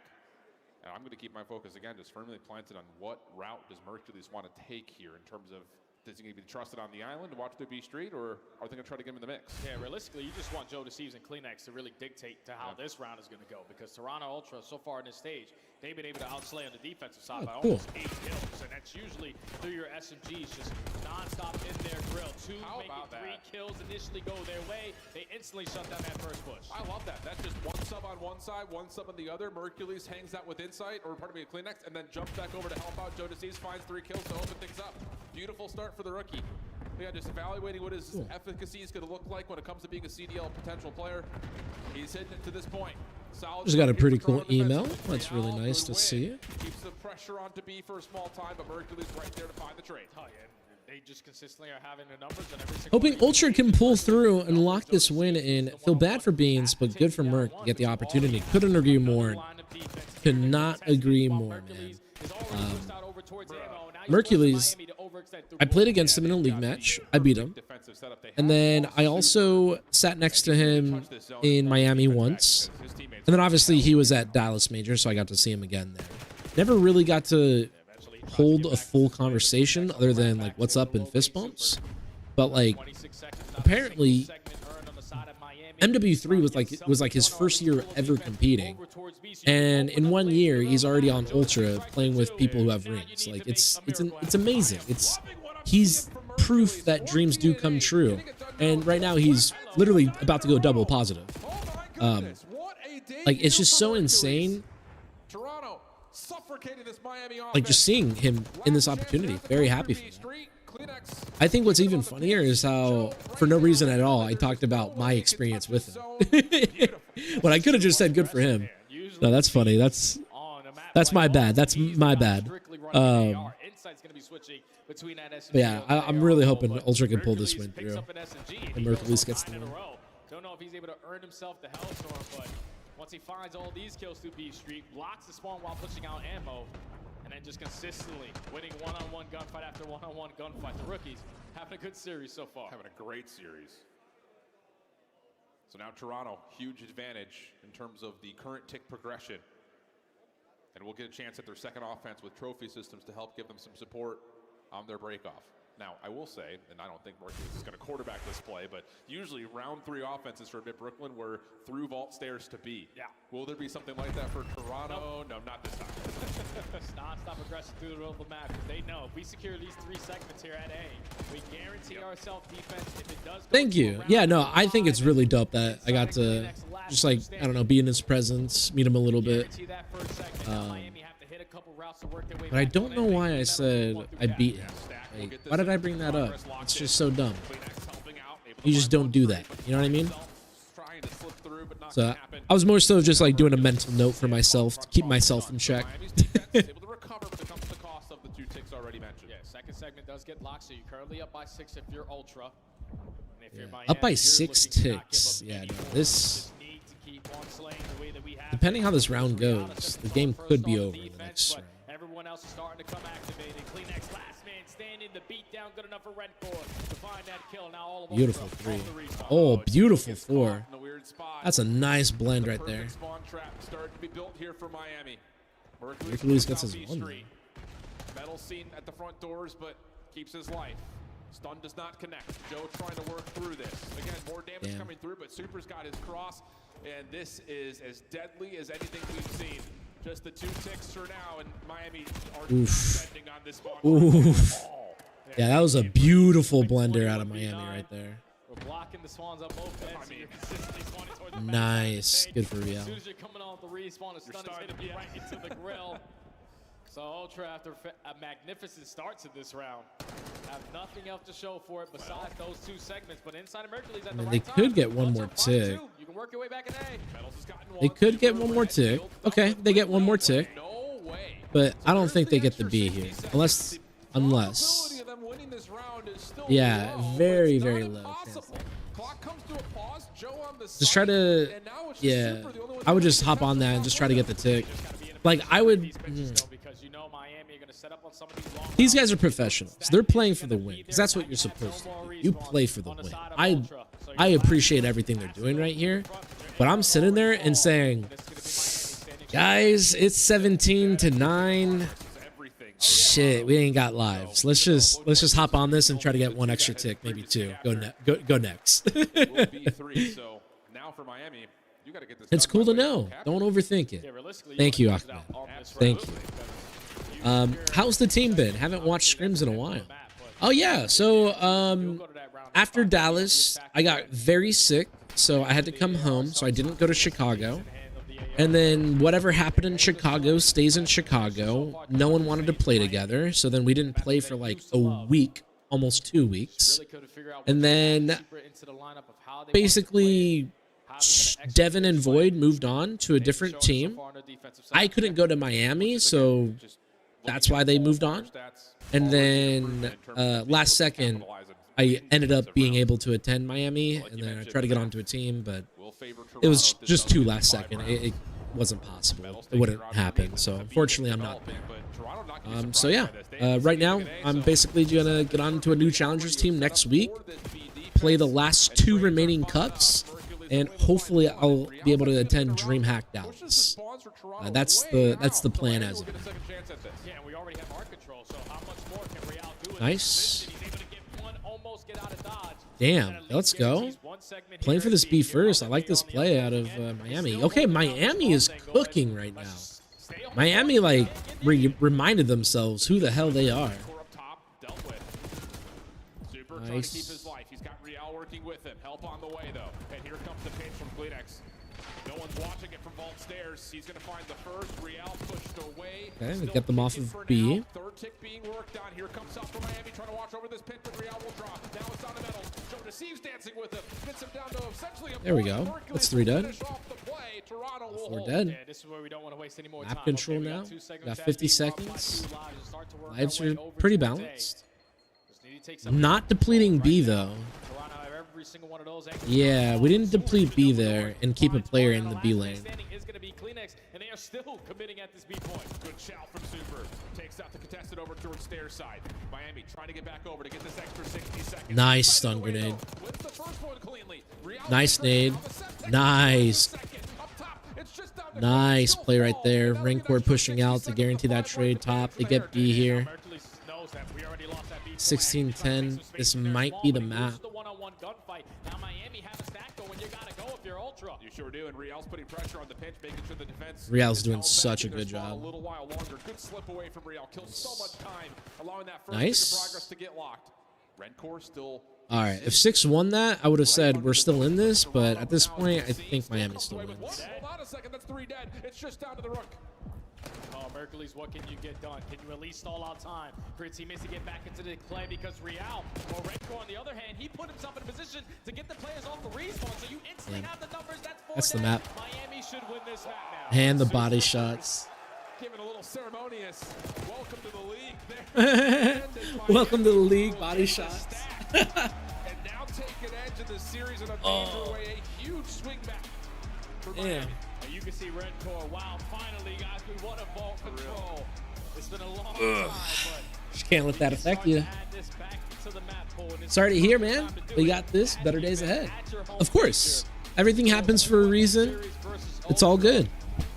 It's a simple story, though, right there on the map 3. It's just Miami usually cannot keep up in this lane. That time they were able to outslay Toronto Ultra. The only one that goes positive is Mercules. Like Joe Deceives and Insight really didn't have a big impact on that map, and they usually show it on their defense. I've just kind of like accepted it. I've kind of already accepted the fact that I won't go pro in Call of Duty if I quit and I stop playing, and that's the only reason. If I keep playing, I will go pro. You know what I mean? So that like honestly makes it very easy for me. You know what I mean? Like I can live with it. Like, you know, I decided to quit, so I didn't go pro. I can live with it. But right now, I'm gonna keep playing, and as long as I keep playing, I will go pro. Everything happens for a reason. Hopefully, these last 3 events go well. The 2 cups and DreamHack. And then next year is a new year. Very excited for it. more consistent ever since Super has entered in towards the lineup, but they always had that slaying prowess, and they show it there on the map number 3. The 3 maps in the middle of this series as well, like the Dealership, the Vault, and the Protocol coming up next, is all from the series that they played online, and it was Ultra walking away with every single one of those respawns. But when you just don't have your team, strategies aren't the same, man. Yeah, and there's a level of that to be sure. Again, I think in terms of an emergency substitute situation, they made the best pickup they possibly could. I do think that there's a level of this Ultra team is not changing their identity dramatically, so they're still fighting, they're still in this. Is it the same as playing with Beans? No, not at all, but you know, you're still battling. And this Miami team's not bad. You gotta remember that they're still finished off this qualifier stage with their only loss being to Toronto when they had a hot couple of weeks. So, you know, this was a square up. Namo said it at the very beginning. What's the difference between the 4 and the 5 seed? Nothing. They're essentially the exact same seed. So there's a level of these two teams being evenly matched, and we've been treated to a really competitive series at this point. Oh yeah, without question, man. Miami have answered the call once they spawned into that search and destroy. They showed improvements on their vault control, which they haven't been able to show throughout the stage. And now if you're Ultra, you're trying to go back-to-back in hard points with a rookie on the lineup. At least based off what we saw in map number 1, the fundamentals are there. You need to make sure you do the same thing on a map like Protocol, because you did play this team on this situation in a map 4, and the reason why you were finding a lot of success is because you were breaking the money hills. I don't know if you're going to be able to do that with a new Success is very rarely a straight line to the top. Absolutely. There first, being the team initially off the play. Absolutely. The impressive thing about the Ultra listening from Hacienda was when they were building for rotation. You even heard Merc saying, "I'm going to go." There's a really good book. So I already recommended one book to read today. A second book I would highly recommend to read is The Game Called Life and How to Play It. It's a very good book. It's basically explaining how in life, when you are attempting to reach your goal, typically you hit your lowest right before you're about to hit it. And it just talks about just how basically the world works and how the universe works. And again, there's no reasoning why or how to what is happening, but it is just simply, hey, when you are feeling at your lowest, just keep your head low, push through, because you're about to hit it.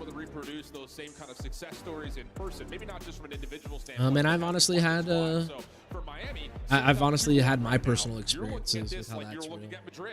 Hold on a second, these guys are gunning. Yeah, it'll just stay that way. The issue is you have to go up against the Thieves next. Whoever wins this matchup, which is no easy sight. Other side of that, if you're joining us here late, Vancouver continues to find success. Vancouver versus Atlanta.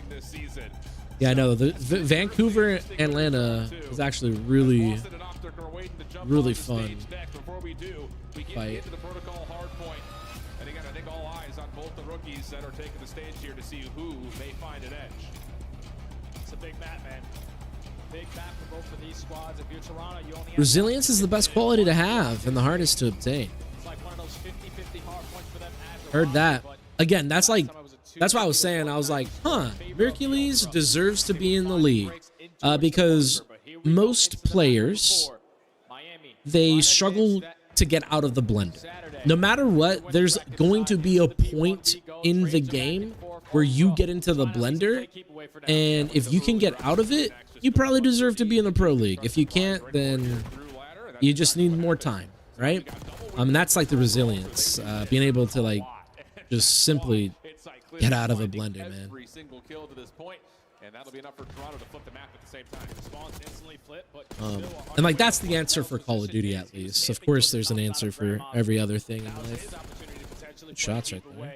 He just wants to play his life as long as he possibly can, but Joe DeCease is going to fly on up, take care of that gunfight. Now the spawn's in favor of Ultra as well for P2. That insight, once again, up top towards the windows, pushed off. So they only had a day of practice. I'm assuming they've ran the hard points and that was it, because it's clearly looking like they're a way better hard point team than anyone else. Super finds not just one, but the second on the Joe DeCease up top. Super plays like 5 feet away from the monitor. Dude, I know, bro. Hey, whatever helps them get into the flow state, let them do it, man. I had to learn that like what helps me get into the flow state is like I gotta like put my monitor all the way down, like kind of like flick it upwards a little bit, and then like I lean and look over it, kind of like that's what helps me lock in and fry the most. Him, it's the opposite. It's 5 feet away. He catches one, opens the door for Super to kind of take the baton and run with it. And that flips the spawns. What a start for Miami. Up 30+ points. Real trying to finesse the scrap time, but Miami have won the macro game again. Flipping Nice. spawns. Yeah, now that you flip those spawns, we can still be aggressive towards this side of the map at P2. Metals, your job to play keep away. And everyone else just watch those routes off the rotation because Miami now, back to back, have an opportunity to blow this game wide open. Metals, unfortunately, is going to fall off hold. And all of Ultra.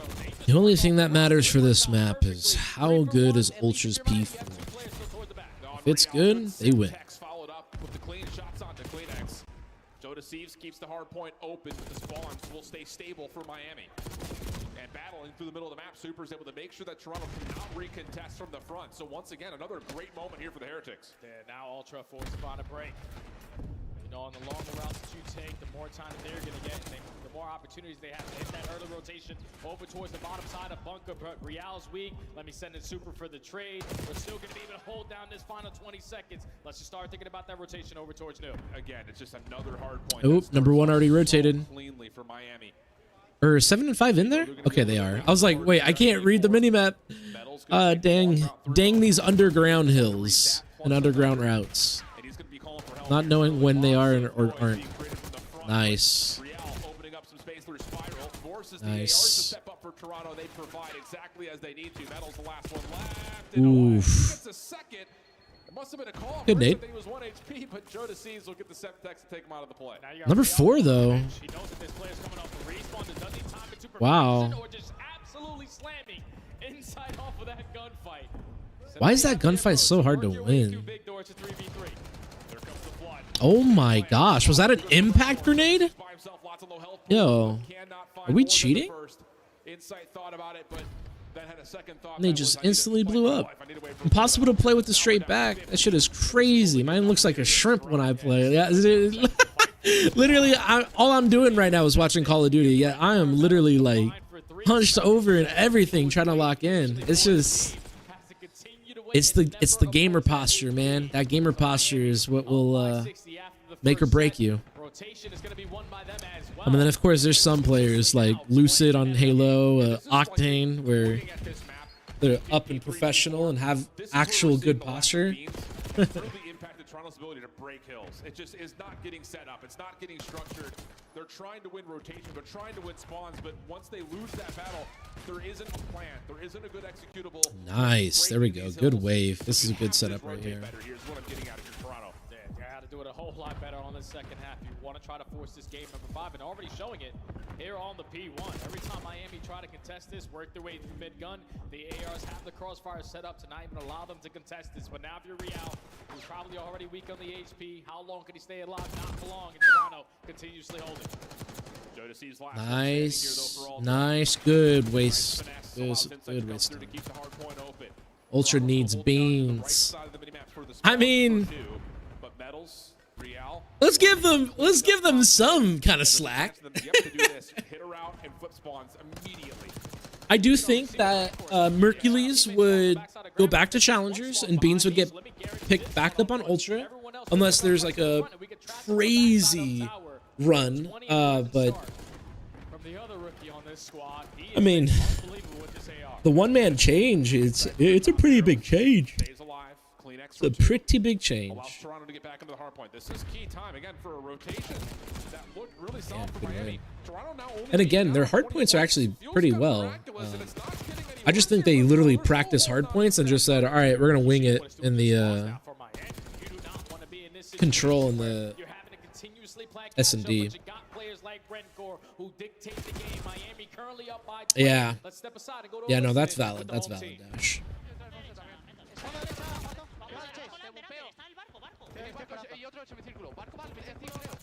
Yeah, Ultra's just late on rotations for this P3. But again, it's all about that P4.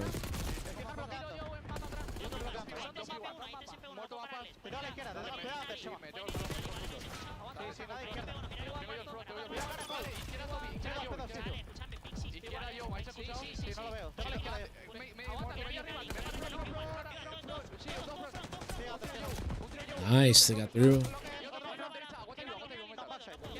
It's actually pretty good 20 out of Heretics, though. Nice. Nice. Now we go new. Now we go new. There we go.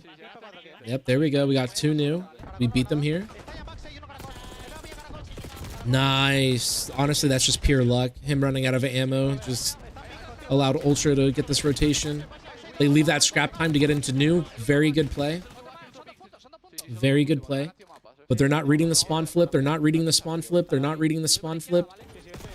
Oh my gosh. They didn't read that, but they kind of got lucky. All right, they're all 4 in here. One good wave.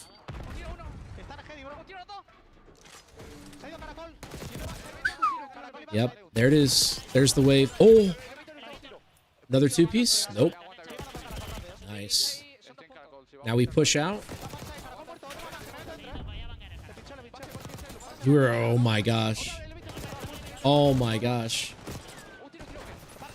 Damn, we were supposed to push out right there. Like, so like, that was kind of upsetting because they were supposed to push out right there. And essentially when you push out, you're going to catch the enemies by surprise, which, I mean, never mind. They gave them 10 seconds and that was it. So not a big deal. All right, we got a game now.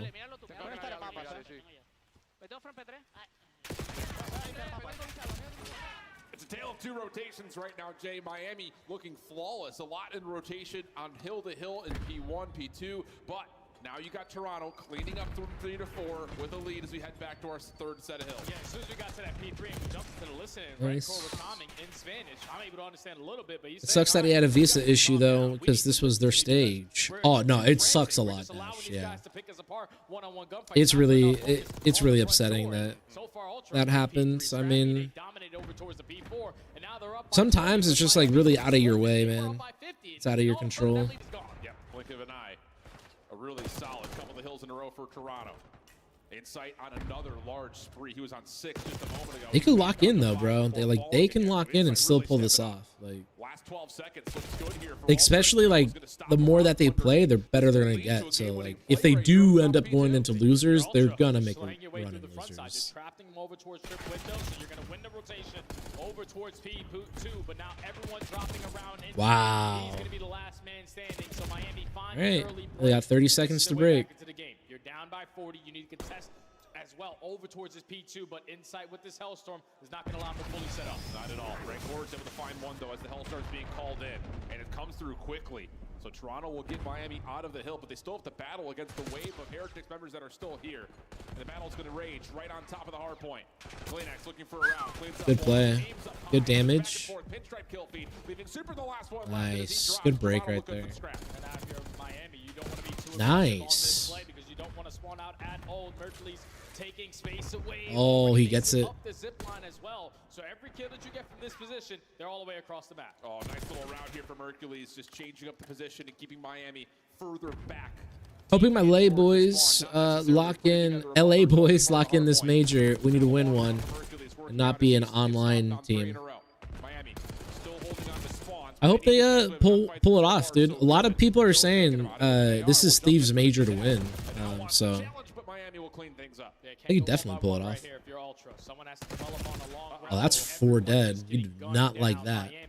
Able to get a clean 4 dead, stabilize on the Onliners, yeah. I mean, they looked great.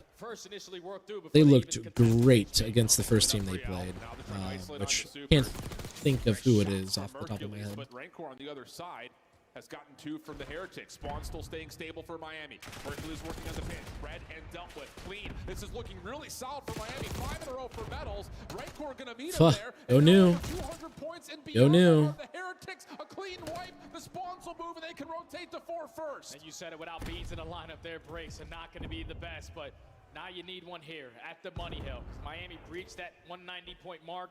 They have a couple players. I can't believe that just happened right there. Oh my gosh. They can't break a P3. They don't rotate to P4. They fail their first break. It's only 2 plays in the HB. You find the opening kill through top mid. You just gotta plug your way on in. That's coming through the front. Redcore trying to spam things down. Super working with him. Battle's right there, part of the play. That's another full 4 dead. If the Ultra are gonna do this, it's gonna be scrappy. Someone's gonna have to be a hero. Jodeci's finds the first blood. Here comes the hit. You got the numbers. No way he kills Insight right there. Coming in from Ultra. Gunfights in favor of Miami. Real still hanging on the corner though. Jodeci's dealt with. Last time. No shot. It would have to be Insight, but he's held back by Metals. Last 4. You've got to get there if you're Kleenex. Shutdown comes through the new kid in Hercules. Wow. And it's a dramatic comeback. Yo, they choked that, bro. I don't know how to translate that into Spanish. I don't think you need to. Everyone knows what he just said. Wow. I mean, that is... that was bad. That was bad.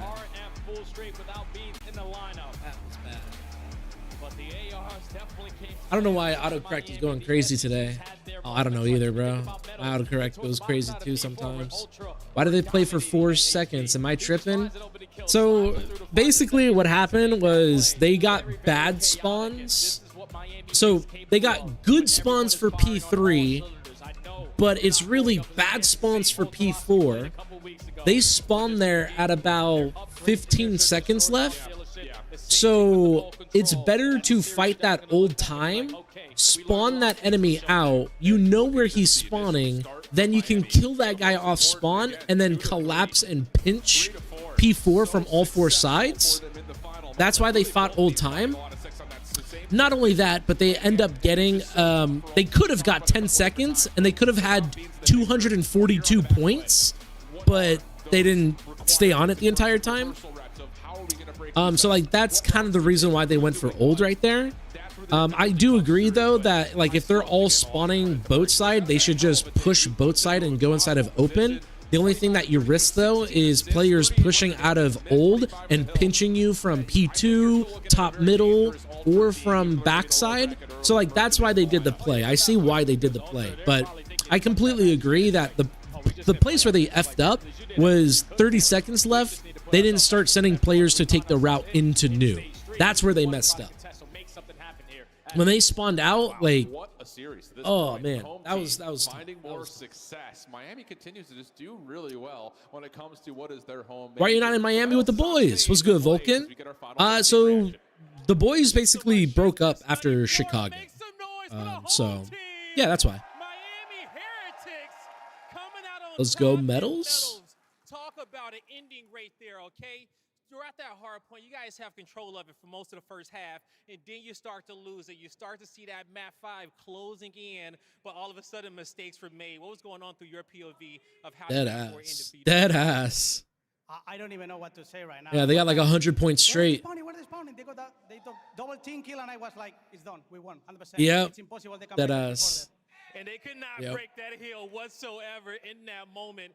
Just lost composure there at the end, but you guys come through. But you guys kicked off the series down the map, but then the S&D comes through, and the young rookie on your team, Super, starts popping off. How proud are you for him and his performance in his first major? I'm really proud of him. That guy is a beast. He's like the shot caller of the S&D, and he knows every strat of the other team, and we executed. Damn. Oh my God. Okay. All right. Okay, Super is apparently a hacker. Damn. Okay. That's crazy. Are you looking for a team? Yeah, basically I'll be on a new team next week for Monday. We have 2 more cups and we have DreamHack. So I'm hoping I can find a team that can stick together for those last 3 events.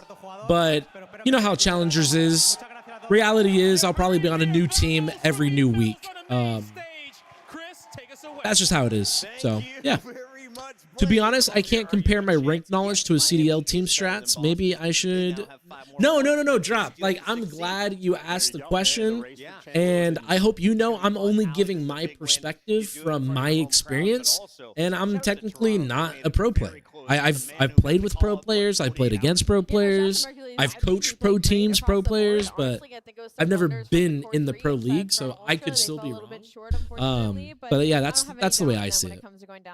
Is because they have bad spawns, they can fight old, spawn those players out, know where they're spawning, so when they take a route to collapse on P4, they can kill those guys off spawn, and they hold old 10 seconds, which puts them 8 points away from winning. And that's kind of like the thought process. But, you know, again, like they could have sat there and gambled and said, they're not going to push out Spiral and pinch us. They're not going to hit top middle. They're all going to play inside of the hard point. So let's all push inside of the hard point from open. And if they did that, they would have won. Like 100%. Dropped and dash, you guys are correct. Like if they all four spawned outer boat side and they all four pushed into open, they would have won because all of Miami, they were playing inside of P4, so that would have worked. But at the time, they thought Miami was like sending a player top P2, top middle, and then of course one of them could leave old and then pinch them from old, right? So it's just like there's so many different variables that can happen, and like in Call of Duty, sometimes the right answer is the wrong answer, and sometimes the wrong answer is the right answer. You know, it's just it's insane how drastically Call of Duty can change. So I'm glad you asked. And again, I could be wrong. Damn, Alyus, pro, I just got a title. If you got the knowledge, you're a pro. Thank you, Drop. Thank you. Yeah, just like how a lot of people, they say, like, if you make money through gaming, you're a professional gamer, right? But a lot of CDL pros would be upset about that. Like when Warzone first came out, people were saying, yeah, I'm a pro Call of Duty player because they make money off of Warzone. And all the CDL pros were like they're just like, what? Okay, everyone's a pro player now. And where we're going forward, because now Miami Heretics have a date with LA Thieves. Oh man, that is crazy. So we got Falcons against either OpTic or Breach. I'm so excited for this match tomorrow. Unfortunately, I'm not going to be able to see it, but I'm very excited. I mean, LA Thieves have been looking incredible. I think Miami Heretics doing it in 4 was maybe a little bit surprising. Vancouver Surge, I kind of saw this coming, but naturally that is an upset. So Atlanta FaZe, a slow day one. I can't remember the last time Atlanta FaZe fell on day one. It has been a while. It's like been a very long time. 5th or 6th time ever, I think, for like in the CDL era. So damn. Check your stats on Twitter in the meantime. CDL is going crazy. This guy giving the birds, getting allowed to a pickup. Oh shoot, the smack talk is going crazy. Last match of the day. Some would say this is the main event of the day. OpTic versus Breach. I'm excited to watch The it. Esports World Cup is an official partner of the Call of Duty League. Oh, if any of you guys missed out on the pit, this is what the pit looks like in Miami, which is pretty insane. They are literally playing inside of a classroom. Oh, man. Now, imagine they set up cubicles around the setups. That would make people really sit there and realize, damn, I should get a 9 to 5, huh?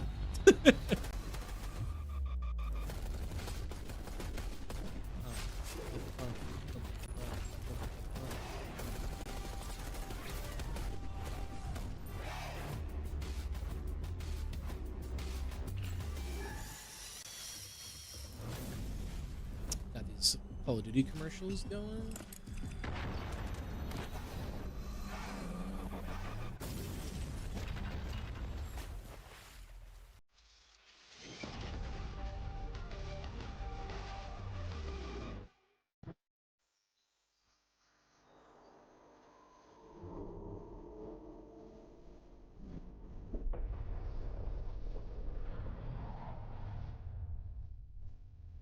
Oh wait, I gotta remember. I don't think I can play this song. Bro, it's a good commercial though. Really good commercial. Yeah, I've been doing more research, and I'm gonna have a Warzone video coming out tomorrow. It's nothing crazy though. Like it's not like heavily edited like I've done my last 2 videos. It's literally just a raw cut coaching session, but I think it's a really good video. Would be surprised if OpTic lose this. Ain't no way. Ah, man, right? So it's just crazy because Boston, I guess, is the upset team of the century. Like, you always expect them to lose, but when you want them to lose the most, you just, they win. Major 2, they beat LA Thieves. This major, they could beat OpTic. You never know. Really, really looking forward to it, though. A lot of 3-0s, 3-1s today. We are moving throughout the series. Oh, dang. And OpTic's supposed to start in 15 minutes. They might actually use the full 15 minutes. Ugh.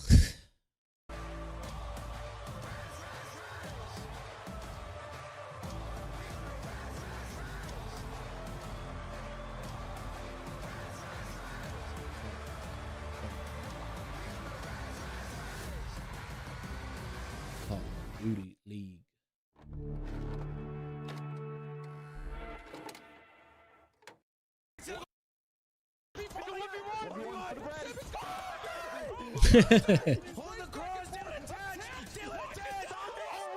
I saw that live in person. That 4-piece right there, I saw that live in person and I recorded it.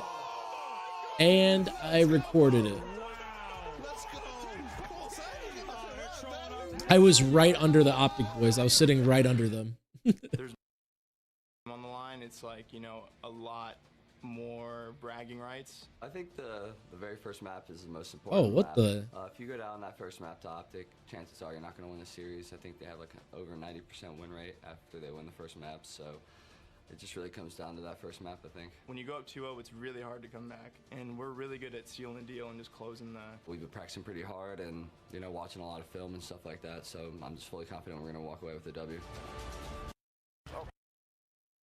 And backdoor. These are random clips, and the audio cuts are like pretty tough. Oh, Miles. The paternity test is in. I am the father. Okay, yo, that was smooth. Oh, I don't know. Miles was smooth like that.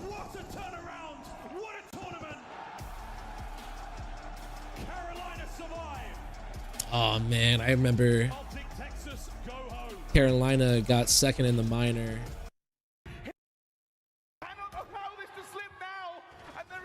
Oh, the biggest comeback with thousands of snakes and thousands of stair glitches.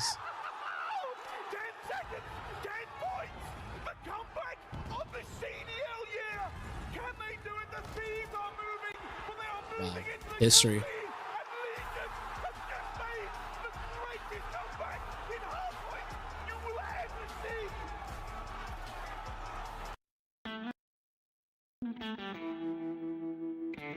"15 seconds. Let's load it up." Yeah, our bridge is shield. I'm cutting in. I'm not sure if I'm getting Oh, old, but I we're not swear to loading God, it up. Joe, sometimes when Celium talks, all I hear is The party continues live in Miami, but they made us close the cooler. Welcome back, everybody. We've got Al, we've got Nameless, and we have Chip. Yeah, we had to cover what was there. Guys, let's focus on Call of Duty before we get fired. Shift, we're about to see OpTic Texas. What was in there? Do they have beers in there?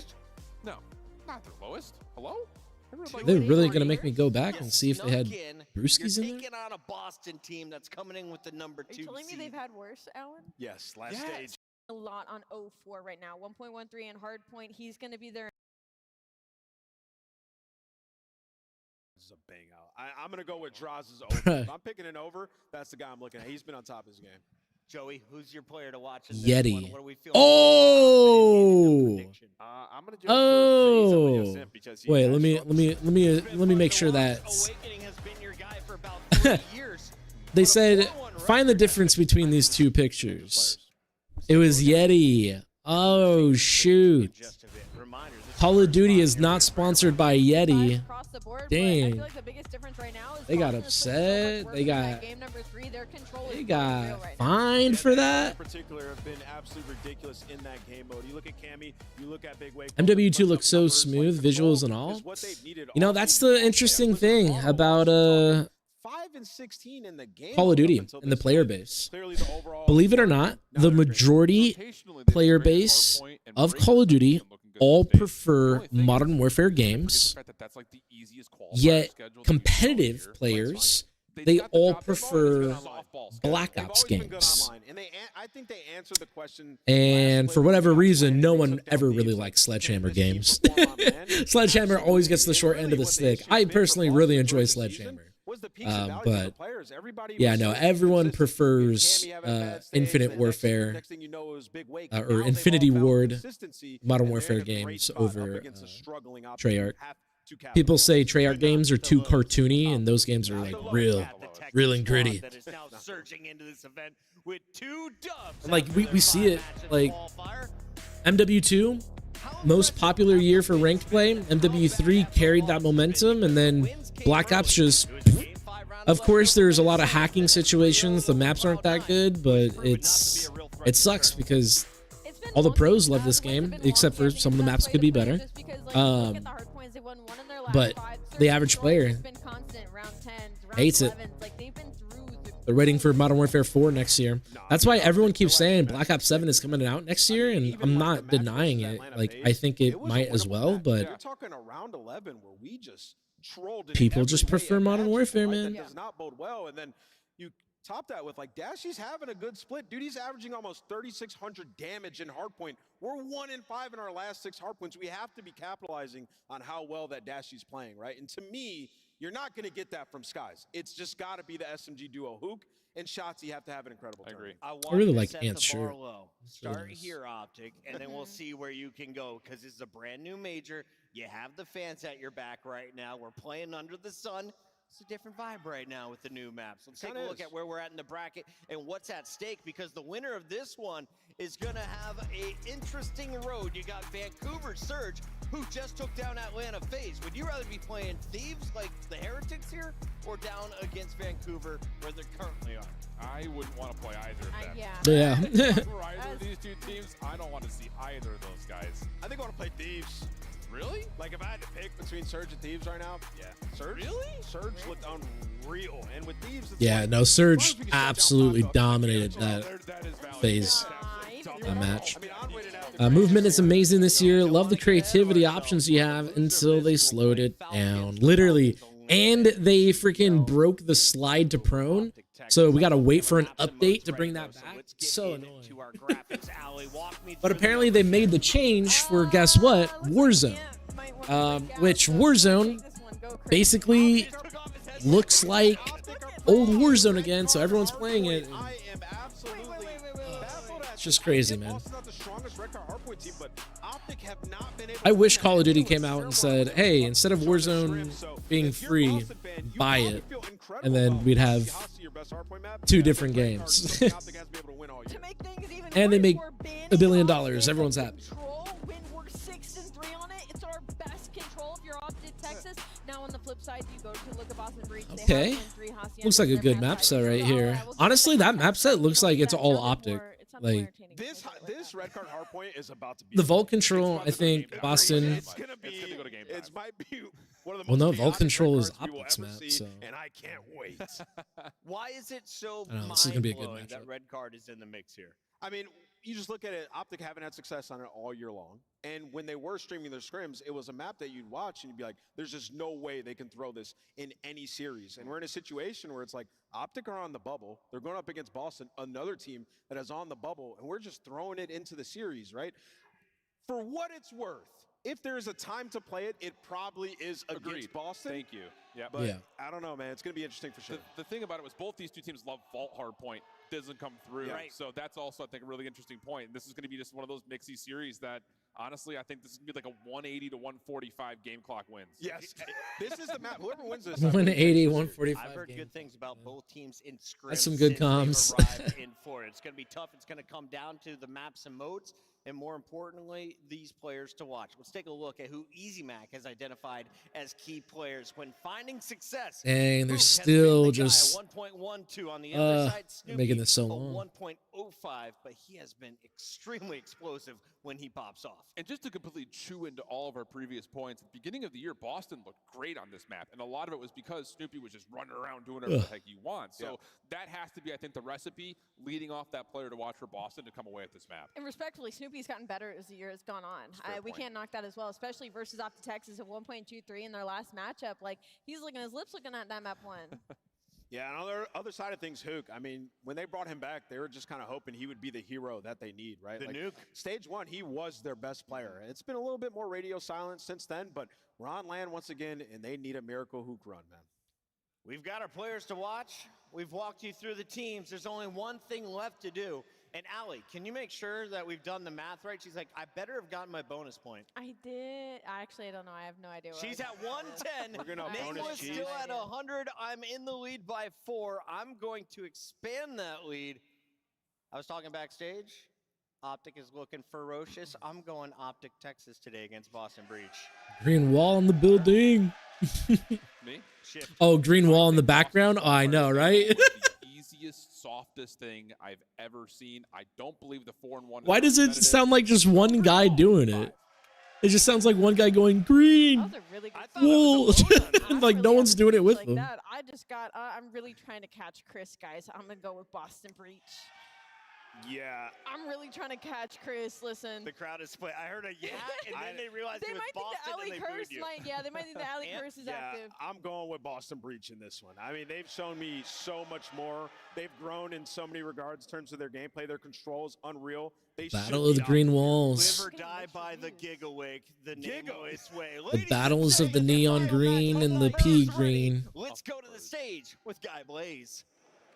All right, Chris, I'm ready to get this final match started. But Florida, you ready for the last matchup of the day? Oh yeah.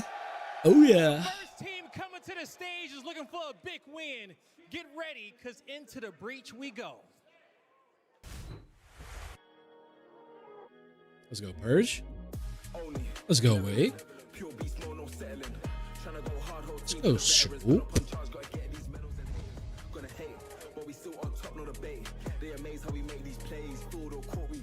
Oh wait, oh dude, no. Oh man, that was probably way too long.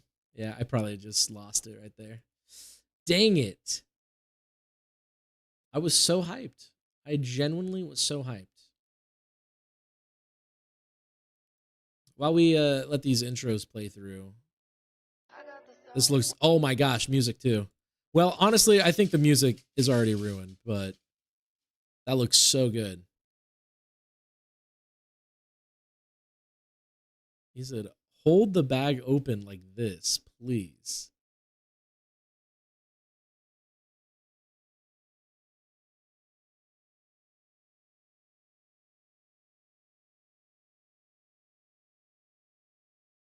Wow.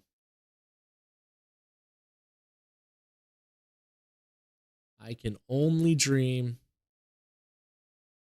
I can only dream. Amazing stuff. Amazing stuff. All right.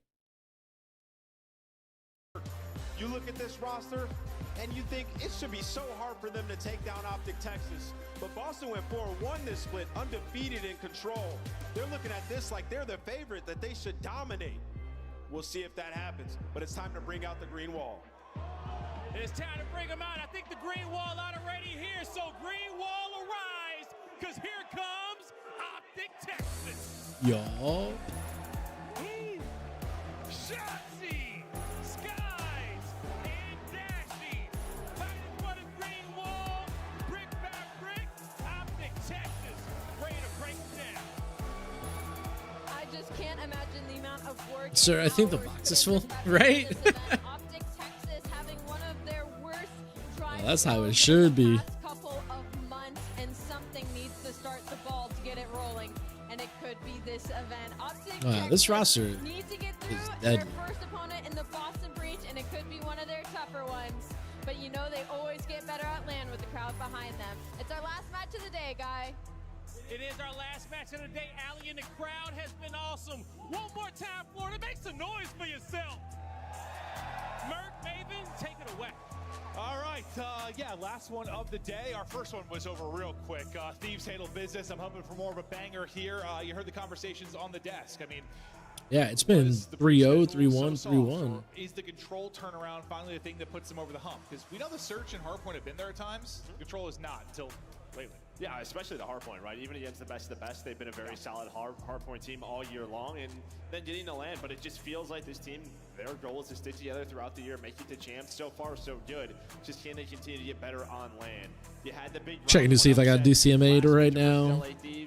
I don't know if I'd call this an upset, right? No. Both these rosters, but yeah, I wish I could save it. That's unfortunate. Most of the time you would consider it an upset with these organizations, but where they are in the qualifier coming into this, no, I don't think you view it as one, but you never know. I mean, heard things have been going smoothly, and Scrims probably been playing pretty well as of late, trying to see if that transitions now into land. Obviously, what they come out, they win like their first 2 qualifier matches, things looking improved with Hoop.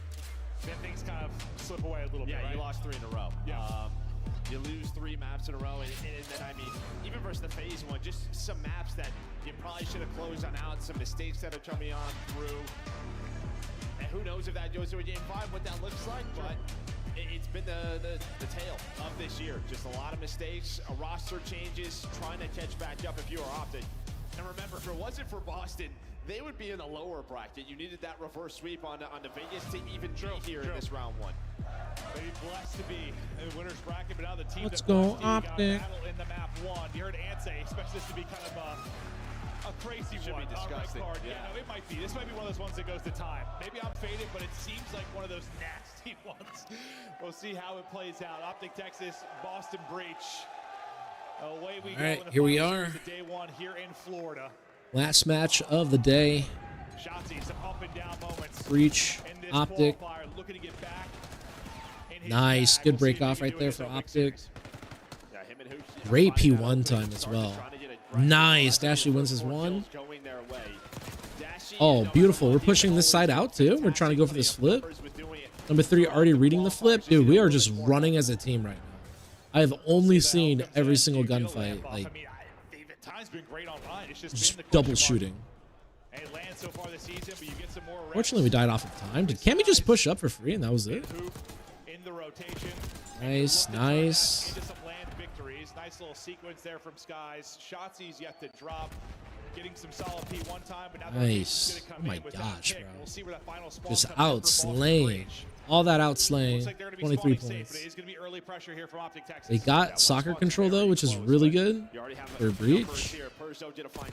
Ooh, if he wins that. Put some shots in, allow his teammate to spawn All right, Boston could just play for a wave, get a flip, keep them in the back. And oh my gosh. They just run straight up into the hard point. Nice. Those two have been so good throughout this stage. They're able to find 3, make it Damn, all big win. 4 for Boston Breach. 30 left. Beautiful there from Breach as now they make a little bit of a rally with 30 seconds remaining inside the hard point. Trying to push through, potentially collapse and flip is OpTic, but for now it's been getting picked up. Cammy's POV, if he's trying to deal with that exact play. Not going to be able Ooh, to do good it. play right there out of OpTic. With these final 15, we'll see where the spawns come in as everyone tries to hit the rotation. Awakening, though, is hitting the shot. All right, OpTic at least has the rotation. And as I say that, never mind, number 8 wins his 1. Did number 8 just take a route and he got a timing, or did he actually just win his 1? Nice. Every kill we get, we spawn them out behind us. There we go. Oh my gosh. All right, there we go. Oh, nice parallel. So blessed to get that parallel spawn. Yeah, the second you get that parallel spawn, number 6 should just watch the cross to the front, and then the other player should watch his back, because we know we're missing one at bus. Nice good kills, though. I mean, regardless of mode, honestly, when you're last up finding a multi-kill. Nice. What can he do from this 9-3 start? Good collapse out of OpTic. Yeah, it should be a freebie on number 5. Yeah, that was a nice, easy kill. Read the spawn flip. Nice. We got scrap time, and they got rotation for P4, but number 4 is not rotating. Number 4 should already be on new, and then he'd be killing number 8. It looks like we're fine, though. It looks like he sees them. Yeah, 4 saw number 8. Nice. Okay, cool. Not a total well. You're gonna Never mind. Never mind. That was not supposed to happen. Good job taking that elevator route. I guess he watched my video, huh? The one strat for every map. He took the elevator hit, and it worked for him. Shotzzy had a nice little stretch in the last hard point. Trying to look for the openings here. The movement, though, the gunning not going to be on point. The trade is there for Hoop, but you can't get through on the cross. Dashy, though, nice. One last 1v1. Now, how long can he play his life? He's going to rely on some help. Not going to get there quite in time. So Dashy does get the pick out of the hard point, but quickly the numbers are there for Boston Breach.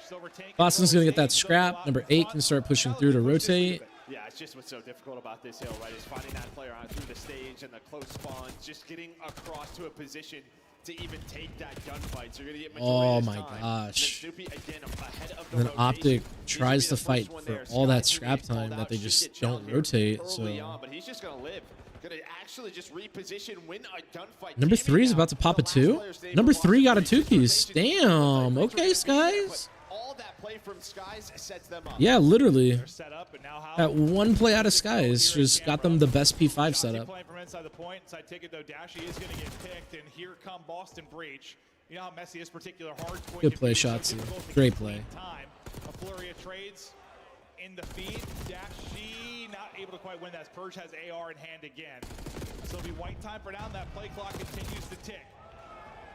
We'll see if anybody can get in here, how much that clock's going to get melted. Yeah, this is kind of what we thought, right? It's just it's going to be a battle, a back and forth. Who's going to come out on top? Very messy hard point so far. OpTic looking to get in maybe the final. I think I hold Schiff was right. It's going to be like 180, 184. Comes down to game clock. They're for the trade. But it's pretty much going to be a tie game through our first set. Yeah, no, like I didn't think play clock was really going to be a combo based on how it started, but then about 50 of those 60 seconds, all were white. So into our second set. There was Awakening for Breach that had a really solid start. Nice. Oh my gosh. OpTic just owns this P1. They're able to take out 3. Look for early control. Hardpoint, though, it's still white. Play clock still ticking. I want to hear the comms, though, from OpTic Texas. Yeah, let's listen on these comms.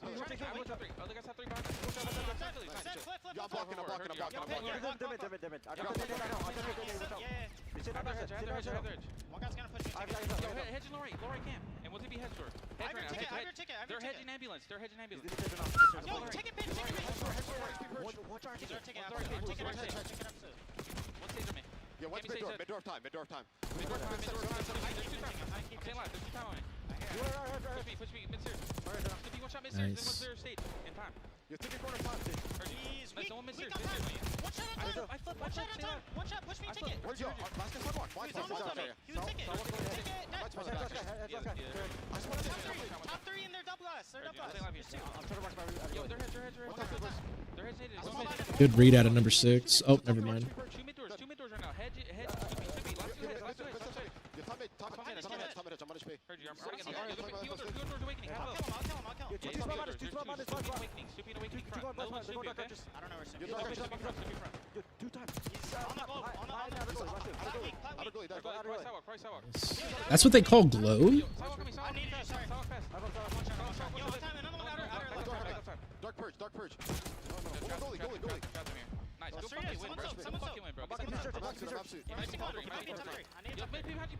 Pitch your small window. Yeah. He's like top 3 right now. No way. He's rewrapping their window. Who is it? Wait. He probably took a longer. I think they spawned B-search, by the way. They're still spawning at all. Yeah, I'm lucky going in with you, okay? Big kill out of weight. Listeners with OpTic throughout this qualifier that weren't great. It was really just calling enemy positions, who was weak, not really back and forth dialogue like you heard in that, calling who's missing, asking each other questions. I like that a lot more. Yeah, I mean, it was just like singular voices. It wasn't everybody sort of talking, just people getting drowned out. That was much better, calling out positions, names, and really what they wanted to do. And right now they are in control as well. It was a back and forth battle, but now they have a 30-second lead. They have the control of the map that they want towards this P3 and P4. See if they can start to run away with this. Hook at least able to get one before he drops. Nice. Same can be said for Dashy. Breach trying to apply pressure. Hold this as long as they can, but it's Shotzzy with the double. Snoopy comes flying out. Oh my goodness. It's Shotzzy with the multi inside will secure the final 15 to 20 seconds for his team.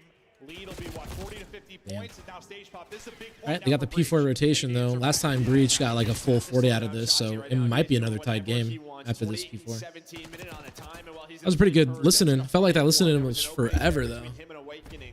But you kind of said it. This is your chance to get right back into the game. And Shotzi on one side, and his hoop now on the other. That's why this duo can be so dangerous. You're still holding inside though. If you are Breach, how long can you hold? Nice multi there from Purge as he's able to snap back and get the angle. I thought Snoopy was going to be in trouble a couple of times, but Purge is popping off. Boston Breach are holding. This is where you needed to rack up some time, and they're doing exactly that. Awiki not quite able to clip Hoop off the heady. Purge is going to fall as well. Now a chance to collapse. There's only 20 seconds remaining in this, so I think for the most part, you'd say job done for Breach as they get the opening 40. But still, you'll obviously take these final 20 if you are OpTic. Oh, Awakening with the triple, so they're going to go at this, right? You know, P5 is next. They want to try to challenge this final 10, and Awakening is going to find all 4. Okay. And then on this rotation, all of Breach now going to be in a position outside of Awakening.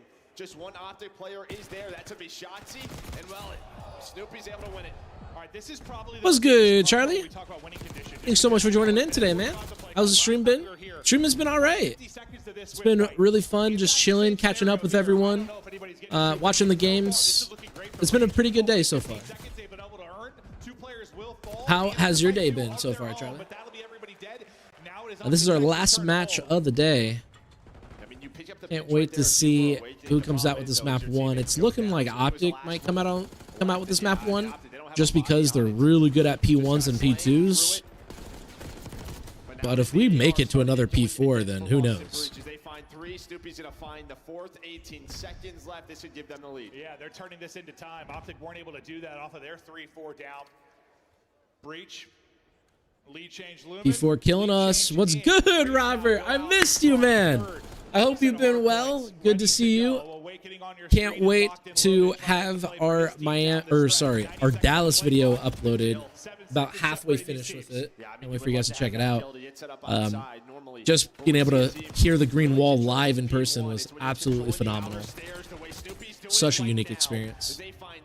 But yeah, no, dude, it's those P4s killing us, Robert. That's what I was saying. Like, they're actually really good at playing P1 and P2, but the second that we get to that P4, it's just not good for us. Your day has been great. That's awesome to hear, Charlie. I'm really happy. Yeah, no, my day's been great as well, and let's just keep having a great day into all the way until tomorrow, shall we? I've been playing a lot more Warzone recently. I have a Warzone video coming out tomorrow. It's not like crazy edited or anything. It's actually just a raw coaching session for about 13 minutes. So I'm not really expecting much out of it, but I'm excited to post it. I'm gonna try to start posting a little bit more Warzone content, especially since the Challenger season is over in July. I feel like throughout this map, really until this set of hills, they've been outslaying them, but I feel like Boston has always found... Oh, nice nade right there. Pretty sure Shotzi ate that. They have the info. That's what's kept them in the game. No, absolutely. All right. OpTic realistically should get the rest of the scrap time. Honestly, that spawn out should not have happened. Number 3, if he was pushed more onto hedge, that spawn out makes sense, but that double spawn out with him being like not even pushed up hedge doesn't make sense. That was a little bit weird. All right, this is scrap time we can't give though. And go new, go new. Bump, bump, bump, bump, bump. Everyone go new. Everyone go new. Yep. You're ahead on rotation. You're requiring what perfection right now if you're OpTic Texas. There we go. Ooh, number 5's not going to spawn out. Number 5. Oh my gosh, that spawn. That spawn out of number 5. And he holds the right lane. That might be the round right there. A fucking spawn like that. Excuse my language, but you guys saw that spawn. Oh my goodness. I honestly thought number 5 was going to spawn top middle, and then he'd be able to, you know, be late to the hard point. But him spawning right next to number 3, that's honestly really criminal. But they're keeping it alive. All right. Last time they hit elevator, we just can't let them hit elevator again. Number 6 with the spawn out. No way. Number 6 with the spawn out. Hell no. Rotate. If I'm Boston, I'm rotating. Oh, but they get the kills. Don't. Yep, exactly. Be disciplined. Again, I'm sorry. I'm just watching Call of Duty. I want OpTic to win, but that was good that Snoopy played disciplined right there. And because of it, they get the round, or they get the map. That's unfortunate. Honestly, those spawns right there during that P4, kind of a big reason why they kind of lost at the end right there. That's honestly really tough. That's really tough. Looking forward to it. Thank you. Thank you. Yeah, honestly, it's not. So I want to mimic more videos like my mechanics video. The mechanics in 15 minutes. I want to make more videos like that. I just need to like create better scripts and have better ideas. And the more I focus on that, the more quality content I'm gonna have put out. But I haven't uploaded last week, so I sat here and I was like, honestly, I should just upload a coaching video from Warzone. That's what's coming out. It's not like crazy edited or anything. OpTic didn't rotate at all. Boston did well right there. They did. They did. Maybe a rough one. Wow. Whoever's going to be in that slot for this OpTic team is never going to be putting up stats, or someone has looked a real well-rounded effort though on the other side. Awakening, Giga, nearly 5K out of him, but ton of lead changes. Very back. That was an insane game. Yeah, that was an insane game. 30 or so seconds on it. But man, a war there in the map one. All right, good map one though. At least we're gonna have a good series, right? Good series to end the day. Next map is Dealership SMD, or I'm trying to find it on Twitter right now. It felt like this lane then finally got going, just from a team aspect. Yeah. On the OpTic side, I just think like you had to be more efficient with their kills to turn it into objective time. But that's just props of Breach, because they always found that one kill to get the player off the objective. Yeah, whether it was 3-4 dead not turning into time, or 3-4 dead not holding on the spawns like you needed to. A couple mistakes. Can't find it right now. He had some brilliant that was an insane game. 3 or 4 dead type scenario where he wipes out the entire team. He had some moments like that. You saw some moments of brilliance out of Snoopy as well. Purge, Candy. I mean, honestly, all of them stepped up and had some big plays. I think Awakening was probably the biggest highlight just because he started early and he was shooting throughout. Yeah, this is when you see that biggest lead there for OpTic. Boston gonna respond over here towards stage, and much better P5 from them to close out this set. Gives them that lead to close it out. Yeah, it gets close. We knew this was going to be a messy one, and that's Bro, why is this music so loud? I can't even hear the casters. It was. I mean, if you think about the one, I don't know. I can't find the next map, but we'll see it. I'm sure they're gonna pull it up. Definitely a little bit cleaner. You still have, what, 2.5, 3 minutes, I think, still on the play clock. There's a lot more control in that one. This one. What's good? Hard copy. OpTic just lost crucial kills, rowing to the new points. Shotzzy dropped 5,000 damage for the L. Ah, man. I mean, that's the worst part, man. Is it's more than just kills. It's more than just damage. You know what I mean? It's a team game. Like, there's several moments where OpTic could have, you know, had a player, you know, just block a spawn, or one player could have hopped on time, and then we hold the setup, and I don't know, man. That was tough. I would argue though, hard copy. One thing that was pretty grueling was Boston got some pretty lucky spawns on that P3. I'm not gonna lie.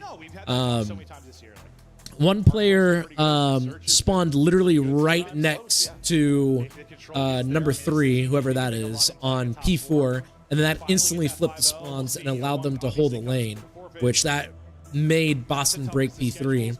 And then towards the end, all of Boston died, and all of OpTic were like top, middle, and on P3, and they ended up getting splits. And like that right there could be argued that whoever was top middle should have pushed out P4 to block the P4 spawns, and because he didn't, they ended up spawning there, and they had the rotation for P4, which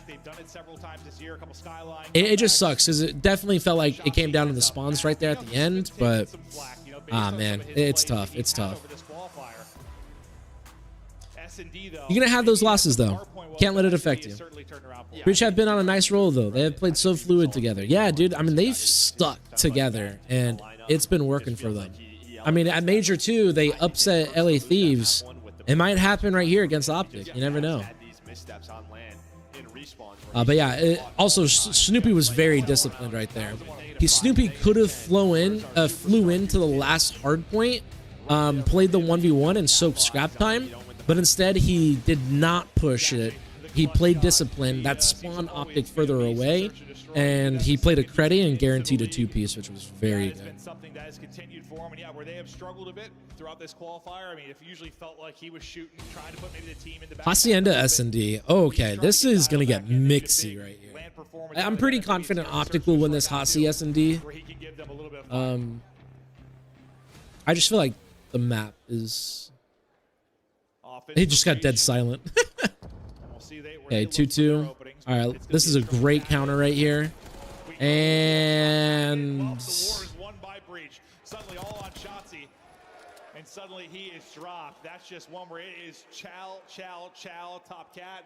And that one's done quickly. Well, that's supposed to be like a hard counter by OpTic because you 2-2 split that. Really what you're trying to do is the 2 top hall, top open side. You're just trying to trade so then your 2 players from this bomb site can hit through the hallway. I mean, be there to clean up the mess. You can hear the casters. They're not wrong. I genuinely thought OpTic predicted them, hard countered them, was about to kill them, and or even 4, just fry everybody. Not sure what happened right there.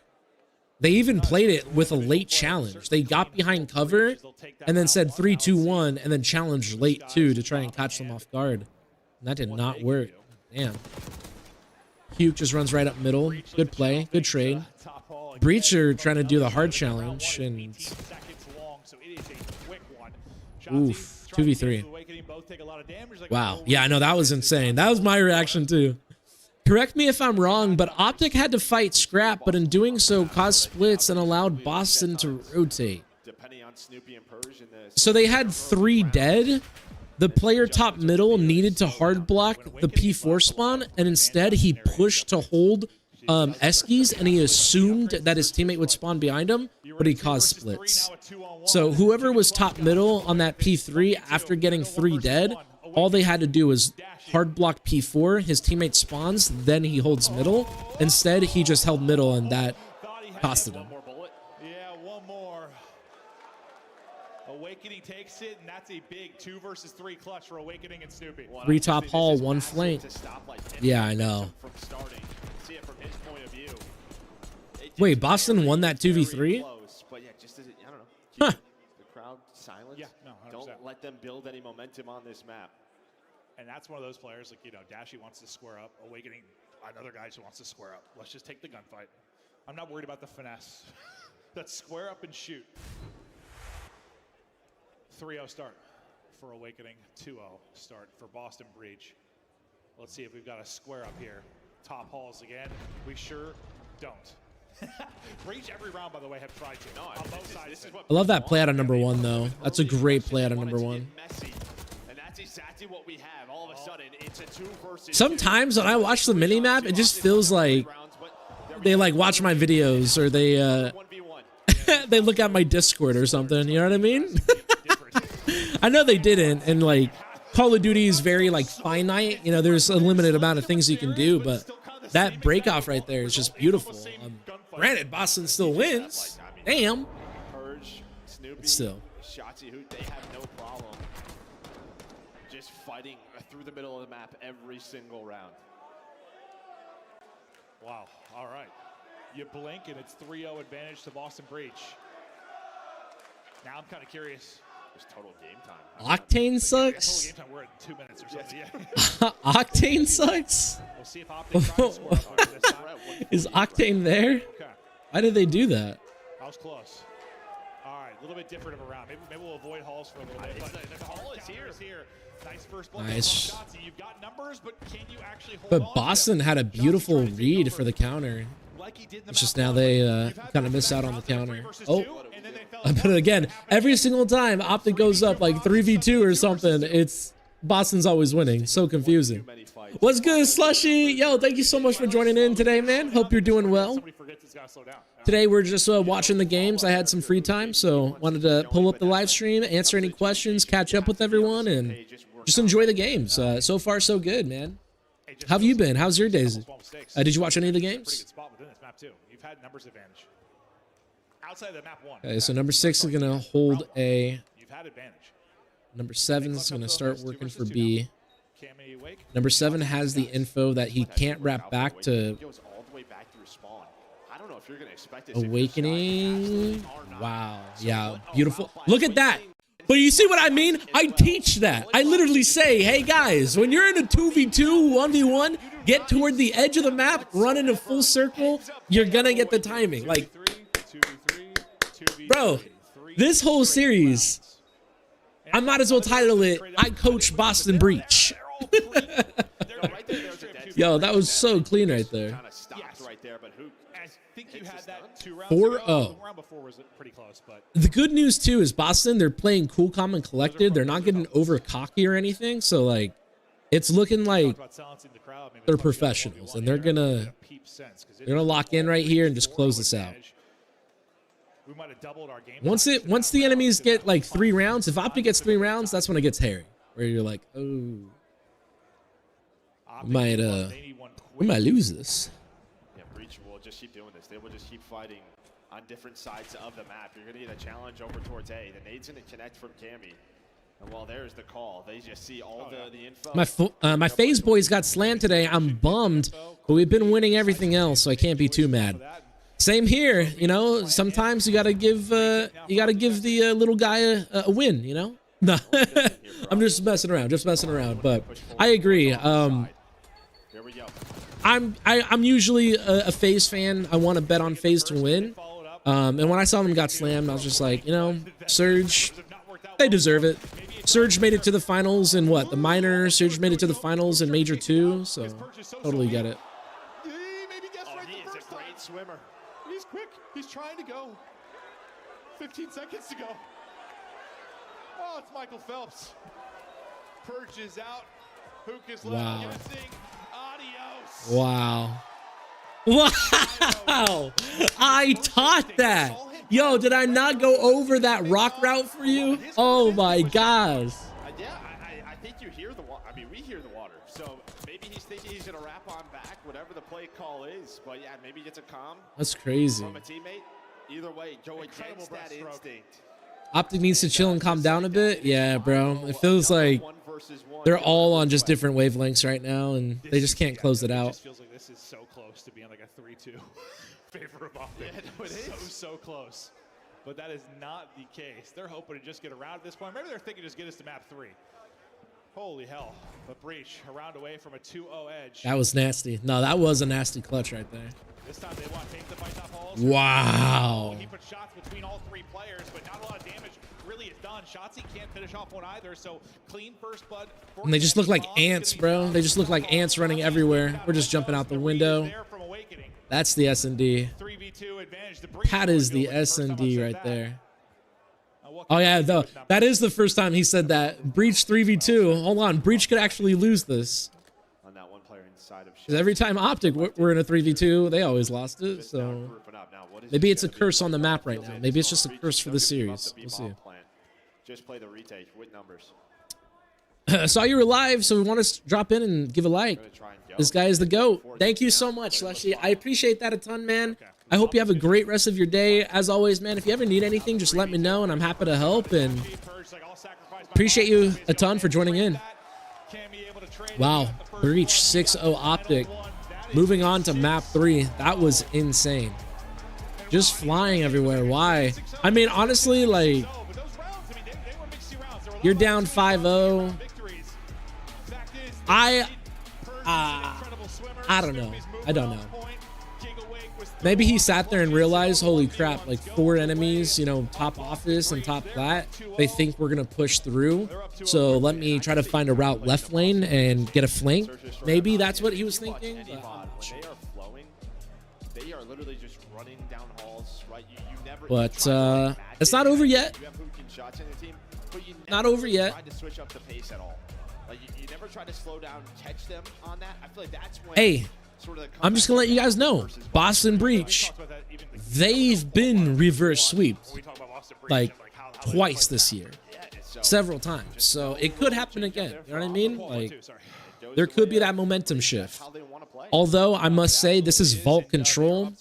Up 2-0 quickly, and now we talk about the fact that they're 5-0 Vault Control, Boston is really good at this. 3-0 for the Boston Breach boys. Des, break down what you've seen so far. Alan. Stop it. Why are they just sprinting out like that and jumping out of windows? Is this a diamond lobby? Yeah, I don't know. That was pretty insane. That was pretty insane. Throw a little bit of a quote into my duo J. These guys are trying to play hero ball, man. Like, why are we running in 3v2s trying to just take an extra kill away when we've got bomb sites? They had, I think, 4 3v2s. It's unbelievably bad. Yeah, Damn. Chose OpTic. I kind of feel the same way. Let's take a look at some of the highlights, though. If you're a Boston fan, you'll be smiling. Fist bump me in. Yeah, I mean, listen. Let's just keep it a buck. Giga is popping takeover. Whoa! I mean, Oh yeah, no, dude, that was absolutely insane. I mean, Boston are playing very good. Yeah, OpTic had a huge opportunity. Shots just runs out, throws away spawns out on the flip, and then playing stage gets pretty away good. from them, which that was the biggest hill of the whole map. I mean, I don't know, chat. It might be a 3-0 here. Was one on the side of Boston Breach, and now we get to this game 2 search and destroy. And man, it just came down to 1v1, like the first 3 rounds in a row. OpTic kept on losing. Mind you, they had 3v2s, like 3 or 4 of the rounds. And that's the issue, right? Like, you put yourself a man up, and if you're going to play the trade game, I mean, we were just banging out middle hallways. If we're going to play the trade game and you get the first blood, it is almost unacceptable to not close that out in your favor. I mean, they're 10th overall in the league right now when it comes to converting first opening duels. So, I mean, not a lot of surprise there, but... No way! Guys, I'm saved. Oh my gosh, I'm saved. Look at what Activision tweeted out. It's just like the easiest read in the game. Like, They said, we're actively investigating reports of performance issues, stuttering. I stutter all the freaking time now in Season 3. Oh, okay, I gotta follow that. I'm doing that later today. I am doing that later today. You saw shots. You look up at the number of shots he's nearing a 40 bomb. Yeah. He gets that 40 bomb, but towards the end, it's Boston that walks away with the W. You outslay for the L. Yeah, hitching is like my #1 problem in the game for some reason. I've tried everything. I've tried like uninstall, reinstall, and everything. They don't rotate well. They're really hanging on their ability to slay, whether that's from finding a rotation win and then holding success with good efficiency. But more in particular, I think they're like a top 3 team in break percentage this stage because again, they're able to jump on through, find. But like it's hardcore. Like my computer literally like shuts blacks out. Like, It's I know this is blunt, but like, it's done. It's on rotation P3, first rotation. They're all just standing hedges. Like, there's no clear objective, and I think that's part of the reason why they never play red card. Yeah. Like, this was a legitimate, if you're not a fan, this was a gamble throwing this in the series and just hoping Shots' takeover would be enough. The stage seemed to be the kryptonite. Red card, though, is done, and we have a game 3 loading up. Makes no sense why they aren't respecting Boston, just sprinting at them the whole S&D match. Yeah, I'm not sure what it is, honestly. It is a little bit weird how they can't even just like play simple teamwork. Like when you're up in a 3v2, when you're up in a 4v1, whatever it may be, like you simply just get to a teammate and you guarantee a trade. Whether it's all 3 of you or at least 2 of you. You guys are running together, playing a trade. And if you get 2-piece, it happens. It's Call of Duty, but like it's not supposed to happen. Right? You guys even saw it with Boston, dude. They literally go up 3v2, and what do? They all stop moving, they hold dreams, and they wait. OpTic plant B, they 3v2 retake. It's, I don't know, teamwork is pretty hard sometimes. So. It sucks to see it happen for like a professional team. They put so much work there, and Cammy, in particular, the guy leading the way for them. I have to tip my hat to the attack side of things. They went from like a horrible control team to they've won like 5 in a row now, and it's been through their attacks. Their attacks have gotten so much stronger this stage. AR's control space, subs run through it. It's control and attack. It's been really good. Shift. Hi. Reverse sweep, right? Nope. Nope. Just keep swimming, guys. Maybe to Merc. Nope. Let's go to a game 5. Listen, I would love to sell that dream. I already came in pouting about our quick 3-0 earlier today. I mean, I thought that was going to be the fastest of 3-0s to start today. I thought this one was going to be a 4 or 5 game series, 100%. But if this was the old Boston Breach when their control was ass, I would have felt that way. But it has improved as of late. You heard them talking about the 5-0, the improvements on the attack, and your ARs have been so strong in control. And when your AR is that strong, yeah, I think you said it perfectly of your shift. Like it gives freedom, it gives space to Stoopy and Purge to allow them to make plays. Here we go. I mean, as good as I'm pretty sure I looked earlier, as good as their attack has been, I don't think they've lost a defensive round throughout this stage. I'm pretty sure they have a 100% defense win. Are you making that up? Maps. I don't think so. I don't think so. I'm not a Maven. Yeah, I love to make up stats, Joe. You'll have to confirm that one now. Here we go. OpTic gonna need to pull off the reverse sweep. Heartbreaking loss in the map 1. 6-0 just stomped in the map 2. Shotzzy had himself a map 1 respawn. Did he come up with something here? I mean, he might have been the reason they ended up flipping out, though. Right, map 3. Stage hard point, despite the fact he drops 40 plus. Or will it be Snoopy? That has the final laugh. Nice opening so far for Boston Breach as they get the first 2. They get bodies towards the objective. Yeah, you kind of heard the Death talk about it, right? 5-0, but 2-0 Damn. on stage 3. That was like kind of the key, is finding a second map in their control so they can play the vetoes a little bit better, and now they have 2 of them. So you have to have 2. You have to have 2. Oh my gosh. As we like to call them, on the mic, able to find a double. Hook, though, does slow this down. You get very close to getting done with. You guys hear the crowd? Over to B, but Snoopy I don't think this crowd is an OpTic crowd at all right now. That's insane. There's the tick. Quickly able to get the minute extension up a few lives already. Snoopy tagged up though, so not able to take that gunfight as he pushes forward. Nice job, Shotzzy kind of staying up until the help comes through from Dashy. Now trying to make sure they have control of this B Street. What's good, Vin? This is so random, but I feel a 2-week Minecraft phase coming. Hey, brother. Minecraft is a good old reliable game. That's for sure. Oh, man. I mean, I don't have Minecraft. I think I actually have to buy it again, but I know Void has played it quite a bit, so I might hit him up, see if we could play sometime. I've never beaten Minecraft, though, believe it or not, so maybe that's something I gotta do. I actually have a separate YouTube channel. It's called Alyus Live. So my name, Alyus, A-L-Y-U-S, Live, L-I-V-E, in all capital letters. And over there, I am going to start just streaming and playing other games that I really haven't played before. And I'm basically trying to do that for like my free time and just for fun. Right now, I'm playing Oblivion because I've never played Oblivion before. Minecraft might be next. But hope you've been good, Vin.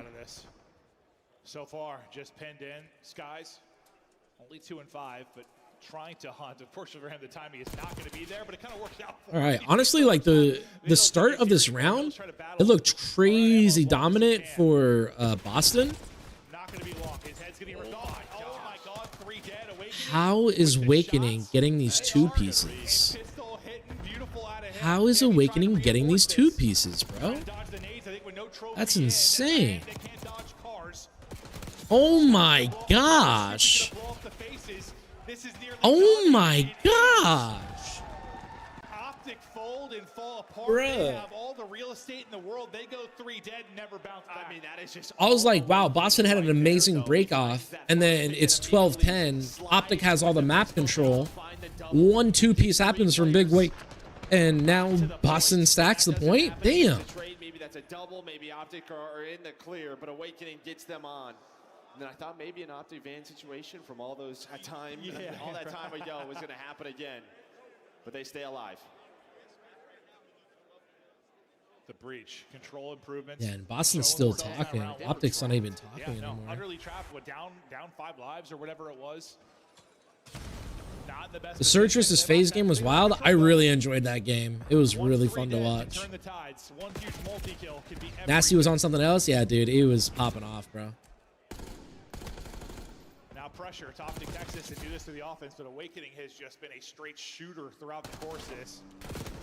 Damn. Been the best they are so far in this matchup. We'll see if he Damn. can going into this round, but Hook trying to be the super sub with Shotzzy. Damn. They push forward like a sledgehammer. Let's go. And now looks at map control. Yeah, now it's just a question though. You only have 1 on each point, right? So you're really not going to get much done. You're hoping to get a takeover towards B, so that's going to be Skies. All the attention is on him. I mean, that was good slaying. Help elsewhere, so you still have a chance if you are Breach to retake the map. see if they're able to do just that. You see the defensive record supported what you were saying, Joe. 8-0. Out of Boston Breach trying to remain perfect here. But Boston kind of had a put them to the test early in their hiccup first right there. offensive attempt.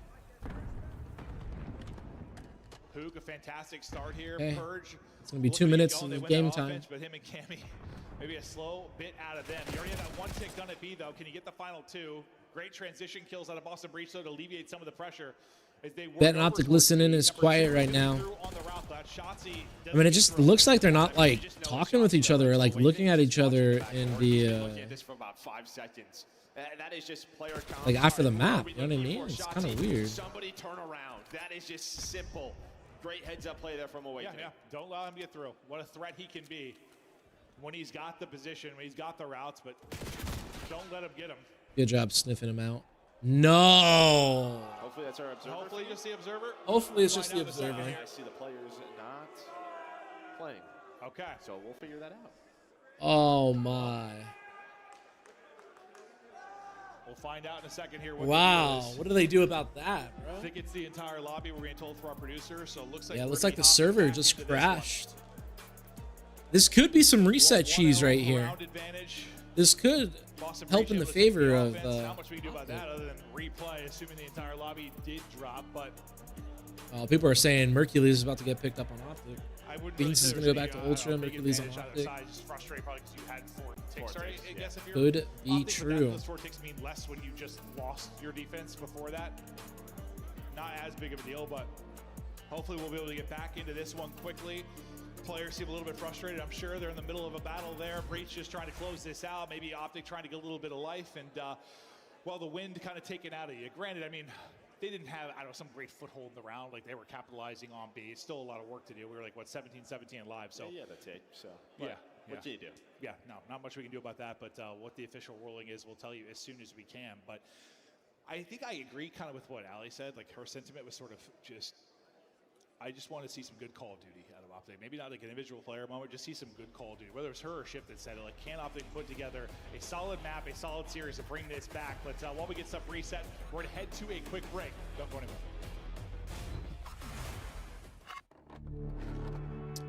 CDL TV 2025. Going back in time. MW3. Push me. I already pushed. I'm a forklift. Oh, yeah, I remember this. Probably won't hop in this situation.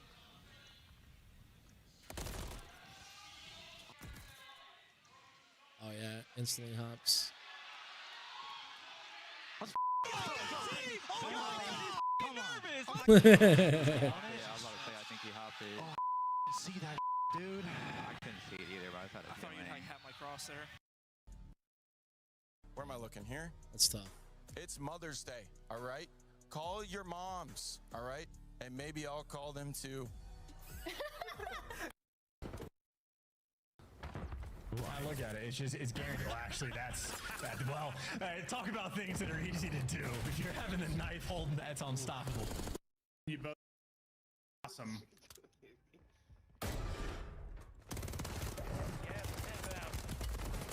Oh no, Mamma Mia! Oh my God! Mamma Mia! Oh my God! Oh no! Wow! You are him. Oh no! How about you both? Yeah, perfect. We got Envoy!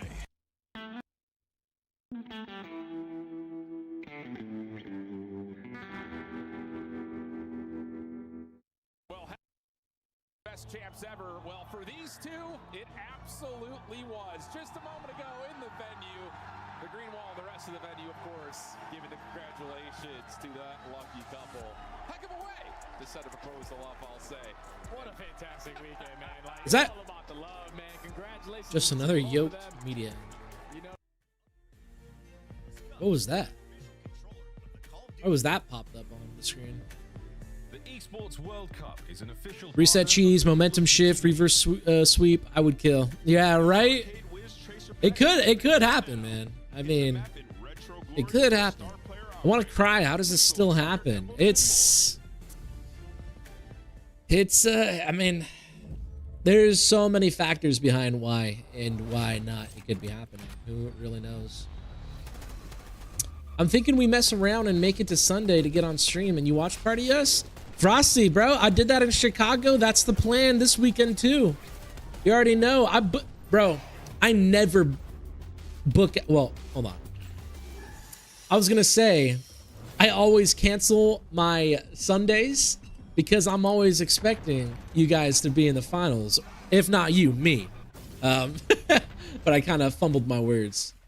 Nah, bro, absolutely, dude. Get to that Sunday. Again, like, I'm confident you guys can get, like, top 16 minimum. And then, like, with just good momentum, hyping each other up, just, you know, shit-talking, like, you guys can get to that top 8. The CDL stream is chalked. Yeah. Oh, that error was theirs? Okay. When it was like yoked or whatever, I was like, are they just hyping up the are they hyping up the proposal or what? It's going to be, I mean, unfortunately, lobby crash. It's going to be a breach 1-0 advantage. We're going to replay that OpTic offense and see what they're able to do. Oh, they're replaying it, bossing up 1-0. Damn, CDL just saying, here's the rules. Done.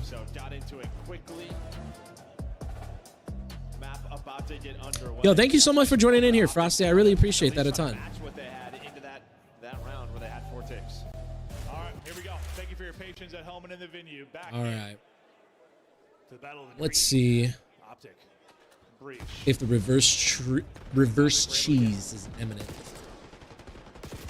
It's not. It's not. That's 4 dead. Oh my gosh. That's how resets typically go. Yeah, that is how resets go, man. Bro, I'll never forget when I went 10-1 on Vault Hardpoint. They reset it, and then literally my gun was shooting backwards. Like, I swear, every time I shot the enemy, like, I would shoot myself. Like, I don't know how to explain it. It's crazy. Just trying to keep players looking for him. I was gonna say I couldn't believe Shotzi wasn't cut up in that situation, but he's able to. Of course, man, anytime. He's a little bit weak. Yeah, dude, we gotta figure out something that we can do during the off season, or maybe we could try to like get a D&D session going or something. Just because we gotta wait for what 10 more weeks until Marcus is done. I'm sitting in the airport waiting for my flight. Got another hour. Safe travels, brother. Safe travels. Nice little slight 3-hour flight. Hopefully you're not sitting in the middle seat anymore, right? You're in that first class, hopefully. It's just really easy to happen here. It is, but how do you get out of it sometimes? It just feels like you can't really slow it down. Otherwise you give like this perfect set of defense. You allow them to push forward and spawn kill. It takes 5 seconds to get there, but like it's hard to get like in sync again, right? It is. I think you just have to have someone sort of finesse. I'm crying laughing. You said it's not. Yeah. No, it's again, whenever they pan over to OpTic, they're like not even talking in the middle of the round, and it's just like, if you're not talking in the middle of the round, Like, can we get back to commercial break? like, you know what I mean? Like, they're not even looking at each other. Like, not like, oh man, they kind of like accepted defeat already. They won the opening break. They never ever looked back. And yeah, you just put them in that kind of stagger blender, and they were in it for 90 seconds straight. Just straight. And then, like, sooner or later, this just becomes a much bigger discussion if you are OpTic. Just no matter who is in that 4th chair. Does anyone else do that little move right there that Cammy does? You use your shirt to clean your controller real quick when you get right back in. That's my gamer grip right there. Nothing. Maybe they need you there, Joe. I wish I didn't pick this time. We will pray. Oh man, I hope it's not a full flight. You get your arm room, and it's a safe flight, man. I think it's only what, a 3-hour flight for you, so safe travels, dude. Hopefully it's not too shabby. I heard that the Airbnb looks sick as hell. I asked Void to send me like pics and everything. Yo, D&D, I got a bar dragon that is an Italian dragon. And when I tell you I use Gift of Gab constantly. Gabagoodle. Love that. I love that. Man, it's so crazy how many people like actually play D&D. Like, you never know until you ask. Why do people treat D&D like politics? Like, you never know if they play it or not unless you ask. Some progress getting done at B. Acting sad and moping is gonna make them play better. They just need to focus on improving. Oh yeah, absolutely. Acting sad and moping will not make them play better. If anything, it'll make them play worse. Two. You're gonna get lucky with your flight, man. It's probably gonna be like a 2-hour flight. Sometimes you get those pilots that are just like, "Yo, guys, we're gonna be racing in the sky today. Want to hit Miami in a world record time." I am the reason we never see combat. Yeah, I'm playing in like my first D&D campaign right now, Vin, and for me, I'm just like, all right, and combat now. Okay, run up, combat. I'm like, if not combat, then I'm sneaking. But I learned my lesson. I should probably fight with the team instead of sneak around.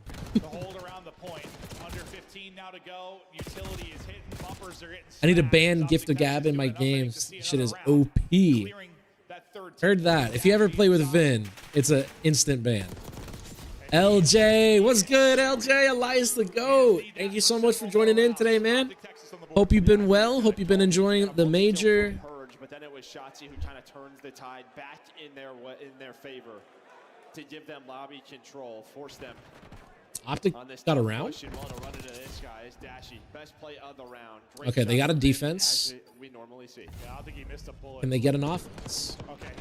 My Spirit Airlines pilot is gonna be out here doing donuts, I'm sure. He was so good. Doing drifting out of the. I was gonna say fairway. And on the other side, I mean, Hook the I don't know. He's gonna be drifting on the freeway, I'm sure. What is it called? Just talking about, because you're talking about similar roles. The black top? The tar top? You're going to need Hook here to step it up. Same with his duo and shot. The runway?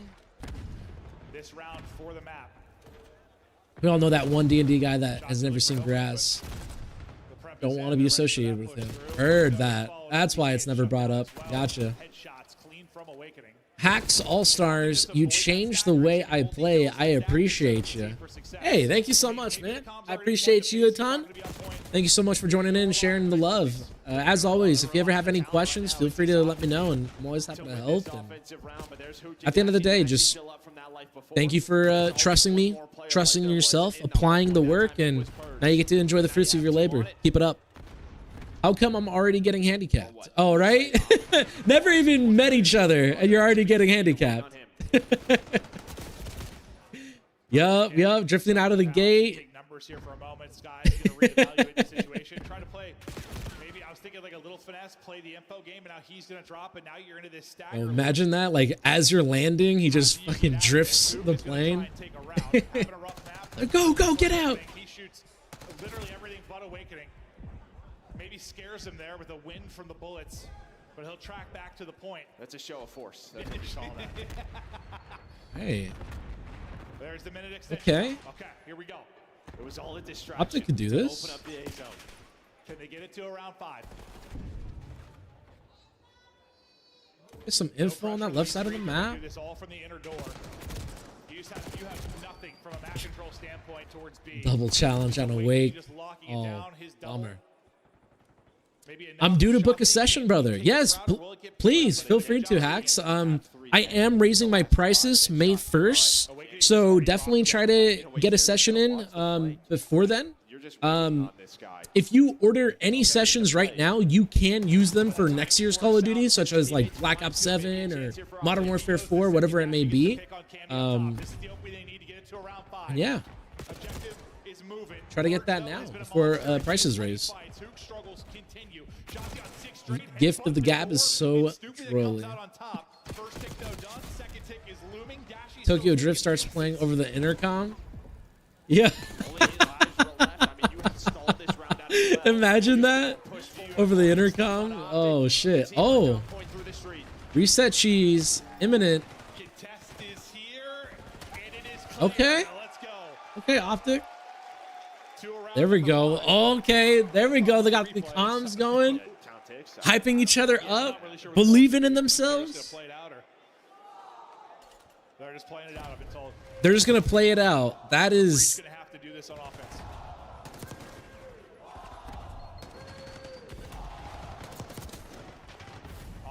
delay. I'm not even sure what the map I would reset. I would reset.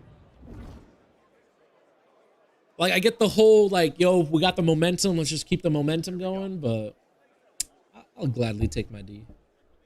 Pause. One more round.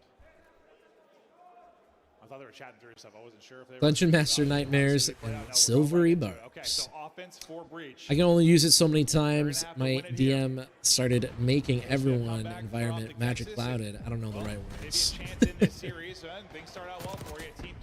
Hey, Leonidas, what's good, bro? It's been a minute. I hope you've been well.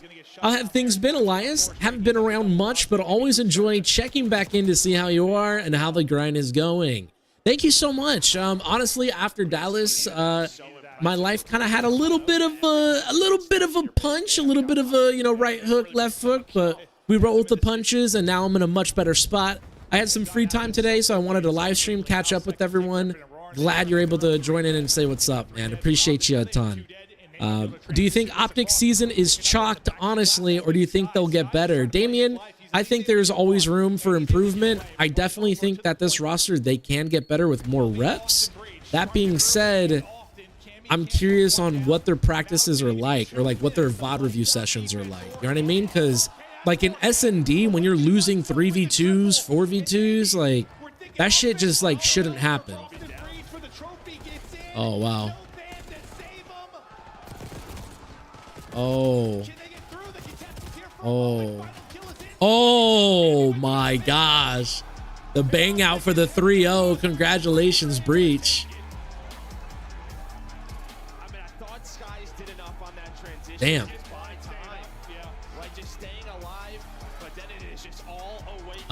Ed, in my new house, got PC checked last night, and I guess there was no cheats. I just crapped those guys in S&D. Let's go, Eddie.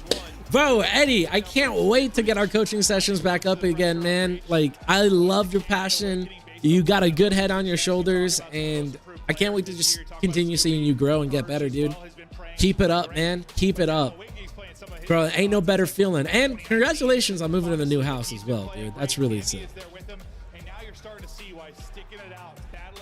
Best compliment ever. Accused of cheating. Absolutely. Just when the party talks to certain important people. Oh, yeah. No, I bet. I bet. Damien, they're about to get 3-0'd, and as an OpTic fan, this hurts. It hurts a ton, but it's got to get worse before it can get better. That's a simple rule in life. It has to get worse before it gets better. I'm sure that if they do stick through, they will, you know, work on the VOD review a little bit more, figure out the teamwork, figure out how to actually, what is it? Not collapse. I'm losing the word. It becomes a very real conversation where you won champs and you may not qualify. I lost the word. But hey, worst case scenario, they do another team flip, right? Because like Rocker, Rocker, Cloud9. It's like they didn't have a terrible qualifiers leading up to this. Things will get better. They always do. Thanks for the watch party. Absolutely, Robert. Thank you so much for joining, man. I hope you have a great rest of your day. Yeah, OpTic should have done what I said. Keep Pred, Dashy, or Ken. Had to get rid of Shotzzy, Dashy combo. There it is. Was not great for either team, but you battled. You stayed Frosty should be the GM for OpTic. Who is the GM for OpTic? We've got him on stage. Let's hear what he's got to say. Do they even have one? What's good? Wait, what do you got to say, man? They come out on top with this last series of the day. 3-0 Wake, man. How you feeling after getting that win there against South Texas? You know, I'm feeling amazing. The team came out and played great, and we just handled business, got the job done. Yes, you did handle business right there in that series. Now, as we're there in that control, you guys are on offense last round. Not looking too good for a second, but talk to me what's going on in the comms and in that final hit there on the last point there for you guys to really close this out.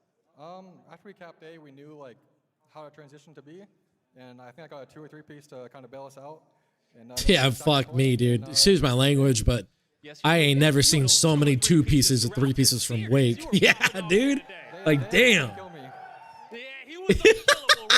Yeah, they couldn't kill me. Yo, what's good, Akai? Brother, it's been a minute. Thank you so much. Boston Appreciate you for joining. better after every single event. Drop and ASAP. That's the first thing you say. Damn. So you guys can go to the finals. All right, I'm off to take that nap. Take care, y'all. Yo, have a great nap drop. I hope that those miles go good for you, man. Hope those reps are good. Get me in there, Hector. Absolutely. I'm just excited to keep on playing on LAN. I don't know why they doubt y'all as well. We know Boston sports is gritty out there, okay?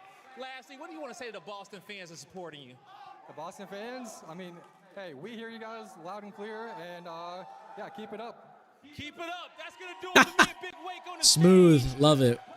Oh, wow. That's what the venue looks like? Thank you very much. Awesome fans all That's kind of crazy. That looks like a Halo event. Yeah, there were OpTic Sucks, chat. I ain't never heard OpTic Sucks before. That was actually insane. But, all right, ladies and gentlemen. Oh, Dead! No way! Bro, what's good? Yo, is this Bestium or is this Jitly right now?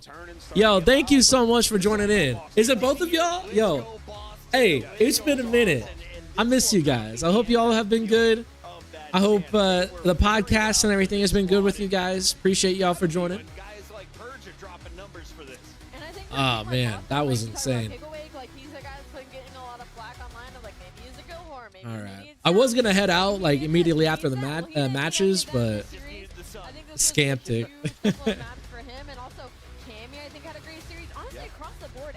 Boston Breach really had their moments. Well, everything that they've improved on online this split, they just showcased in that series, right? Like the AR improvement in Giga and in Cammy, like you saw throughout Awakening had a sensational series, and then the control improvements, like stacking the point, having clear objectives. How easy was it? Every single time OpTic got a multi-kill and tried to set up a spawn trap, Boston broke out of that immediately. Damn. So that's rehearsed, like clearly practice is going very well, and then we get someone said these are the OpTic dynasties, beginning, middle, and end.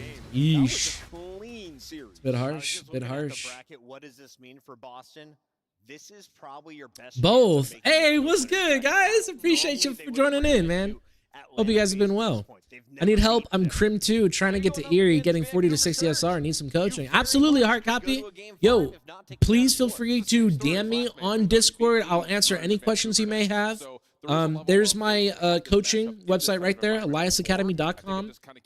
If you want to email me and ask me questions, feel free to do that. But I will be raising prices on May 1st. So any coaching sessions you purchase before May 1st, you can use those, you know, for next year's Call of Duty, this year's Call of Duty.